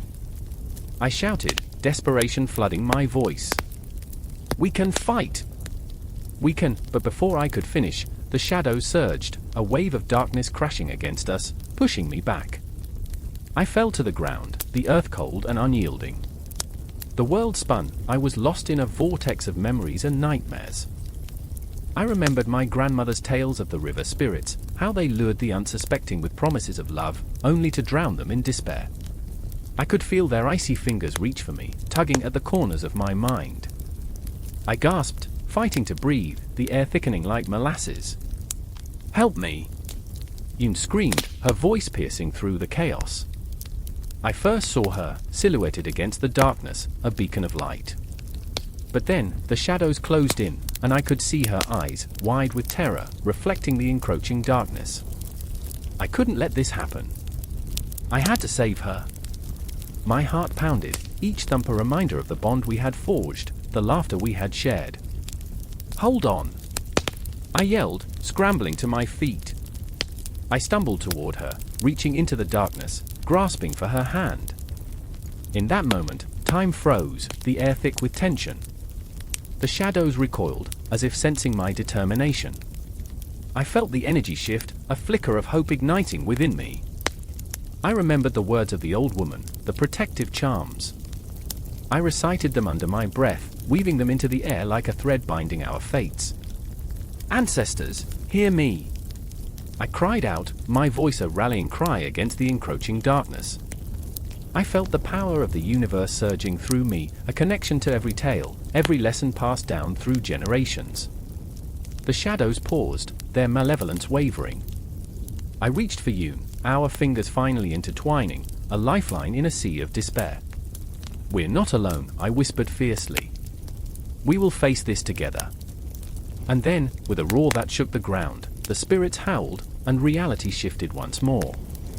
The confrontation had begun, an amalgamation of our fears and hopes, a cataclysm of sorcery and belief. Time stretched, warping into a kaleidoscope of light and dark, dreams and realities. I felt the weight of every choice, every sacrifice, echoing through the void, binding us to the past and the present. The shadows whispered promises of power, of escape, but I stood firm, resolute against the tide. In that moment, we were more than ourselves, we were a tapestry woven from countless lives, emotions, and legacies. And the battle for our souls had just begun. The air hung thick with tension, the low hum of whispered incantations floating like smoke through the twilight haze. I remember the chill that ran down my spine as the wind howled, carrying voices from the shadows. They were chanting, rhythmic and haunting, their words woven from a tapestry of ancient sorrows and defiance. Beneath the canopy of darkened trees, I stood frozen, heart pounding, the weight of my ancestors pressing against my chest. A figure emerged from the velvety darkness, Mama Nia, her silhouette flickering like a flame. She was a witch, guardian of secrets passed down through generations. Her eyes were twin lanterns, fierce and wise, burning with the fire of centuries. The village had spoken of her, their voices laced with a mix of reverence and fear. They said she could twist fate with a flick of her wrist, bend the universe to her will. But here, in this sacred space, she was simply a woman, battling her own demons. "Don't be afraid," she whispered, cutting through the night's heaviness. But I could see the cracks in her strong facade, I could feel the tremor in her hands. She was losing something, hope, perhaps, or the very essence of her power. I stepped closer, the earth soft beneath my feet, the whispers growing louder, a cacophony of longing. I was drawn to her like a moth to flame, desperate for answers, for strength. Then there was Amora, the girl with eyes like storm clouds, wild and tempestuous. Her spirit danced with chaos, a reflection of the turbulent world they inhabited. She had always been the voice of rebellion, the one who dared to challenge the traditions that bound them. Yet, in her rebellion lay a vulnerability, a chasm of fear and uncertainty that threatened to swallow her whole. She wanted to change the world, to break the chains of her ancestors, but at what cost? I watched her pace, her breath shallow, every inhale a battle against the weight of expectation. "You don't understand," she cried, the words erupting like volcanic ash. "They see us as monsters, but we are not. We are the vessels of truth, and yet they shackle us with chains of ignorance." Her heart beat fiercely against her ribcage, a drummer calling the faithful to war, but fear gripped her throat. Mama Nia placed a steady hand on Amora's shoulder, grounding her, and a moment hung between them, electric, charged with the weight of unspoken words. It was a moment that spoke of generations, the fear of loss, the haunting uncertainty of legacy. "To be a witch is to hold the world in your palms," Mama Nia said softly, her voice a balm against the storm. "But it is also to bear the burden of those who came before you." With every heartbeat, the shadows crept closer, tendrils of darkness lapping at their ankles. I could sense the tension, the inevitable confrontation looming like a thundercloud. The village was gathering, a sea of faces twisted with suspicion and fear. They believed in their own power, their ability to banish the witches, to cleanse the world of what they didn't understand. It was a madness that echoed through history, a cycle of fear feeding on itself. I remembered the stories, how the tide of history turned in a single night. Those who wielded magic were often the first to be silenced, their voices drowned beneath the weight of accusation. But in this moment, as Mama Nia and Amora faced the crowd, I felt something shift. The air crackled with possibility, a spark igniting hope amidst despair. The villagers approached, their murmurs a dark chorus, each voice cutting through the night like a knife. Witches! Sorcerers! We will not be led astray. Their fear was palpable, a living thing. I trembled as I watched the confrontation unfold, bodies vibrating with energy, the tension coiling tighter and tighter until it threatened to snap. Mama Nia stepped forward, her presence a bulwark against the tide. You fear what you do not understand, she declared, her voice reverberating through the crowd. Fear is a prison of your own making. We are not here to harm, we are here to heal. Her words were a challenge, a call to arms against the darkness of ignorance. Amora stood resolute beside her, hands clenched at her sides, the fire of defiance flickering in her eyes. We are the keepers of truth, she shouted, rallying her courage. The chains you forge only bind yourselves. Look at us. We are alive, we are flesh and blood, not shadows. But the villagers pressed on, a wave of hostility crashing against the fragile bond of understanding. I felt the weight of their judgment, the sting of betrayal. They were entangled in their own fears, blind to the power that lay within the very fabric of their history. And then, in the midst of the storm, a child's laughter broke through, a sweet, innocent sound that cut through the chaos like a beam of sunlight. It was a reminder of what was at stake, of the future these witches fought for. The villagers hesitated, caught off guard by the purity of that laughter. Something shifted. A glimmer of understanding passed between Mama Nia and Amora, a shared resolve igniting the air. Join us, Mama Nia implored, her voice a lifeline thrown into turbulent waters. Let us teach you. Let us show you the magic that binds us all. With every heartbeat, the tension escalated, and I held my breath, suspended in that moment. The night was alive with possibility, crackling with raw energy, a dance of shadows and light. The very essence of history hung in the balance, poised between fear and understanding. And as the moon cast its silvery glow upon the gathering, I realized, this was not just a clash of wills, it was a battle for the soul of their shared existence. Witches, with their wisdom and their scars, stood at the precipice, determined to bridge the chasm of fear and ignorance. In that moment, I felt the weight of the cosmos pressing down on us all, a reminder that we are bound by the threads of our ancestors, by the stories that echo through time. And as I stood amidst the swirling shadows, I understood that this confrontation was only the beginning, a haunting symphony of shared struggles and triumphs, echoing through the ages. The night was alive, and so were we. The wind howled like a banshee, rattling the shutters of the abandoned church at the edge of town.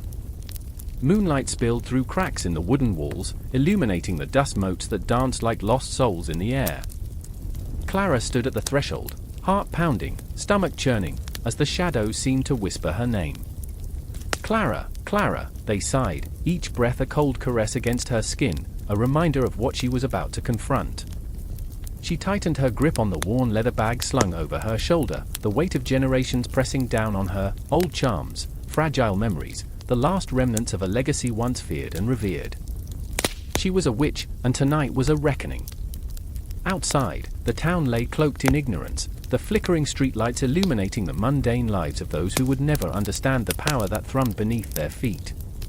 Clara's heart ached for them, but they had turned their backs on her kind. The villagers who once believed in magic now mocked it, their laughter echoing in her mind like a haunting refrain. Which, they called, as if it were a curse, as if the very word could erase centuries of history, of heartache and hope. But Clara was not alone.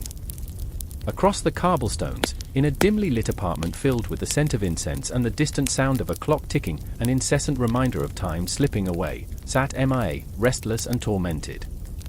She was an artist, her canvas a portal to the supernatural, her paintbrush an extension of her soul. MIA had once painted the dreams of witches, vibrant and alive, but now her hands trembled. She felt something dark creeping into her life, an oppressive force that twisted her visions until they became nightmares. Each stroke on the canvas felt like a plea for help, yet she found herself trapped in a web of fear. I remember, she whispered to herself, voice trembling, when we believed in magic. But belief had become a dangerous thing, a flickering candle in a storm. The world had turned from the mystical to the mechanical, and now the machines ruled, spitting out sensibility and dismissing the arcane. Mia's fingers brushed the edge of a tattered photograph, her grandmother, eyes fierce, hands poised mid-incantation, surrounded by flames that danced like wild spirits. "What would you say, Grandma?" she murmured, tears pooling in the corners of her eyes. The silence between them felt heavy, as if the very air was saturated with longing and despair. Meanwhile, Clara's footsteps echoed in the church, leading her deeper into the shadows. A figure loomed in the center, a man whose presence crackled with energy. He was Lucas, a rogue sorcerer with a smile that could charm the stones off a crumbling altar. But beneath that charisma lay a man haunted by choices he wished he could unmake. "You shouldn't be here," he warned, voice low, a mix of concern and desire swirling in the air between them. "I have to be here," Clara shot back, defiance sparkling in her dark eyes. "They need us." "Need?" Lucas scoffed, running a hand through his tousled hair, frustration and fire igniting in his gaze. "They need to forget. The world has moved on, Clara. We're relics, and they'd rather bury us than embrace what we represent." But Clara wasn't ready to let go. The history of witchcraft had become a tapestry woven with fear and power, a narrative steeped in blood and betrayal. "Is that what we are?" she shot back, voice trembling with intensity. "Just relics? Or are we the ghosts that haunt their nightmares, the whispers that linger in their dreams?" Lucas's expression softened for a moment, but the pull of reality was stronger. "They fear what they don't understand. And they fear us." In that moment, the air thickened with the weight of unspoken truths. "You're afraid too," Clara accused, her voice barely above a whisper. "Afraid of the magic that still exists within us, within this world. But I won't let it die. Not tonight." The tension hung between them, crackling like static electricity, drawing them closer and further away all at once. The church creaked, a spectral sigh escaping its ancient walls as if it too held its breath. Mia's world shifted abruptly like a kaleidoscope, colors warping into something sinister. That night, she dreamt of Clara, of the church, of a storm brewing on the horizon. "It's coming," a voice echoed in her mind, familiar yet foreign, a warning wrapped in urgency. "You must choose." When she awoke, the morning light felt like a spotlight, exposing the cracks in her reality. Everything felt out of balance, the air thick with anticipation. She grabbed her paintbrush, fingers trembling, but instead of colors, she felt the weight of darkness seeping into her very soul, distorting her visions. In a desperate act, she decided to confront the entity that had invaded her world. She gathered her materials, her heart racing with the rhythm of her pulse, feeling the adrenaline surge as she stepped into the unknown. Clara and Lucas stood at the precipice of change, facing the ghosts of their pasts, the shadows of their choices, and the stigma that clung to their identities. As the clock struck midnight, the air thickened, the ground trembled beneath them, and the whispers grew louder. "Clara!" Lucas called, reaching out as if to pull her back from the edge. "We can't, watch me," she replied, a fierce resolve igniting in her chest. "This is our moment." And as the storm broke, a surge of energy crackled in the air, binding them together, weaving their fates like threads in a sacred tapestry, pulsing with the heartbeat of a new dawn. Each had to face their demons, their fears, their desires, and as they stepped into the chaos, they became more than mere relics. They became the embodiment of a revolution, a fight for a world that had forgotten the power of the mystical, the beauty of the unknown. In that dim sanctuary, under the watchful gaze of the cosmos, everything shifted. The line between fear and power blurred, and the heart of witchcraft began to beat once more, loud and unrelenting, echoing into the void. But the story wasn't over, it was just beginning, a cycle that would hold them in its grip, binding their souls like a spell unbroken, forever entwined in the fabric of existence. A single candle flickered in the dimly lit room, its flame casting monstrous shadows against the cracked walls, a ballet of darkness that danced with urgency. The air was thick with incense, a heady mix of mugwort and sage, wrapping around me like an embrace that was both comforting and suffocating. Outside, the storm raged, the sky howling with fury as if the very heavens were in a battle, mirroring the tempest raging within me. I could hear their whispers, soft and urgent, rising from the depths of my soul, a call to arms that echoed through the chaos. Raven stood beside me, her eyes fierce, a storm of emotion swirling behind them. She was a witch, a warrior in this modern age of silence, her fingertips dancing with the energy of 1,000 forgotten goddesses. But today, even she felt vulnerable. "They're coming for us, Erin," she said, her voice low but steady, like the rumble of thunder lingering in the air. "We can't hide anymore." A tremor ran through me. I felt the truth in her words, like a knife sliding into my gut. The world outside was closing in, the age of the witch was on the brink of resurgence, but with it came the heavy chains of persecution. I remember the first time I felt it, the electric pulse of the earth beneath me, as if the very soil yearned for liberation. I was a child then, clutching a tattered book filled with spells and dreams, lost in the forest behind my home. I remember the way the sunlight filtered through the trees, each ray a promise of power I had yet to understand. I was naive, a ghost in my own life, always searching for something beyond the mundane. Today, I felt that same pull, but it was dark and heavy, a reminder that with freedom comes the risk of being hunted. A crash of thunder shook the window, and I jolted, tearing my gaze from Raven. The storm mirrored my racing heart, heavy, chaotic. A soft knock echoed through the room, and I turned, fearing the worst. It was Sophie, her pale face framed by strands of wet hair clinging to her forehead. She was the wild one, a tempest of laughter and rebellion that painted our grey world in colours we'd long forgotten. But now, there was no laughter. "They found the coven," she gasped, breathless and wide-eyed. "They're going to burn it down." Fear gripped my throat. "What do you mean?" "The news is out. They say we're witches. They say it like it's a curse." Her voice trembled like brittle glass, and I could see the shadows of doubt flickering in her gaze. "It's not just about spells anymore, it's about survival." The weight of her words fell heavily upon us. We were not merely accused, we were thrust into a world that twisted our very existence into something grotesque, a caricature of femininity woven with darkness and despair. I remembered standing in those ancient circles, chanting under the moonlight, feeling the empowerment surge through us like wildfire. But now, that fire threatened to consume us. Raven stepped closer, her chin lifted defiantly. "We won't let them take away what we've built. They fear us because they don't understand. We are not the villains in their story, we are the heroines." Her voice ignited something inside me, our primal scream for justice, for reclaiming what they tried to strip from us. I could feel the ancient magic thrumming in my veins, a reminder of the witches before us who had faced the flames, who had endured the darkness, and yet had risen like phoenixes from the ashes. I wasn't just Erin anymore, I was a part of something larger, a legacy that spanned centuries, a thread woven through time and space. But then the tension cracked like a taut wire, and I remembered the faces of those who'd been lost, the echoes of laughter silenced, lives extinguished in the name of fear. I remembered the stories, the burnings, the whispering ghosts of history clawing at my conscience. I shuddered, the past a shadow that clung to my back, reminding me that we were not as free as we believed. We were still bound by chains forged in ignorance and hatred. "Tonight, we gather," Raven declared, her voice rising above the storm as if to challenge the chaos outside. "We call to all who dare to stand with us. We will not cower in the dark." Sophie's eyes sparkled with the flicker of rebellion, but I saw the fear dance behind them. "What if they come for us?" she whispered, the weight of the question hanging heavily in the air. "Then we fight," I said, the words coarse and raw on my tongue. "We fight for the witches of the past, for the ones who couldn't."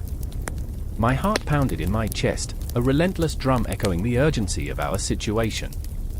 I felt the heat of anger rising within me, an inferno that chased away the shadows. The candle flickered again, casting wild shapes across the room, and in that moment, I saw us as we were, three women bound by fate and fear, standing tall against a world that sought to erase us. We were witches, yes, but we were more than that. We were the dreamers, the lovers of the night, the rebels with the power to shape our destinies. Raven reached for my hand, and I felt the connection, the strength surge between us like a bolt of lightning. "Together, we'll summon the spirits of those who came before us," she said, determination etched into her features. Together, we will rise. The storm outside roared, and I took a deep breath, my heart echoing the call. Together, I whispered, feeling the weight of history and future collide in a moment of breathtaking intensity. And as the shadows loomed larger and the winds howled, we stood there, three witches on the precipice of a new dawn, ready to reclaim our voices and our power. The night hung thick over the small town, a blanket of silence punctuated only by the frantic beating of my heart. Somewhere, in the depths of shadow, a scream echoed, a soul caught in the web of witchcraft's thrall. I could feel it, the electric pulse of urgency coursing through the air, wrapping around my throat like a noose. Asterisk asterisk, she was there, asterisk asterisk, the witch, her silhouette flickering against the moonlight like a candle's last gasp. I could taste the fear, bitter and cold, but mingled with something else, curiosity, an irresistible beckoning. I remember Sarah, her eyes alight with rebellion. She wore her magic like a badge of honor, a cloak woven from the threads of her grandmother's whispered spells. She danced through the streets of our small town, hair wild as the tempest, laughter ringing louder than the church bells. But tonight, as she faced the darkness, her bravado faltered. The shadows crept closer, and I wanted to reach out, to tether her to reality, but my feet were glued to the ground, paralyzed by the weight of my own fears. Then there was Tom, my childhood friend, heart thumping like a war drum in his chest. He believed in the power of things unseen, the whispers of the universe that begged for his attention. Yet, as he stood at the edge of the woods, a battle raged within him. One half yearned for Sarah's freedom, the other cautioned against the ancient powers she beckoned. He felt the pull, the allure of the dark arts, the seductive promise of power. But power, I learned that night, comes at a price. "Do you hear that?" he whispered, barely audible, his breath laced with dread. I nodded, feeling it, the low hum that vibrated in our bones, a sound that seemed to emanate from the earth itself. It was a song, an anthem of the damned, an echo of all those who'd come before us. Those who had danced in the moonlight and felt the thrill of incantation. The weight of history pressed down, witch trials, fires, the sacrificial lambs of society's fear. In film, we romanticized the witch. The craft became a glamorous spectacle, a twirl of skirts and flick of wrists, casting incantations with a wink and a nod. But the reality was more visceral, more raw. I remember the way the craft painted spells with brushstrokes of teenage angst, the intoxicating need for belonging colliding with the allure of rebellion. And I watched, caught in its throes, my heart echoing the spellbinding rhythm of their chants. It was in those moments the thought spiraled, who are the real monsters? The witches who dared to step into their power, or the world that sought to suppress them? In music, witchcraft became an anthem, a siren song that called out to the lost and the lonely. I felt every note of Florence Welch's haunting melodies, her voice weaving tales of love and loss steeped in the arcane. Each song was a spell, enveloping me in a warmth that bordered on anguish. The lyrics dripped like honey, sticky with emotion, each word a caress that burned with longing. "I'm in love with a ghost," she sang, and I couldn't help but feel the truth in those words, the shadows of my own heart haunting me in return. But Sarah was no ghost, and the shadows that engulfed her were all too real. They whispered her name, a melody turned sinister, calling forth the darkness that lay dormant. I could see it in her eyes, the transformation. No longer just my spirited friend, she became something else entirely, an avatar of chaos, a vessel of the ancient. Her laughter morphed into maniacal glee, and my heart twisted at what she was becoming. "Join me," she beckoned, her voice a silken thread that pulled at the very essence of my being. I wanted to. God, how I wanted to. The allure of magic, the fantasy of flying, of power, of being more than mere mortals. But the fear clenched my gut, the stories of those who had laughed in the face of the abyss, only to be swallowed whole. "Sarah, listen," I pleaded, but my words fell flat against the weight of her ambition. The air thickened, the darkness coiling around us as I watched her step into the unknown, the uncharted territories of her own desire. There was a pulse, an energy that ignited the night, and it drew Tom closer, urging him to choose sides. His eyes flickered between the light and the dark, and I could see the battle raging within him. "Don't do this," he said, voice trembling, caught between two worlds. The magic that Sarah wielded was potent, intoxicating, but it was not without its chains. I felt a flicker of hope, perhaps he would turn back, pull her from the precipice. Yet, the allure of witchcraft, of freedom, the kind not bound by societal chains, was intoxicating. The climax brewed, and the tension thickened like the fog rolling in. I could feel the oscillation of energy, the cosmic dance of fate and choice. It was a moment held in time, the kind that could change everything. Shadows twisted and writhed like serpents, the moon watching, unblinking, as Sarah reached for the darkness, a shiver of power igniting the air.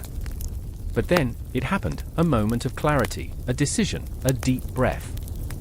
Tom stepped forward, fear and love colliding in his chest. "I won't lose you," he cried, voice echoing through the night, a beacon against the storm. And in that moment, the world held its breath. Magic crackled, the air electric, hearts thumping in sync with the pulse of the universe. Choice, consequence, and the haunting question of what it means to wield power, all of it hung suspended, a pendulum poised to swing. Tension throbbed like an open wound, bleeding into our souls. As the shadows reached for Sarah, I felt it, the flicker of hope amidst despair. This was witchcraft, raw and unfiltered, alive in every breath, every heartbeat. It was the echo of history, a reminder that power could be beautiful but devastating, a double-edged sword that cut deep. And as I stood there, trembling, caught in the storm of emotion swirling around us, I wondered, who would emerge from the shadows? Who would be transformed, and who would be consumed? The night was alive, electric. The confrontation was imminent, and I was right there, on the brink, where magic and reality collided, where witches walked among us, unbound by the constraints of time. In that moment, I felt the weight of what was to come, a haunting anticipation that gripped my soul. Nothing would be the same again. The night was just beginning. The wind howled through the trees, a mournful cry, as if the forest itself was mourning what lay ahead. In the dim light of dusk, shadows stretched long and claw-like, creeping closer to the old cabin nestled at the edge of the clearing. I stood there, breath caught in my throat, the scent of damp earth and something metallic heavy in the air. It was a moment suspended in time, an aching pause before everything shattered. Inside that cabin, Ilara paced like a caged animal. Her hands shook, and her eyes darted to the door, as if expecting it to burst open at any moment. "They'll come for me, you know," she whispered, a tremor in her voice that sent chills down my spine. "They always do." The fire flickered, illuminating her pale face, casting a dance of shadows that seemed to mock her fear. I remember the first time I met her, the way her laughter echoed like a chime in the hollow of my chest, light yet haunting. "It's just a name," she had said, tossing her hair back defiantly, as if daring the townspeople to cast their stones. But they had found more than just a name, they had found an enemy, a scapegoat for their own insecurities. Across the room, Caleb leaned against the wall, arms crossed, a scowl etched into his features. He was a boy with storms raging behind his eyes, a heart so full of fire it threatened to consume him. "You're not a witch, Ilara," he shouted, his voice cracking like thunder. "You're just, you." But what did he know of the whispers that followed her, of the way the villagers eyed her with suspicion and fear? "I remember when we would roam the fields together," she murmured, her gaze drifting to the window, a silent longing in her eyes. "When dreams were made of stardust, and nothing could touch us." But that was before they painted her a witch, before their laughter turned to screams. Memories, like fragile glass, shattered as the truth pressed down on us, heavy and unyielding. The door slammed open, and the night air rushed in with a sickening chill. They were here, the villagers, torches in hand, shadows twisted into grotesque forms by the flames. "Witch! Witch!" they cried, their voices a cacophony of hatred and fear. A primal instinct stirred within me, a desperate urge to protect the girl who had danced under the stars with me, who had shared secrets with the wind. But I was paralyzed, caught in the web of their fury. Ilara stood tall, though her hands trembled, fists clenched at her sides. "You don't understand," she shouted, voice breaking against the weight of their accusations. "You've turned me into a monster." Beneath her fierce exterior, I could see the cracks forming, the fragile girl beneath the armor of defiance. "Monsters are made," Caleb snapped, stepping forward, the firelight casting his face into sharp relief. "And you're not one of them." But he was fighting a losing battle, the tide of rage crashing in waves against their resolve. The night twisted into chaos, torches flickered ominously, casting dancing shadows on the forest that shivered with dread. I felt a darkness creeping in, a suffocating weight pressing against my chest. Ilara was more than a name, more than an identity. She was the embodiment of their fears, the reflection of their failures wrapped in spellbinding beauty and pain. I remember the legends, the tales spun in the flickering candlelight, of witches who danced with shadows and spoke with the dead. They were not just stories, they were warnings. And in that moment, as the villagers advanced, torches blazing like the fires of hell, I understood. Ilara was their witch, but not by choice. She was a mirror to their souls, their greed, their envy, their darkest desires. "Run!" I shouted, suddenly breaking free from my paralysis. "Just run!" But where could she go? The village was a noose tightening around her neck, and the trees loomed like silent witnesses. I wanted to curl into a ball, to vanish into the earth and hide from the horrors unfolding around us. But Ilara didn't move. "No," she said, voice a whisper but resolute. "This is my fight." She stepped forward, confronting the mob with a strength that seemed to emanate from the depths of her soul. The fire in her eyes was a haunting echo of the girl I once knew, a spirit unbreakable, even in the face of imminent doom. Caleb stood beside her, his own fire igniting, a fierce loyalty burning through the fear. "You'll have to go through me," he shouted, fists clenched, defiance radiating from him like a beacon. But they were coming, and their hunger for blood was insatiable. The crackling of the torches was a sinister heartbeat, the rhythm of a monster awakened. I glanced at Ilara, desperation clawing at my throat. "You can't let them do this." I cried, but she only smiled, a sad, beautiful smile that shattered my heart. "Maybe," she murmured, "I am what they fear. But I am not a monster." And in that moment, as the shadows of the forest closed in, I saw it, the truth that had been woven through our lives like an unbreakable thread. The witch was not merely a figure of darkness, she was a symbol of rebellion, of strength in the face of ignorance.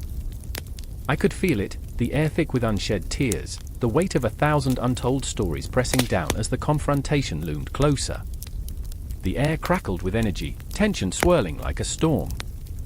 I realized with a jolt that the fear that had shackled us all was rooted in our own hearts. The villagers were not just hunters, they were lost souls, grasping for something to blame, something to destroy. And in their eyes, Ilara had become the embodiment of everything they dared not confront. But how could they see? How could they understand that the witch was only a reflection of their own shadows?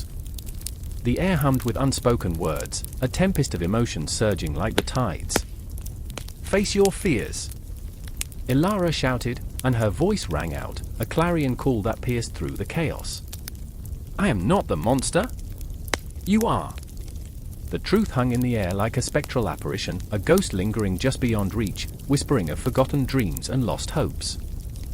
And as the torches flickered ominously, illuminating the faces twisted in anger and fear, I felt the world shift beneath me. I was standing on the edge of a precipice, teetering between the known and the unknown, the light and the dark. The witch was not just a symbol, she was a beacon, and in the depths of an unspeakable night, she was ready to fight. Ilara stepped forward, heart pounding in rhythm with the darkening skies. Shadows collided, and with every breath, I knew, this was only the beginning. The clock struck midnight, a solitary echo reverberating through the stillness of the dimly lit room. Shadows danced on the walls, flickering like spirits caught between worlds. I stood there, heart racing, the air laden with the scent of sage and something sweeter, honey, perhaps. Or was it the faintest hint of desperation? The table before me was cluttered with jars full of strange herbs, the remnants of rituals that whispered of power and fear.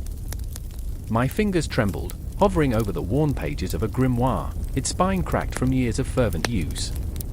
What was I searching for? Redemption, perhaps? Or a way to sever the chains of the past that bound me to heartbreak? Across the room, Mara was frantically lighting candles, her breath hitching as she fumbled with the matches.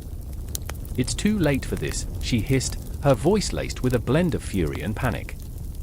I could see her struggle, a tempest of emotions churning behind those stormy eyes. A witch of fire, she always burned with untamed passion, yet tonight, that fire felt like it could consume her whole. "We need to stop him before he finds us." And there was Theo, the reluctant warlock, leaning against the wall, arms crossed, a mask of indifference plastered over the turmoil within. He was the anchor we never asked for, a bittersweet reminder that even the most reluctant among us could be pulled into the depths of darkness. He scoffed, "You think candles and chants will stop him? You think you can wield power without consequence?" The bite of his words stung, a reality check that echoed louder than the clock's chime. But still, I could see the flicker of fear in his eyes, the way he clenched his fists, wrestling with the truth that he dared not voice. I remember my first encounter with the craft, the heady thrill of discovering I wasn't just another cog in the relentless machinery of an unforgiving world. I recall the way the moon hung like a beacon, illuminating the whispers of the old ones who came before me.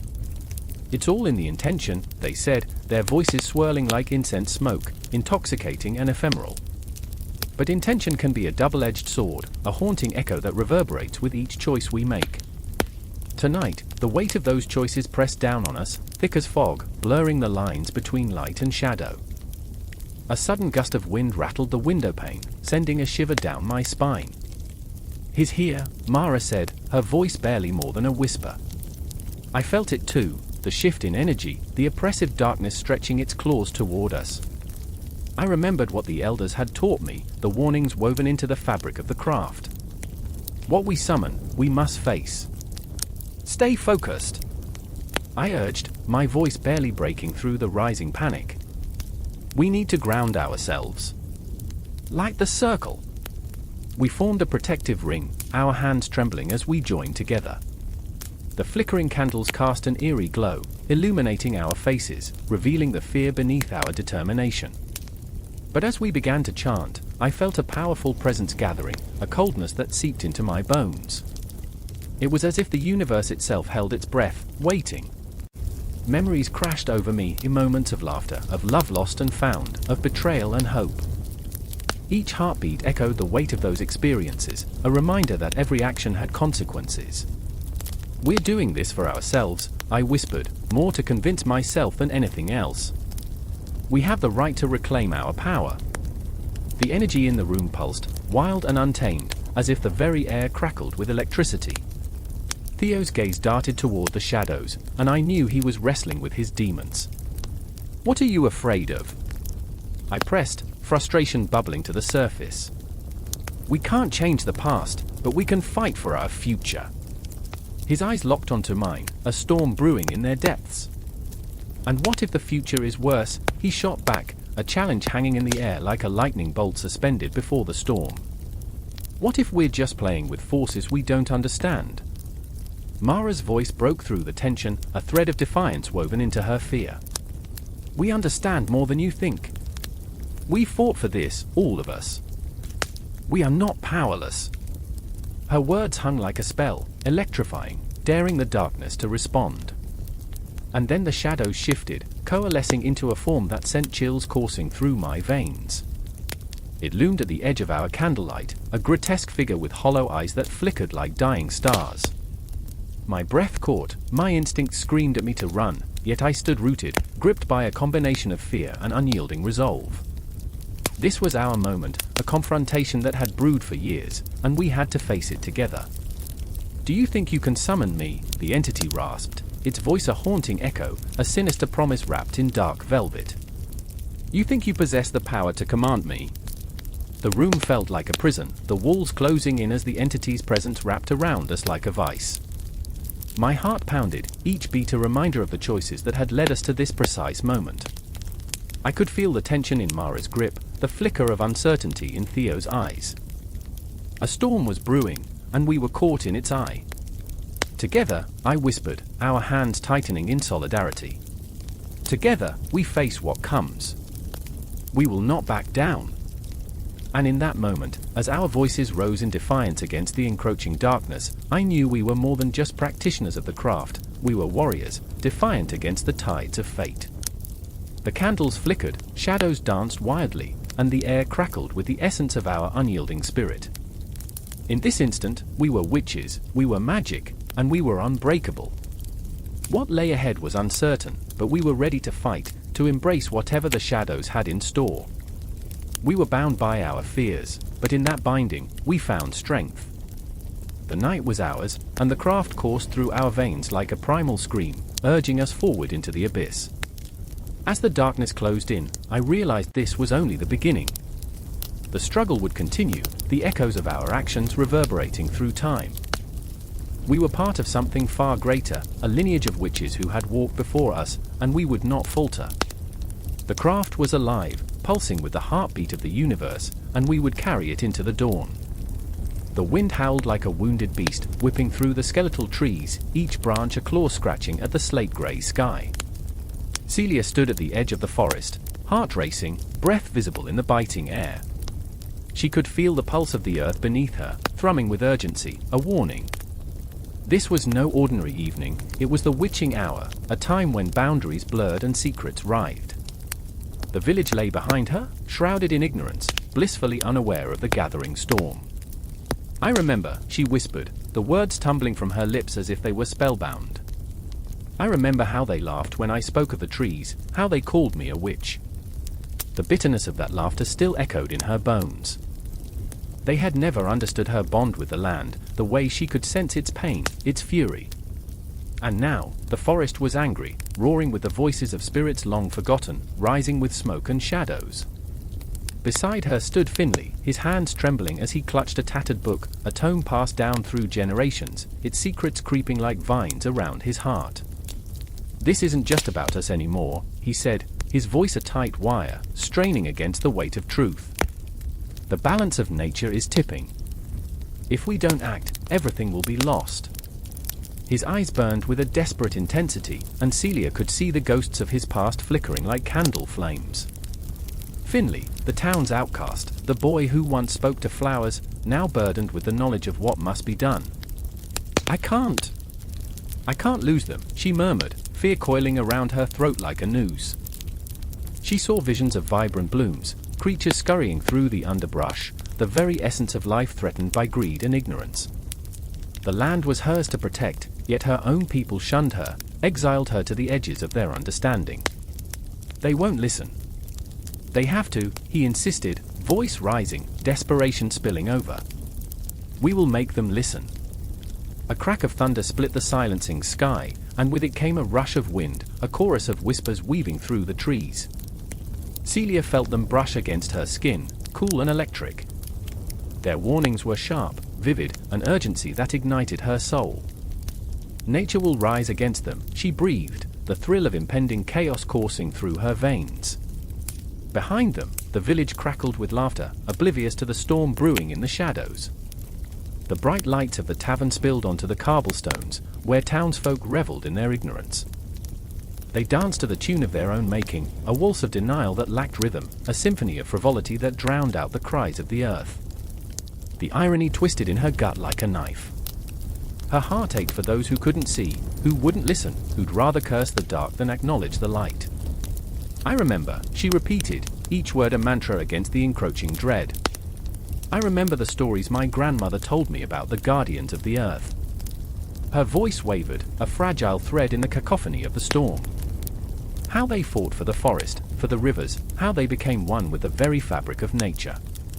Finley nodded, his face illuminated by flashes of lightning.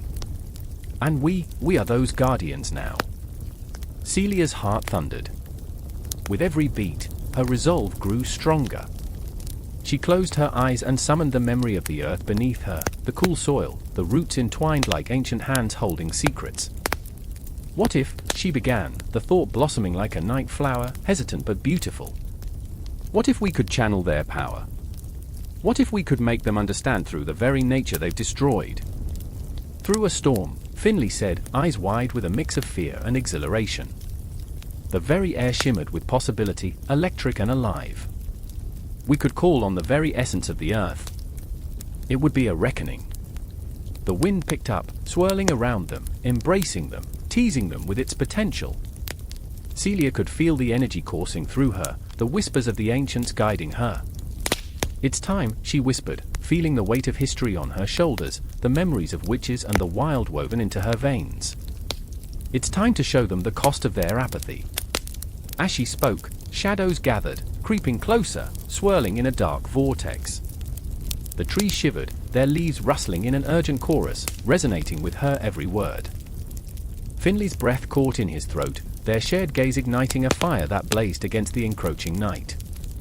The village was oblivious, dancing beneath the bright lights, their laughter a cruel cacophony against the rising storm. They will pay, he vowed, every syllable dripping with resolve. For every tree felled, for every river tainted. We will be their reckoning. Celia took a step forward, adrenaline surging through her like a wild river, fierce and unyielding.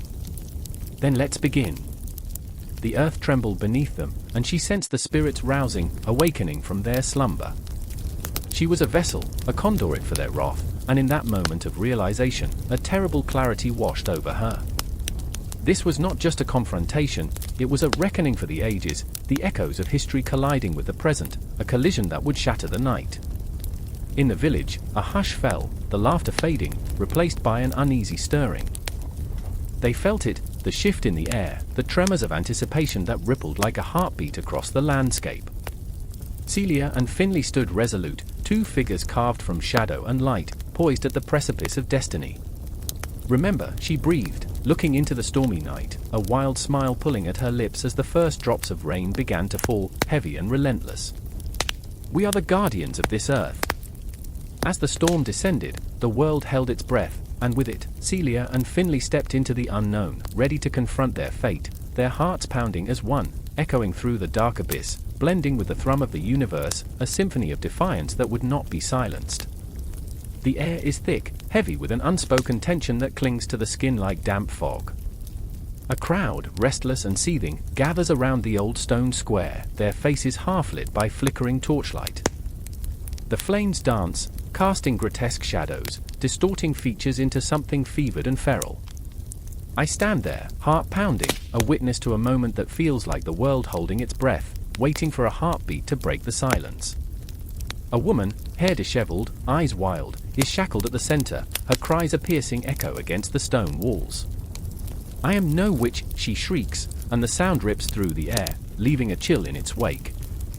Her name is Ilara, an ordinary woman caught in the monstrous whirlpool of fear and superstition, where the lines between reality and nightmare blur like smoke. I remember her laughter, bright and ringing like chimes in the wind, before the accusations turned her life into a tempest of chaos. Her eyes meet mine, pleading, and in that look, a million unspoken words linger, heavy like the pending dusk. To my left stands Marcus, my oldest friend, a man torn between loyalty and the chilling grip of the crowd's fervor. He's always been the rock, the one who found solace in logic when the world spun madly. But today, as the townsfolk chant, "Burn the witch," his jaw tenses, the muscle a tight coil of anguish. I see him wrestle with his conscience, the tug of fear pulling him toward the mob, while love for Ilara roots him in place. "You can't believe this," he cries, voice hoarse, cracking like brittle glass. But the surge of the crowd is relentless, voracious, and it eats at him, gnawing at his resolve. "Look at her," someone shouts, and the swell of voices rises, a monstrous tide, drowning all reason. I remember the tales of our childhood, how we spun stories of witches in the moonlight, cloaked figures weaving spells. But this isn't a tale. This is flesh and blood, and the heat of their fury is real and suffocating. I take a step forward, feeling the weight of the world crushing down. My own heart races, caught between the desire to run and the need to stand firm. "Help me!" Ilara's voice breaks through the chaos, raw and desperate. The pulse of the crowd quickens, expectant, hungry. I want to scream, to claw my way through the throng and tear her from this madness, but fear wraps around my throat like a vice. I remember the first time I saw her dance, the moonlight catching the shimmer of her long skirt, laughter spilling from her like a bubbling brook. But now, the dark has swallowed that light, and shadows loom larger than life. I close my eyes for just a heartbeat, and in the darkness, memories spiral like whispers, my grandmother's stories of witch trials, the way she'd weave them into our bedtime tales with a knowing glimmer in her eyes. "It's not the witches you fear, my dear," she used to say softly, "it's the darkness in your own heart." Those words echo now, a haunting refrain, as I feel Marcus's hand grip my shoulder. "We have to do something," he says, his voice shaking, an ember of courage flickering against the gale of dread swirling around us. "But what can we do? The mob is a beast, a creature fueled by fear, and we're merely two souls against a storm." The torches flicker ominously, illuminating faces twisted by fervor and rage, each one a mask of fear, each shout a nail in the coffin of reason. I look back to Ilara, and for a fleeting second, our eyes lock, a fragile thread of connection that promises defiance, a spark against the overwhelming darkness. In that moment, the world contracts, and nothing else exists. Not the crowd, not the impending doom, just the weight of her stare, begging for salvation. Then, it happens. A figure emerges from the shadows, a man draped in black, a priest or perhaps a judge, his presence commanding, cloaked in authority. "We shall do what must be done," he declares, voice like thunder, the edict rolling over the crowd like a storm wave crashing onto the shore. The crowd responds with a feral roar, a chant of bloodlust echoing through the square, shaking the very stones beneath our feet. Marcus's grip tightens, and I can feel the tremor in his heart. "We have to stand against this madness," he implores, but the tide pulls him away. I see it in his eyes, the fear, the desperation, the internal war between what is right and what is safe.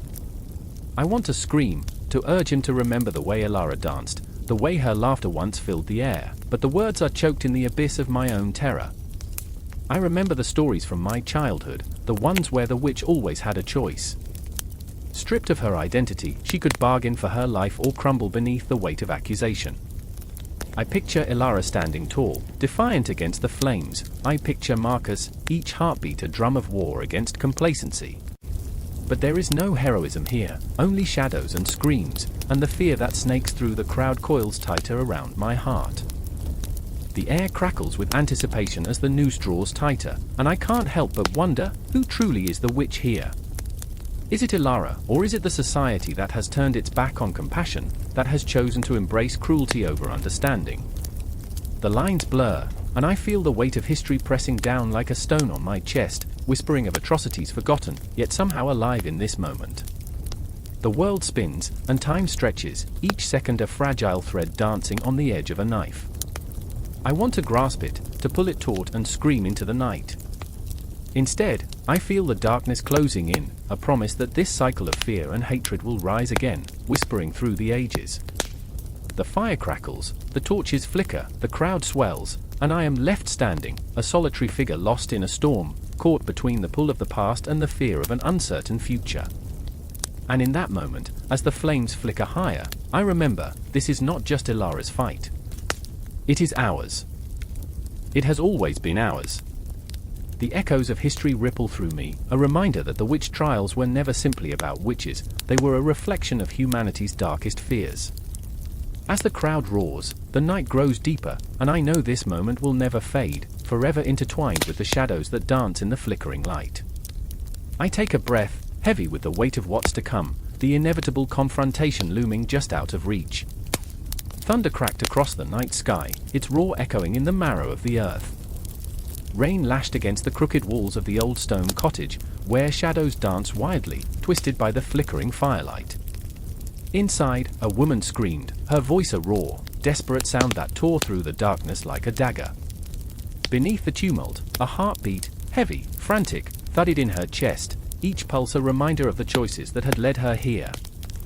Elena, a once proud witch, knelt on the cold floor, her eyes wide and frantic as she clutched a small, trembling figure to her chest. An owl, feathers ruffled and dark, its round eyes glimmering with both wisdom and fear.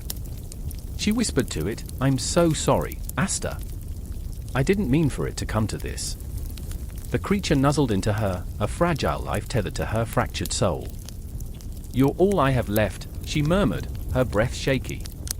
Across the room, the door splintered under the force of another kick. The floorboards creaked ominously, each sound amplifying the dread that wrapped around her heart like a vice. There was no escape. She could feel it in her bones, a truth as solid as the storm outside. Tonight would change everything. The door burst open, revealing a figure cloaked in shadow. Rising smoke from the hearth curled around him like serpents, framing the face of a man she once loved, a man who had turned to darkness. His name was Lucian, and the sight of him made her heart lurch, an ache that felt like betrayal, a reminder of laughter shared beneath starlit skies now lost to the past. "Why, Elena?" His voice was a low growl, the words dripping with sorrow and anger. "Why did you defy me? You didn't have to do this. We could have ruled together." "No." The word shot from her lips, fierce and sharp. "You wanted power. You wanted to become something you're not." She glanced down at Asta, the creature's soft coo breaking the tension, a soothing balm seeping through the chaos. "I only wanted to protect the world from your ambition." Lucian stepped closer, eyes narrowing, a predator stalking its prey. "And what have you done? You've condemned yourself. And that little creature, it will suffer too." The tension in the air was a living thing, crackling and alive, as though the very walls were listening, holding their breath. I remember the first time I found Asta, perched on a branch, looking down at me with quiet curiosity. It was a moment of magic, when the mundane danced with the extraordinary. I was captivated, thinking perhaps I could make a friend in a world that had become so cold. I remember the warmth of my home, the herb bundles hanging over the hearth, the smell of earth and life mixing in a sweet, intoxicating fragrance. I remember laughter shared, and dreams woven under the pale light of the moon, a world before they took him from me. A flicker of hesitation crossed Lucian's face, quickly masked by a storm of rage. "You think your loyalty to that a thing will save you?" He gestured dismissively, but Asta fluffed his feathers, as if defying the very air that sought to crush them. "You will be alone, Elena. You will be nothing." With a sudden movement, Elena rose to her feet.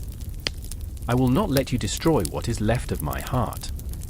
The words hung in the air, weighted with the grief of unfulfilled dreams.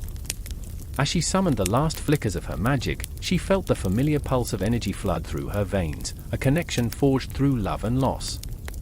In that electric moment, she felt Asta's spirit entwined with her own. They were bound, two souls woven tightly together, each heartbeat an echo of the other. Lucian laughed, a hollow sound filled with bitterness. "You're a fool, Elena. You think that bond can save you? You think love can shield you from the dark?"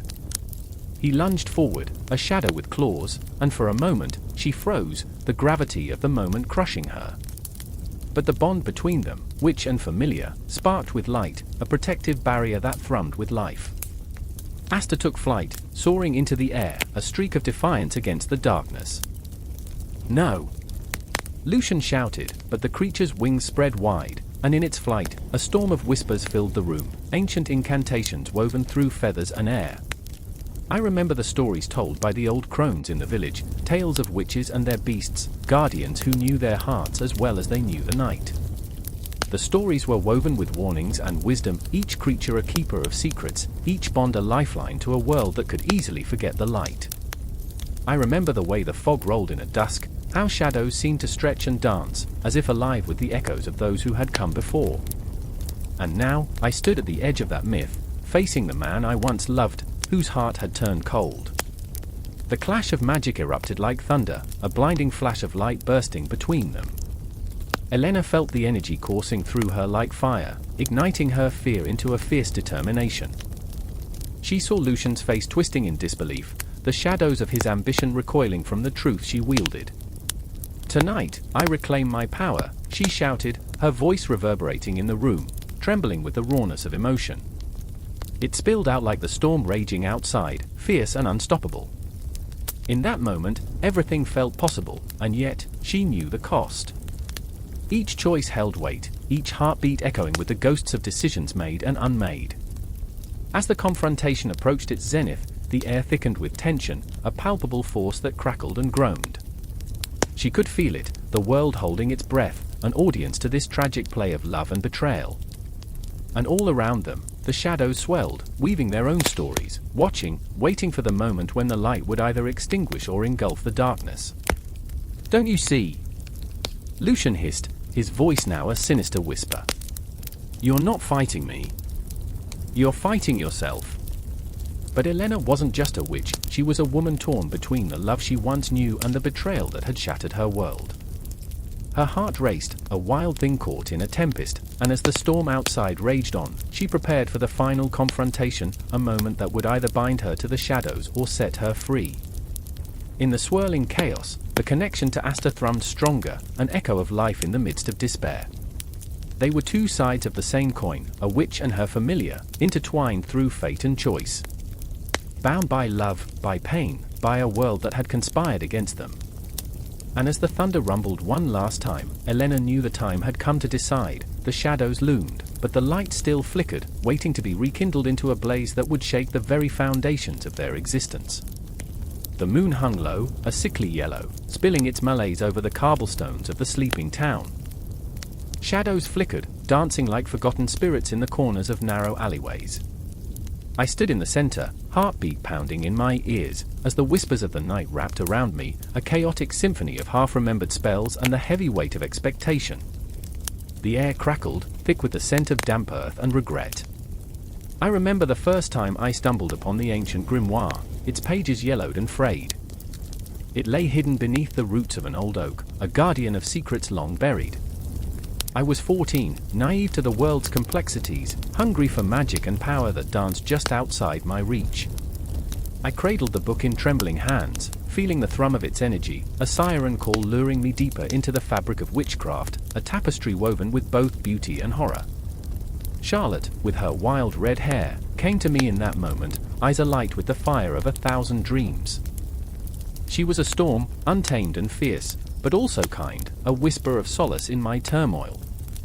"We can be more than what they want us to be," she said, voice a soft caress against the jagged edges of our reality. But we were young, too young to grasp the enormity of our desires. We wanted to reclaim what had been taken from us, to breathe life into the stories that had been stifled and silenced. But then came Victor, with his polished words and charming smile, a facade that masked his insatiable hunger for validation. He saw us as fragments of a forgotten fairy tale, ready to be repackaged and sold to the highest bidder. "Look at you two, witches in training," he laughed, a sound that felt like shards of glass. He didn't see us, he saw a trend, a way to monetize our pain. In his world, we were commodities, our culture stripped bare, ready to be consumed, savored, then discarded. I remember the night we confronted him, the air thick with unspoken truths. "This isn't a costume," I spat, words sharp as daggers. "This is our identity, our heritage." My voice trembled with fury, the fire within me igniting. I felt Charlotte beside me, her presence grounding me as we faced him, our shared anguish sparking an inferno. But Victor just grinned, smug and unyielding, the embodiment of everything we resented. "It's just a bit of fun, ladies. Lighten up. You're not the first to dabble in witchcraft." The words hung in the air, a taunt that cut deeper than any knife. I trembled, not with rage but with sorrow, a profound ache for the generations who had suffered, the lives that had been extinguished for the sake of fear and misunderstanding. "You don't get it," Charlotte whispered, her voice breaking as she clutched my arm. "It's not just about the spells or the rituals. It's blood, it's pain, it's history woven into our souls." I could see the tears shimmering in her eyes, the vulnerability that Victor's dismissive laughter had stripped us of. I remember the stories, the tales of women who had stood tall against the tide of oppression, wielding power not as a weapon but as a shield. We were all haunted by those echoes, ghosts of the past whispering in the folds of our memories. But to Victor, they were mere stories, myths to be twisted into entertainment for the masses. As the confrontation escalated, the air crackling with tension, I felt a shift, an unholy energy pulsing beneath our feet. With every word, every accusation hurled like stones in a slingshot, the shadows grew darker, morphing into something almost sentient. They trembled, looming around us like ancient sentinels, witnesses to our pain, our struggle, and our defiance. I could almost hear their voices, a cacophony of laughter and lament, echoing through the cracks of time. "Do you think you're special?" Victor sneered, dismissing our pain with a wave of his hand. "You're just playing dress up." It was a hollow accusation, but it reverberated through me like a gunshot. I could taste the bitterness of betrayal and the chill of isolation. I felt Charlotte's hand squeeze mine, grounding me as the fury bubbled over. "You don't own this," I shouted, voice cracking under the weight of centuries. "You don't get to take what isn't yours." And in that moment, something shifted, like a wheel turning, like time bending. The shadows thickened, swirling around Victor, a dark tempest of consequence. He faltered, the laughter fading from his eyes as he realized we weren't just two girls in a silly game. We stood on the precipice of something much greater, our history, our culture, no longer a costume but a living, breathing beast. I remember the silence that followed, a stillness so profound it felt like the world had held its breath. The moon above bore witness, its pale light illuminating our defiance. I could see the fear creeping into Victor's expression, the realization that he was not the master of this narrative. We were the authors of our own tale, and the ink was drawn from the well of our shared history, rich and dark, as potent as the night itself. Charlotte's voice trembled as she whispered an incantation, her words woven with the weight of our ancestry. It was a song, a lament, a cry for all those who had been lost, all those who had been misrepresented and appropriated. And in that moment, I felt the surge of magic, a raw, electric current that connected us to the very essence of witchcraft. It was not about power, it was about reclamation, about standing against the tide of misrepresentation. Yet in the silence, I saw the flicker of doubt in Victor's eyes, and I knew this confrontation was just the beginning. The battle stretched far beyond our small town, echoing through history like an undying flame. The ghosts of our past roared in the shadows, and as we faced the reality of our fractured identities, I realized this was not just a fight for witchcraft, but for every voice that had ever been silenced, every culture that had been stripped bare. This was our moment, a moment of recognition, of fierce reclamation. The moon bore witness, the shadows continued to swirl, and we were left standing, hearts pounding, breaths ragged, and souls intertwined. The confrontation was just the beginning, a whisper of what was to come, a reminder that the fight for authenticity would echo through the ages, undying and relentless. The clock strikes midnight, echoing through the hollow halls of a derelict building, dust swirling in the moonlight like spirits lost between worlds. I stand there, breath caught in my throat, heart racing, each tick a reminder of time slipping away, each chime a warning of what lies ahead. The walls seem to whisper secrets, stories of fear and frenzy, where shadows stretch and twist, becoming something more than mere darkness. Souls once tangled in accusation, betrayal, and the gnashing of teeth, now forever entwined in the fabric of history, a tapestry stained with blood. In this desolate place, Lily clutches her notebook, its pages filled with frantic scrawls. She's a journalist, a seeker of truth in a world that often buries it. Her hands tremble, not just from the chill in the air but from the weight of what she's about to explore. A modern Salem, they say, where the witch hunts have returned, cloaked in the guise of social media trials and public outrage. She remembers the faces, the innocents caught in the crossfire of hysteria, the ones she couldn't save. I remember, her voice echoes softly against the crumbling walls, I remember watching their lives unravel with each malicious tweet. The pain in her chest throbs like a heartbeat, relentless and unyielding. Across the room, in the dim light, we see Marcus, an activist battling demons both inside and out. His eyes are haunted, reflecting a past he can't escape. The scars on his arms tell stories of a different kind of trial, one of survival amidst the chaos.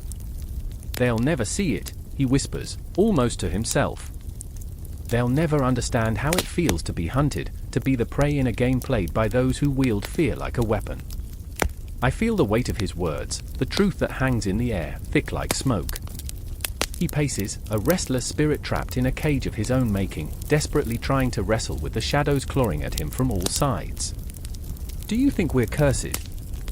Lily asks, weighing the words like stones in her hands. It's a question that rings hollow yet echoes with the gravity of ages past. I remember, she trails off, eyes glazed as if peering through a veil that separates her from the world. I remember the faces of the lost, their eyes pleading for justice, only to be met with a mob. A chill wraps around us, tightening like a noose. The air is electric, heavy with unsaid fears and unshared burdens. There's a flicker of movement in the corner, a ghost of a memory, perhaps, or just the mind playing tricks. This is where it happened, Marcus says, his voice quivering. where the innocent were condemned. You can feel it, can't you? The weight of their sorrow. He looks toward the window, staring into the night, into the abyss that seems to stare back with unblinking eyes. I can't shake the feeling, I whisper, my own heart racing, that we're walking the paths they walked, feeling the same dread that consumed them. History repeats itself, doesn't it? Lily nods, her gaze fierce yet pained. And we stand on the brink, ready to plunge into the depths, she says, her voice low, almost reverent. What if we become just like them? What if we find ourselves caught in a whirlwind of rage and retribution? What if it happens again? We are not immune. The silence stretches between us, thick and suffocating. I can almost hear the distant wails of those who suffered, a chorus of despair that cuts through the stillness. The walls pulse with their memories, each heartbeat echoing the injustice they faced. There's an electric hum, a tension that crackles with possibility. What will happen when the truth collides with fear? Suddenly, the door creaks, breaking the stillness like a bone snapping. A figure emerges, cloaked in shadows and uncertainty. It's Sarah, a friend caught in this web of madness, a believer in redemption, yet her eyes betray a flicker of doubt. I'm scared, she admits, voice trembling, scared of what we're becoming, what we might do in the name of justice. The vulnerability in her tone draws us closer, urging us to confront the beast lurking just beneath the surface. Justice? Marcus scoffs, a bitter laugh escaping his lips. What a fragile thing, so easily shattered. You think we're any different from those who once held the torches, screaming for blood? If one misstep leads to ruin, his words hang in the air, a dire warning echoing through the room. I remember, Lily's voice rises above the tumult, a desperate plea for understanding. I remember the victims, their stories twisted into weapons against them. We can't let that happen again. We can't be the monsters. But what if we already are? I find myself asking, the question cold on my tongue. What if the line blurs between victim and executioner? What if we're just as lost, just as trapped? In this moment, time collapses, the past, present, and future intertwining like threads in a fabric frayed by fear and uncertainty. The clock ticks on, relentless, each second a reminder that we stand at the edge of a precipice, teetering on the brink of chaos. The walls seem to close in, the air thick with dread. Shadows dance like phantoms, whispering secrets of trials past. I feel their breaths on my skin, a warning etched in the fabric of time. And just like that, we're caught in a storm, a tempest of emotions, of histories colliding, the ghosts of the past tugging at our sleeves. Do we stand and fight for truth and justice, or do we stay silent, allowing fear to dictate our choices? Questions linger like smoke, insatiable, swirling, filling our lungs, suffocating the resolve we thought we had. In this hollow room, surrounded by echoes of the damned, we are left with only one certainty: the trials never truly end. They morph and shift, enveloping us in their grip, leaving us gasping for breath, searching for light in the darkness, as the clock ticks on, relentless and cold. A pulse quickens, the flickering screen casts shadows in a dim room where the air feels electric with potential. Clara sits cross-legged, laptop open, the glow illuminating the worry etched on her face. Outside, the world hums, oblivious to the storm brewing within her. She types furiously, fingers dancing over keys, desperate to harness the energy swirling in her cramped apartment. The scent of sage wafts through the air, mingling with regret and a touch of hope.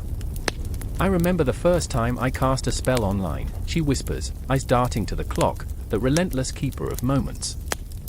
Her heart beats in sync with the ticking, each second reminding her of what's at stake, the ritual she must perform tonight, the ancient incantations brought to life through the cold light of technology.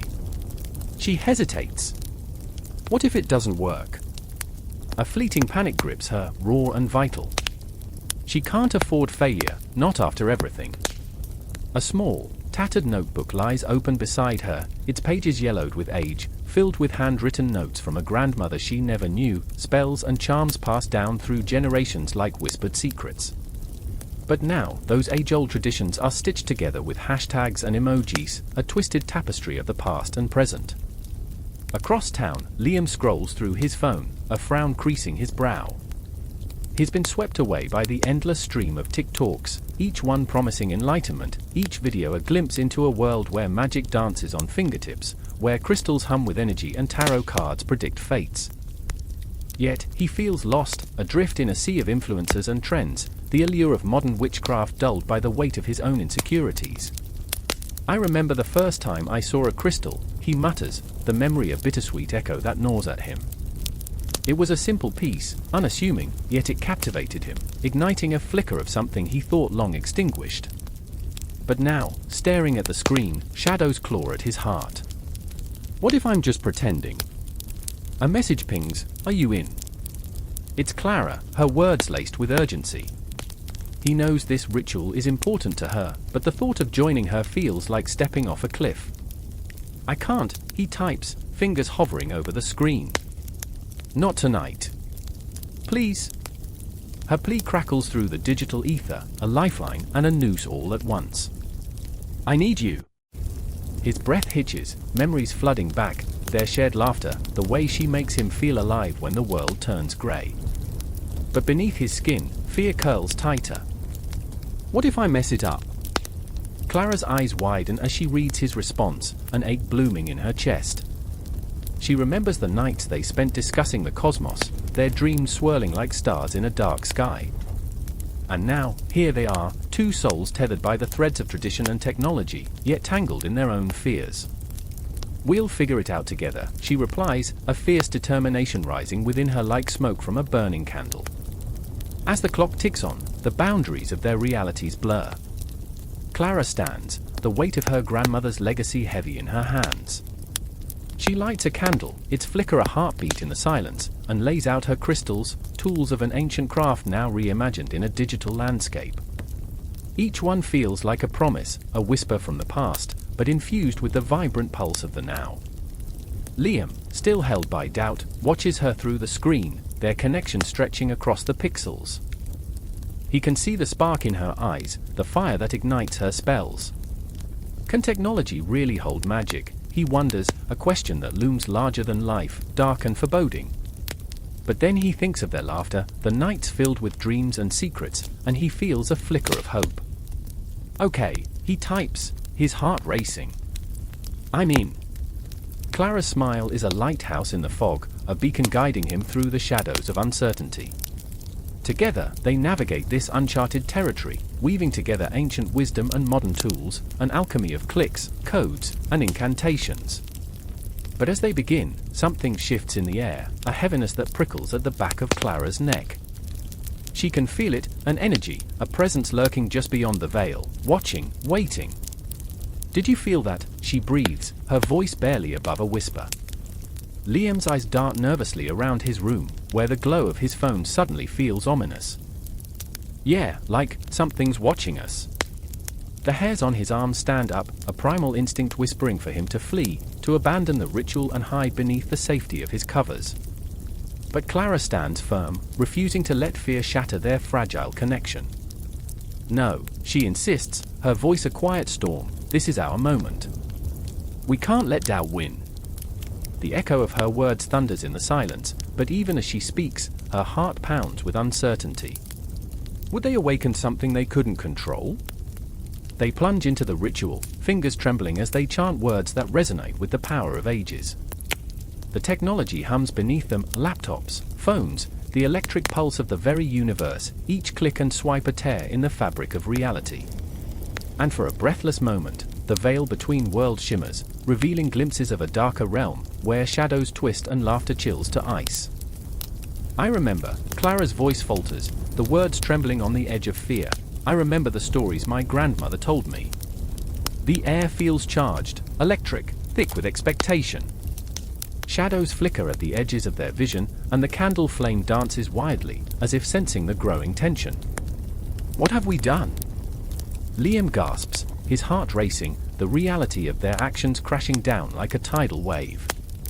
And as they chant with a fervor born from desperation, the world around them trembles. The technology that once felt like a bridge now feels like a trap, ensnaring them in its digital web. They are the witches of the modern age, spellcasters in a world where screens replace the moonlight, and the spirits they beckon may be more than they can handle. In that moment, they are bound together, two flawed souls caught in a moment of transcendence, or collapse. Whatever lies ahead, they will face it together, the flicker of the candle their only guide in the darkness that rises to meet them. They are stepping into the unknown, hearts racing, breath held, ready to confront whatever awaits in the shadows. The line between magic and technology blurs, and they are left teetering on the brink of something vast and terrifying.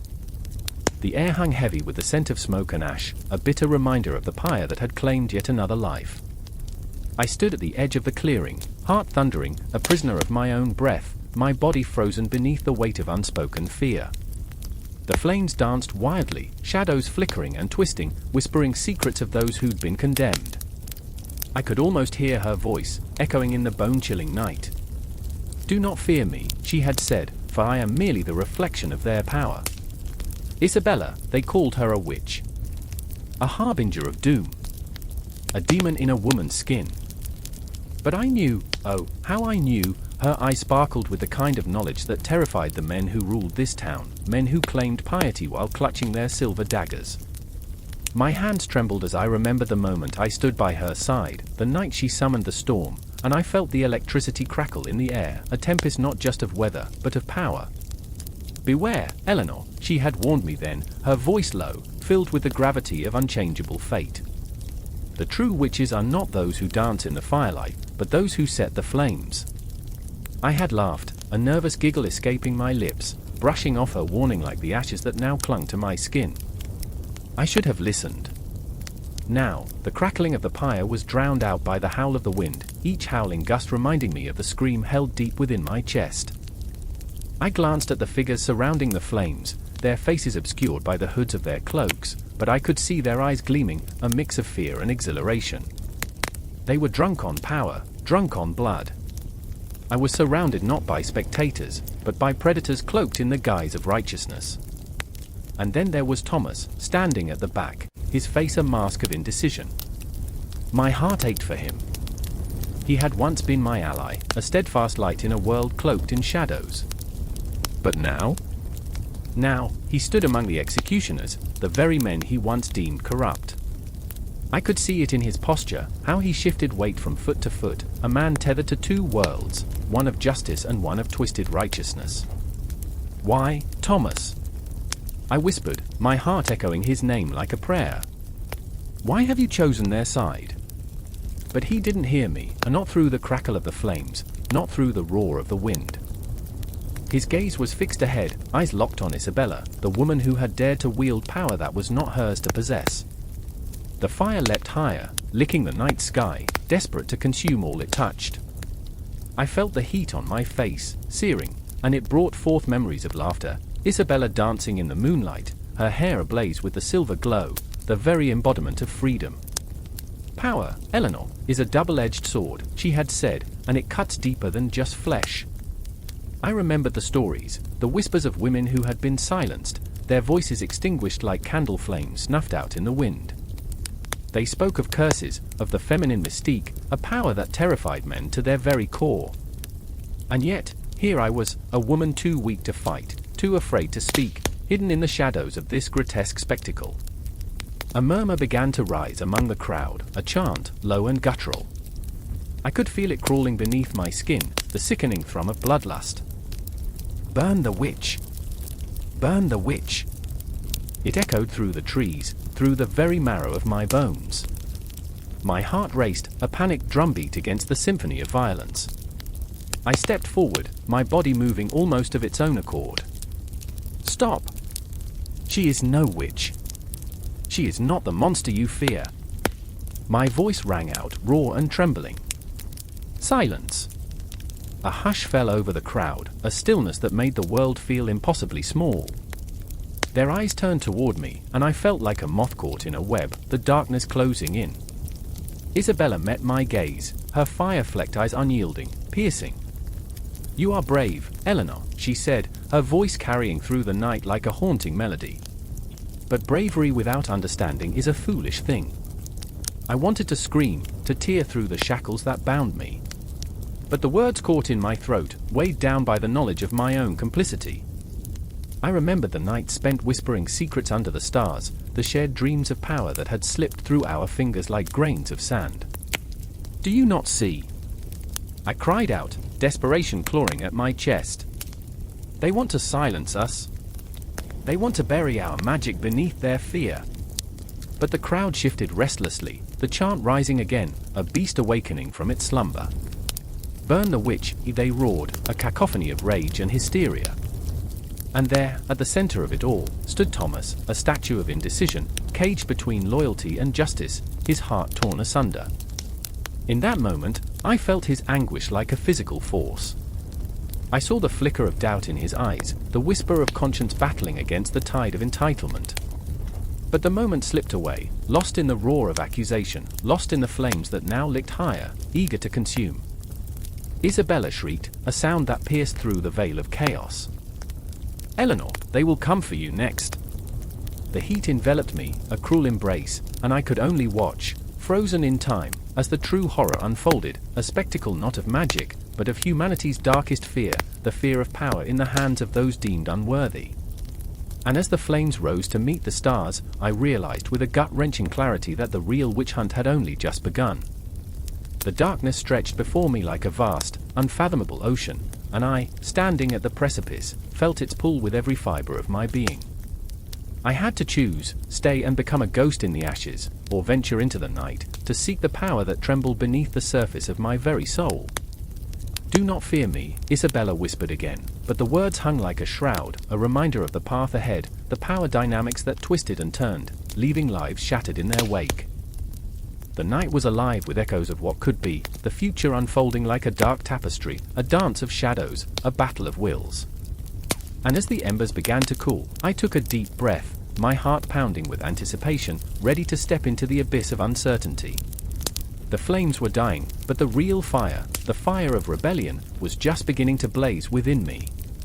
The wind howled through the trees, a desperate wail that seemed to echo the chaos inside.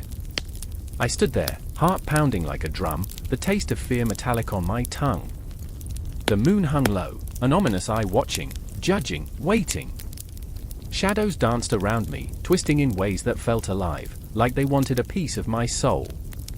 A flicker of movement caught my eye, Sophie, her face pale as the moonlight, her breath coming in quick gasps. "They're coming," she whispered, terror coursing through her veins like a venomous snake. I could feel the cold grip of dread tightening around my chest. It wasn't just the echoes of the past that haunted us, it was the weight of our choices, each one a thread in the tapestry of our fates. Sophie, once the embodiment of strength, now crumbled beneath the pressure of expectation.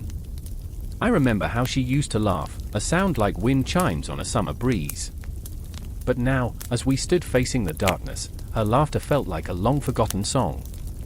And then there was Edgar, always the skeptic. He stood at the edge of the clearing, arms crossed, gaze piercing through the shadows. "This is nonsense," he spat, yet his eyes betrayed him, flickering with doubt. I could sense his inner turmoil, the battle between belief and disbelief raging in the corners of his mind. The witch trials of the past loomed large in his consciousness, a weight he couldn't shake. "You know this isn't real," he insisted, but there was no conviction in his voice, only the quaver of a man clinging to reason as the world spun into chaos. I remember the stories we used to share around the fire, tales of witches and spirits, of power seized and lost. Now those stories felt like a prophecy, unfolding, and we were the unwilling protagonists caught in a script we never wrote. Each moment felt like a raid on our sanity, the lines between reality and myth blurring. The woods whispered secrets, shadows morphing into figures that beckoned with clawed fingers. "I don't want to die here," Sophie's voice cracked, breaking the spell of silence, and I felt the burn of unshed tears prickling at the edges of my vision. Not like them. The ghosts of the past circled us, lingering in the air like smoke, reminding us of every wronged soul, every unjust execution, every whispered curse. The weight of history pressed down on us like a thick fog, suffocating and inescapable. The atmosphere was electric, crackling with tension. I could feel it in my bones. "We can't go back," I said, my voice steady despite the turmoil within. "We have to face this." But as the words left my lips, a haunting truth gnawed at me: we were not the hunters, we were the hunted. The forest felt alive, a living entity that thrived on fear. I could sense its heartbeat aligning with our own, a rhythmic pulsing that echoed our dread. Suddenly, the underbrush rustled, and the shadows moved closer, merging into a form both familiar and grotesque. It was a figure draped in darkness, features obscured, but I could feel its gaze piercing through me. "Fools," it hissed, voice a slithering whisper that wrapped around us like a noose. "You cannot escape what you are." Edgar stepped forward, defiant, but I could see the tremor in his hands.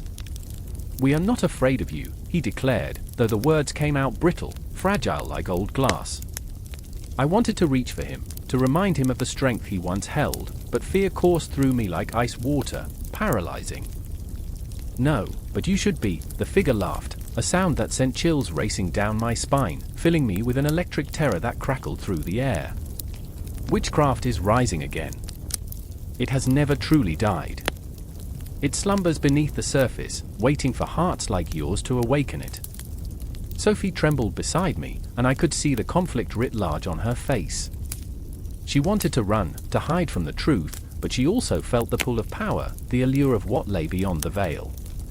"What does that mean?" she breathed, stepping closer to the figure, drawn in like a moth to a flame despite the danger.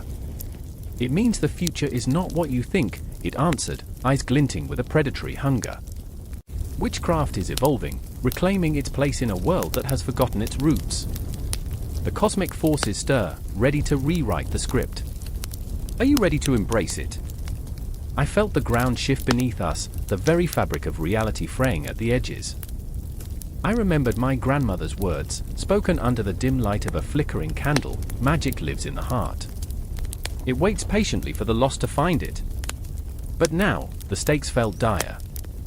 The allure of magic was intoxicating, yet the price was blood, our blood, or worse, the blood of innocence. Edgar shook his head, defiance clawing at his throat.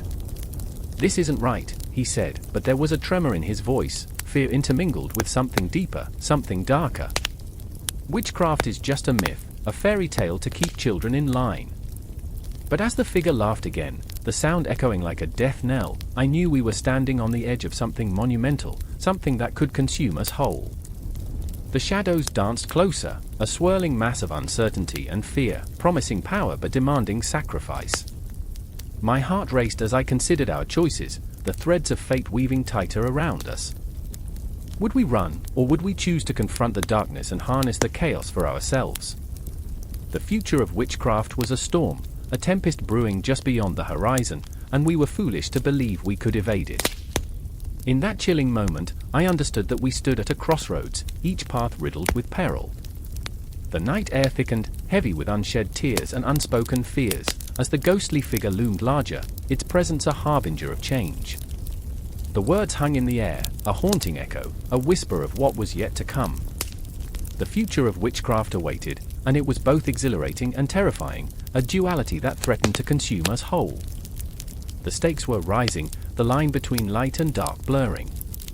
And just as the shadows closed in, I felt a flicker of resolve ignite within me, a determination to confront the chaos, to dance with the darkness, and to reclaim the power that had been lost. Because in the end, we were not just witnesses to history, we were its architects. The air crackled like the last breath of a dying ember. A storm brewed, dark and oppressive, wrapping the village in a shroud of anxiety.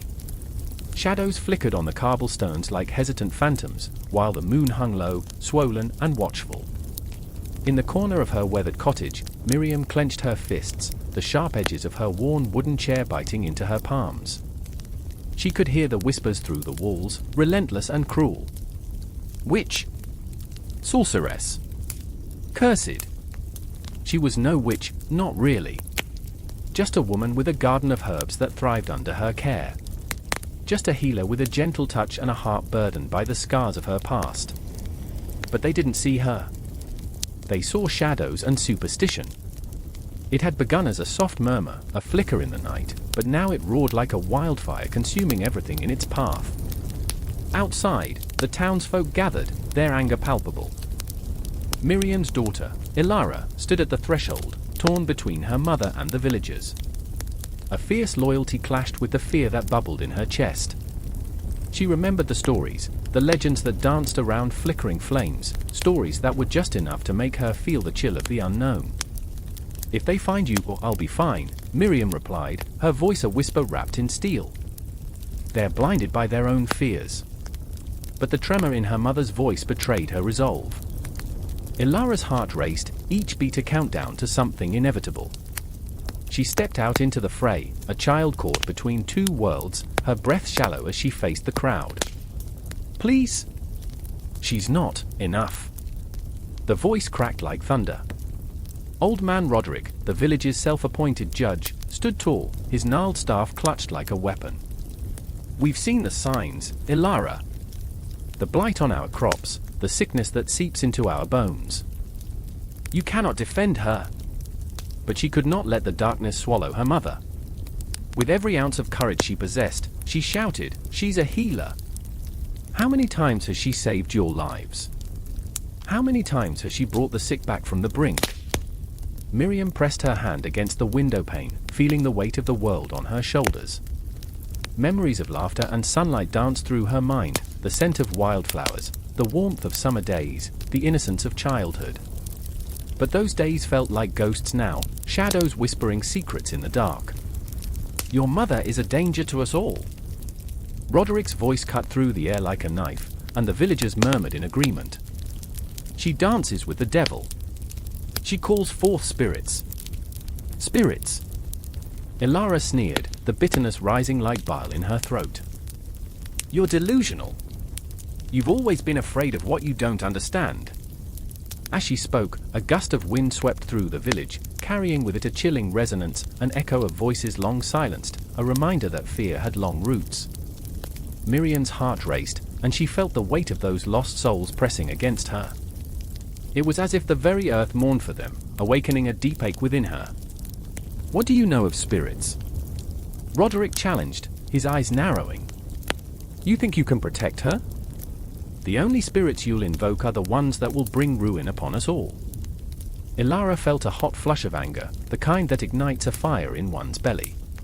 You're all so blind, she cried, desperation spilling over. You blame my mother for your own failures. For your own weaknesses. But the crowd surged, a tide of fear that threatened to crush her words. They were lost in a whirlwind of superstition, and every heartbeat felt like a countdown to catastrophe. Miriam's breath quickened, her heart pounding against her ribcage, a frantic drumbeat urging her to act. Go to them, Ilara, she whispered, her voice trembling. Tell them the truth.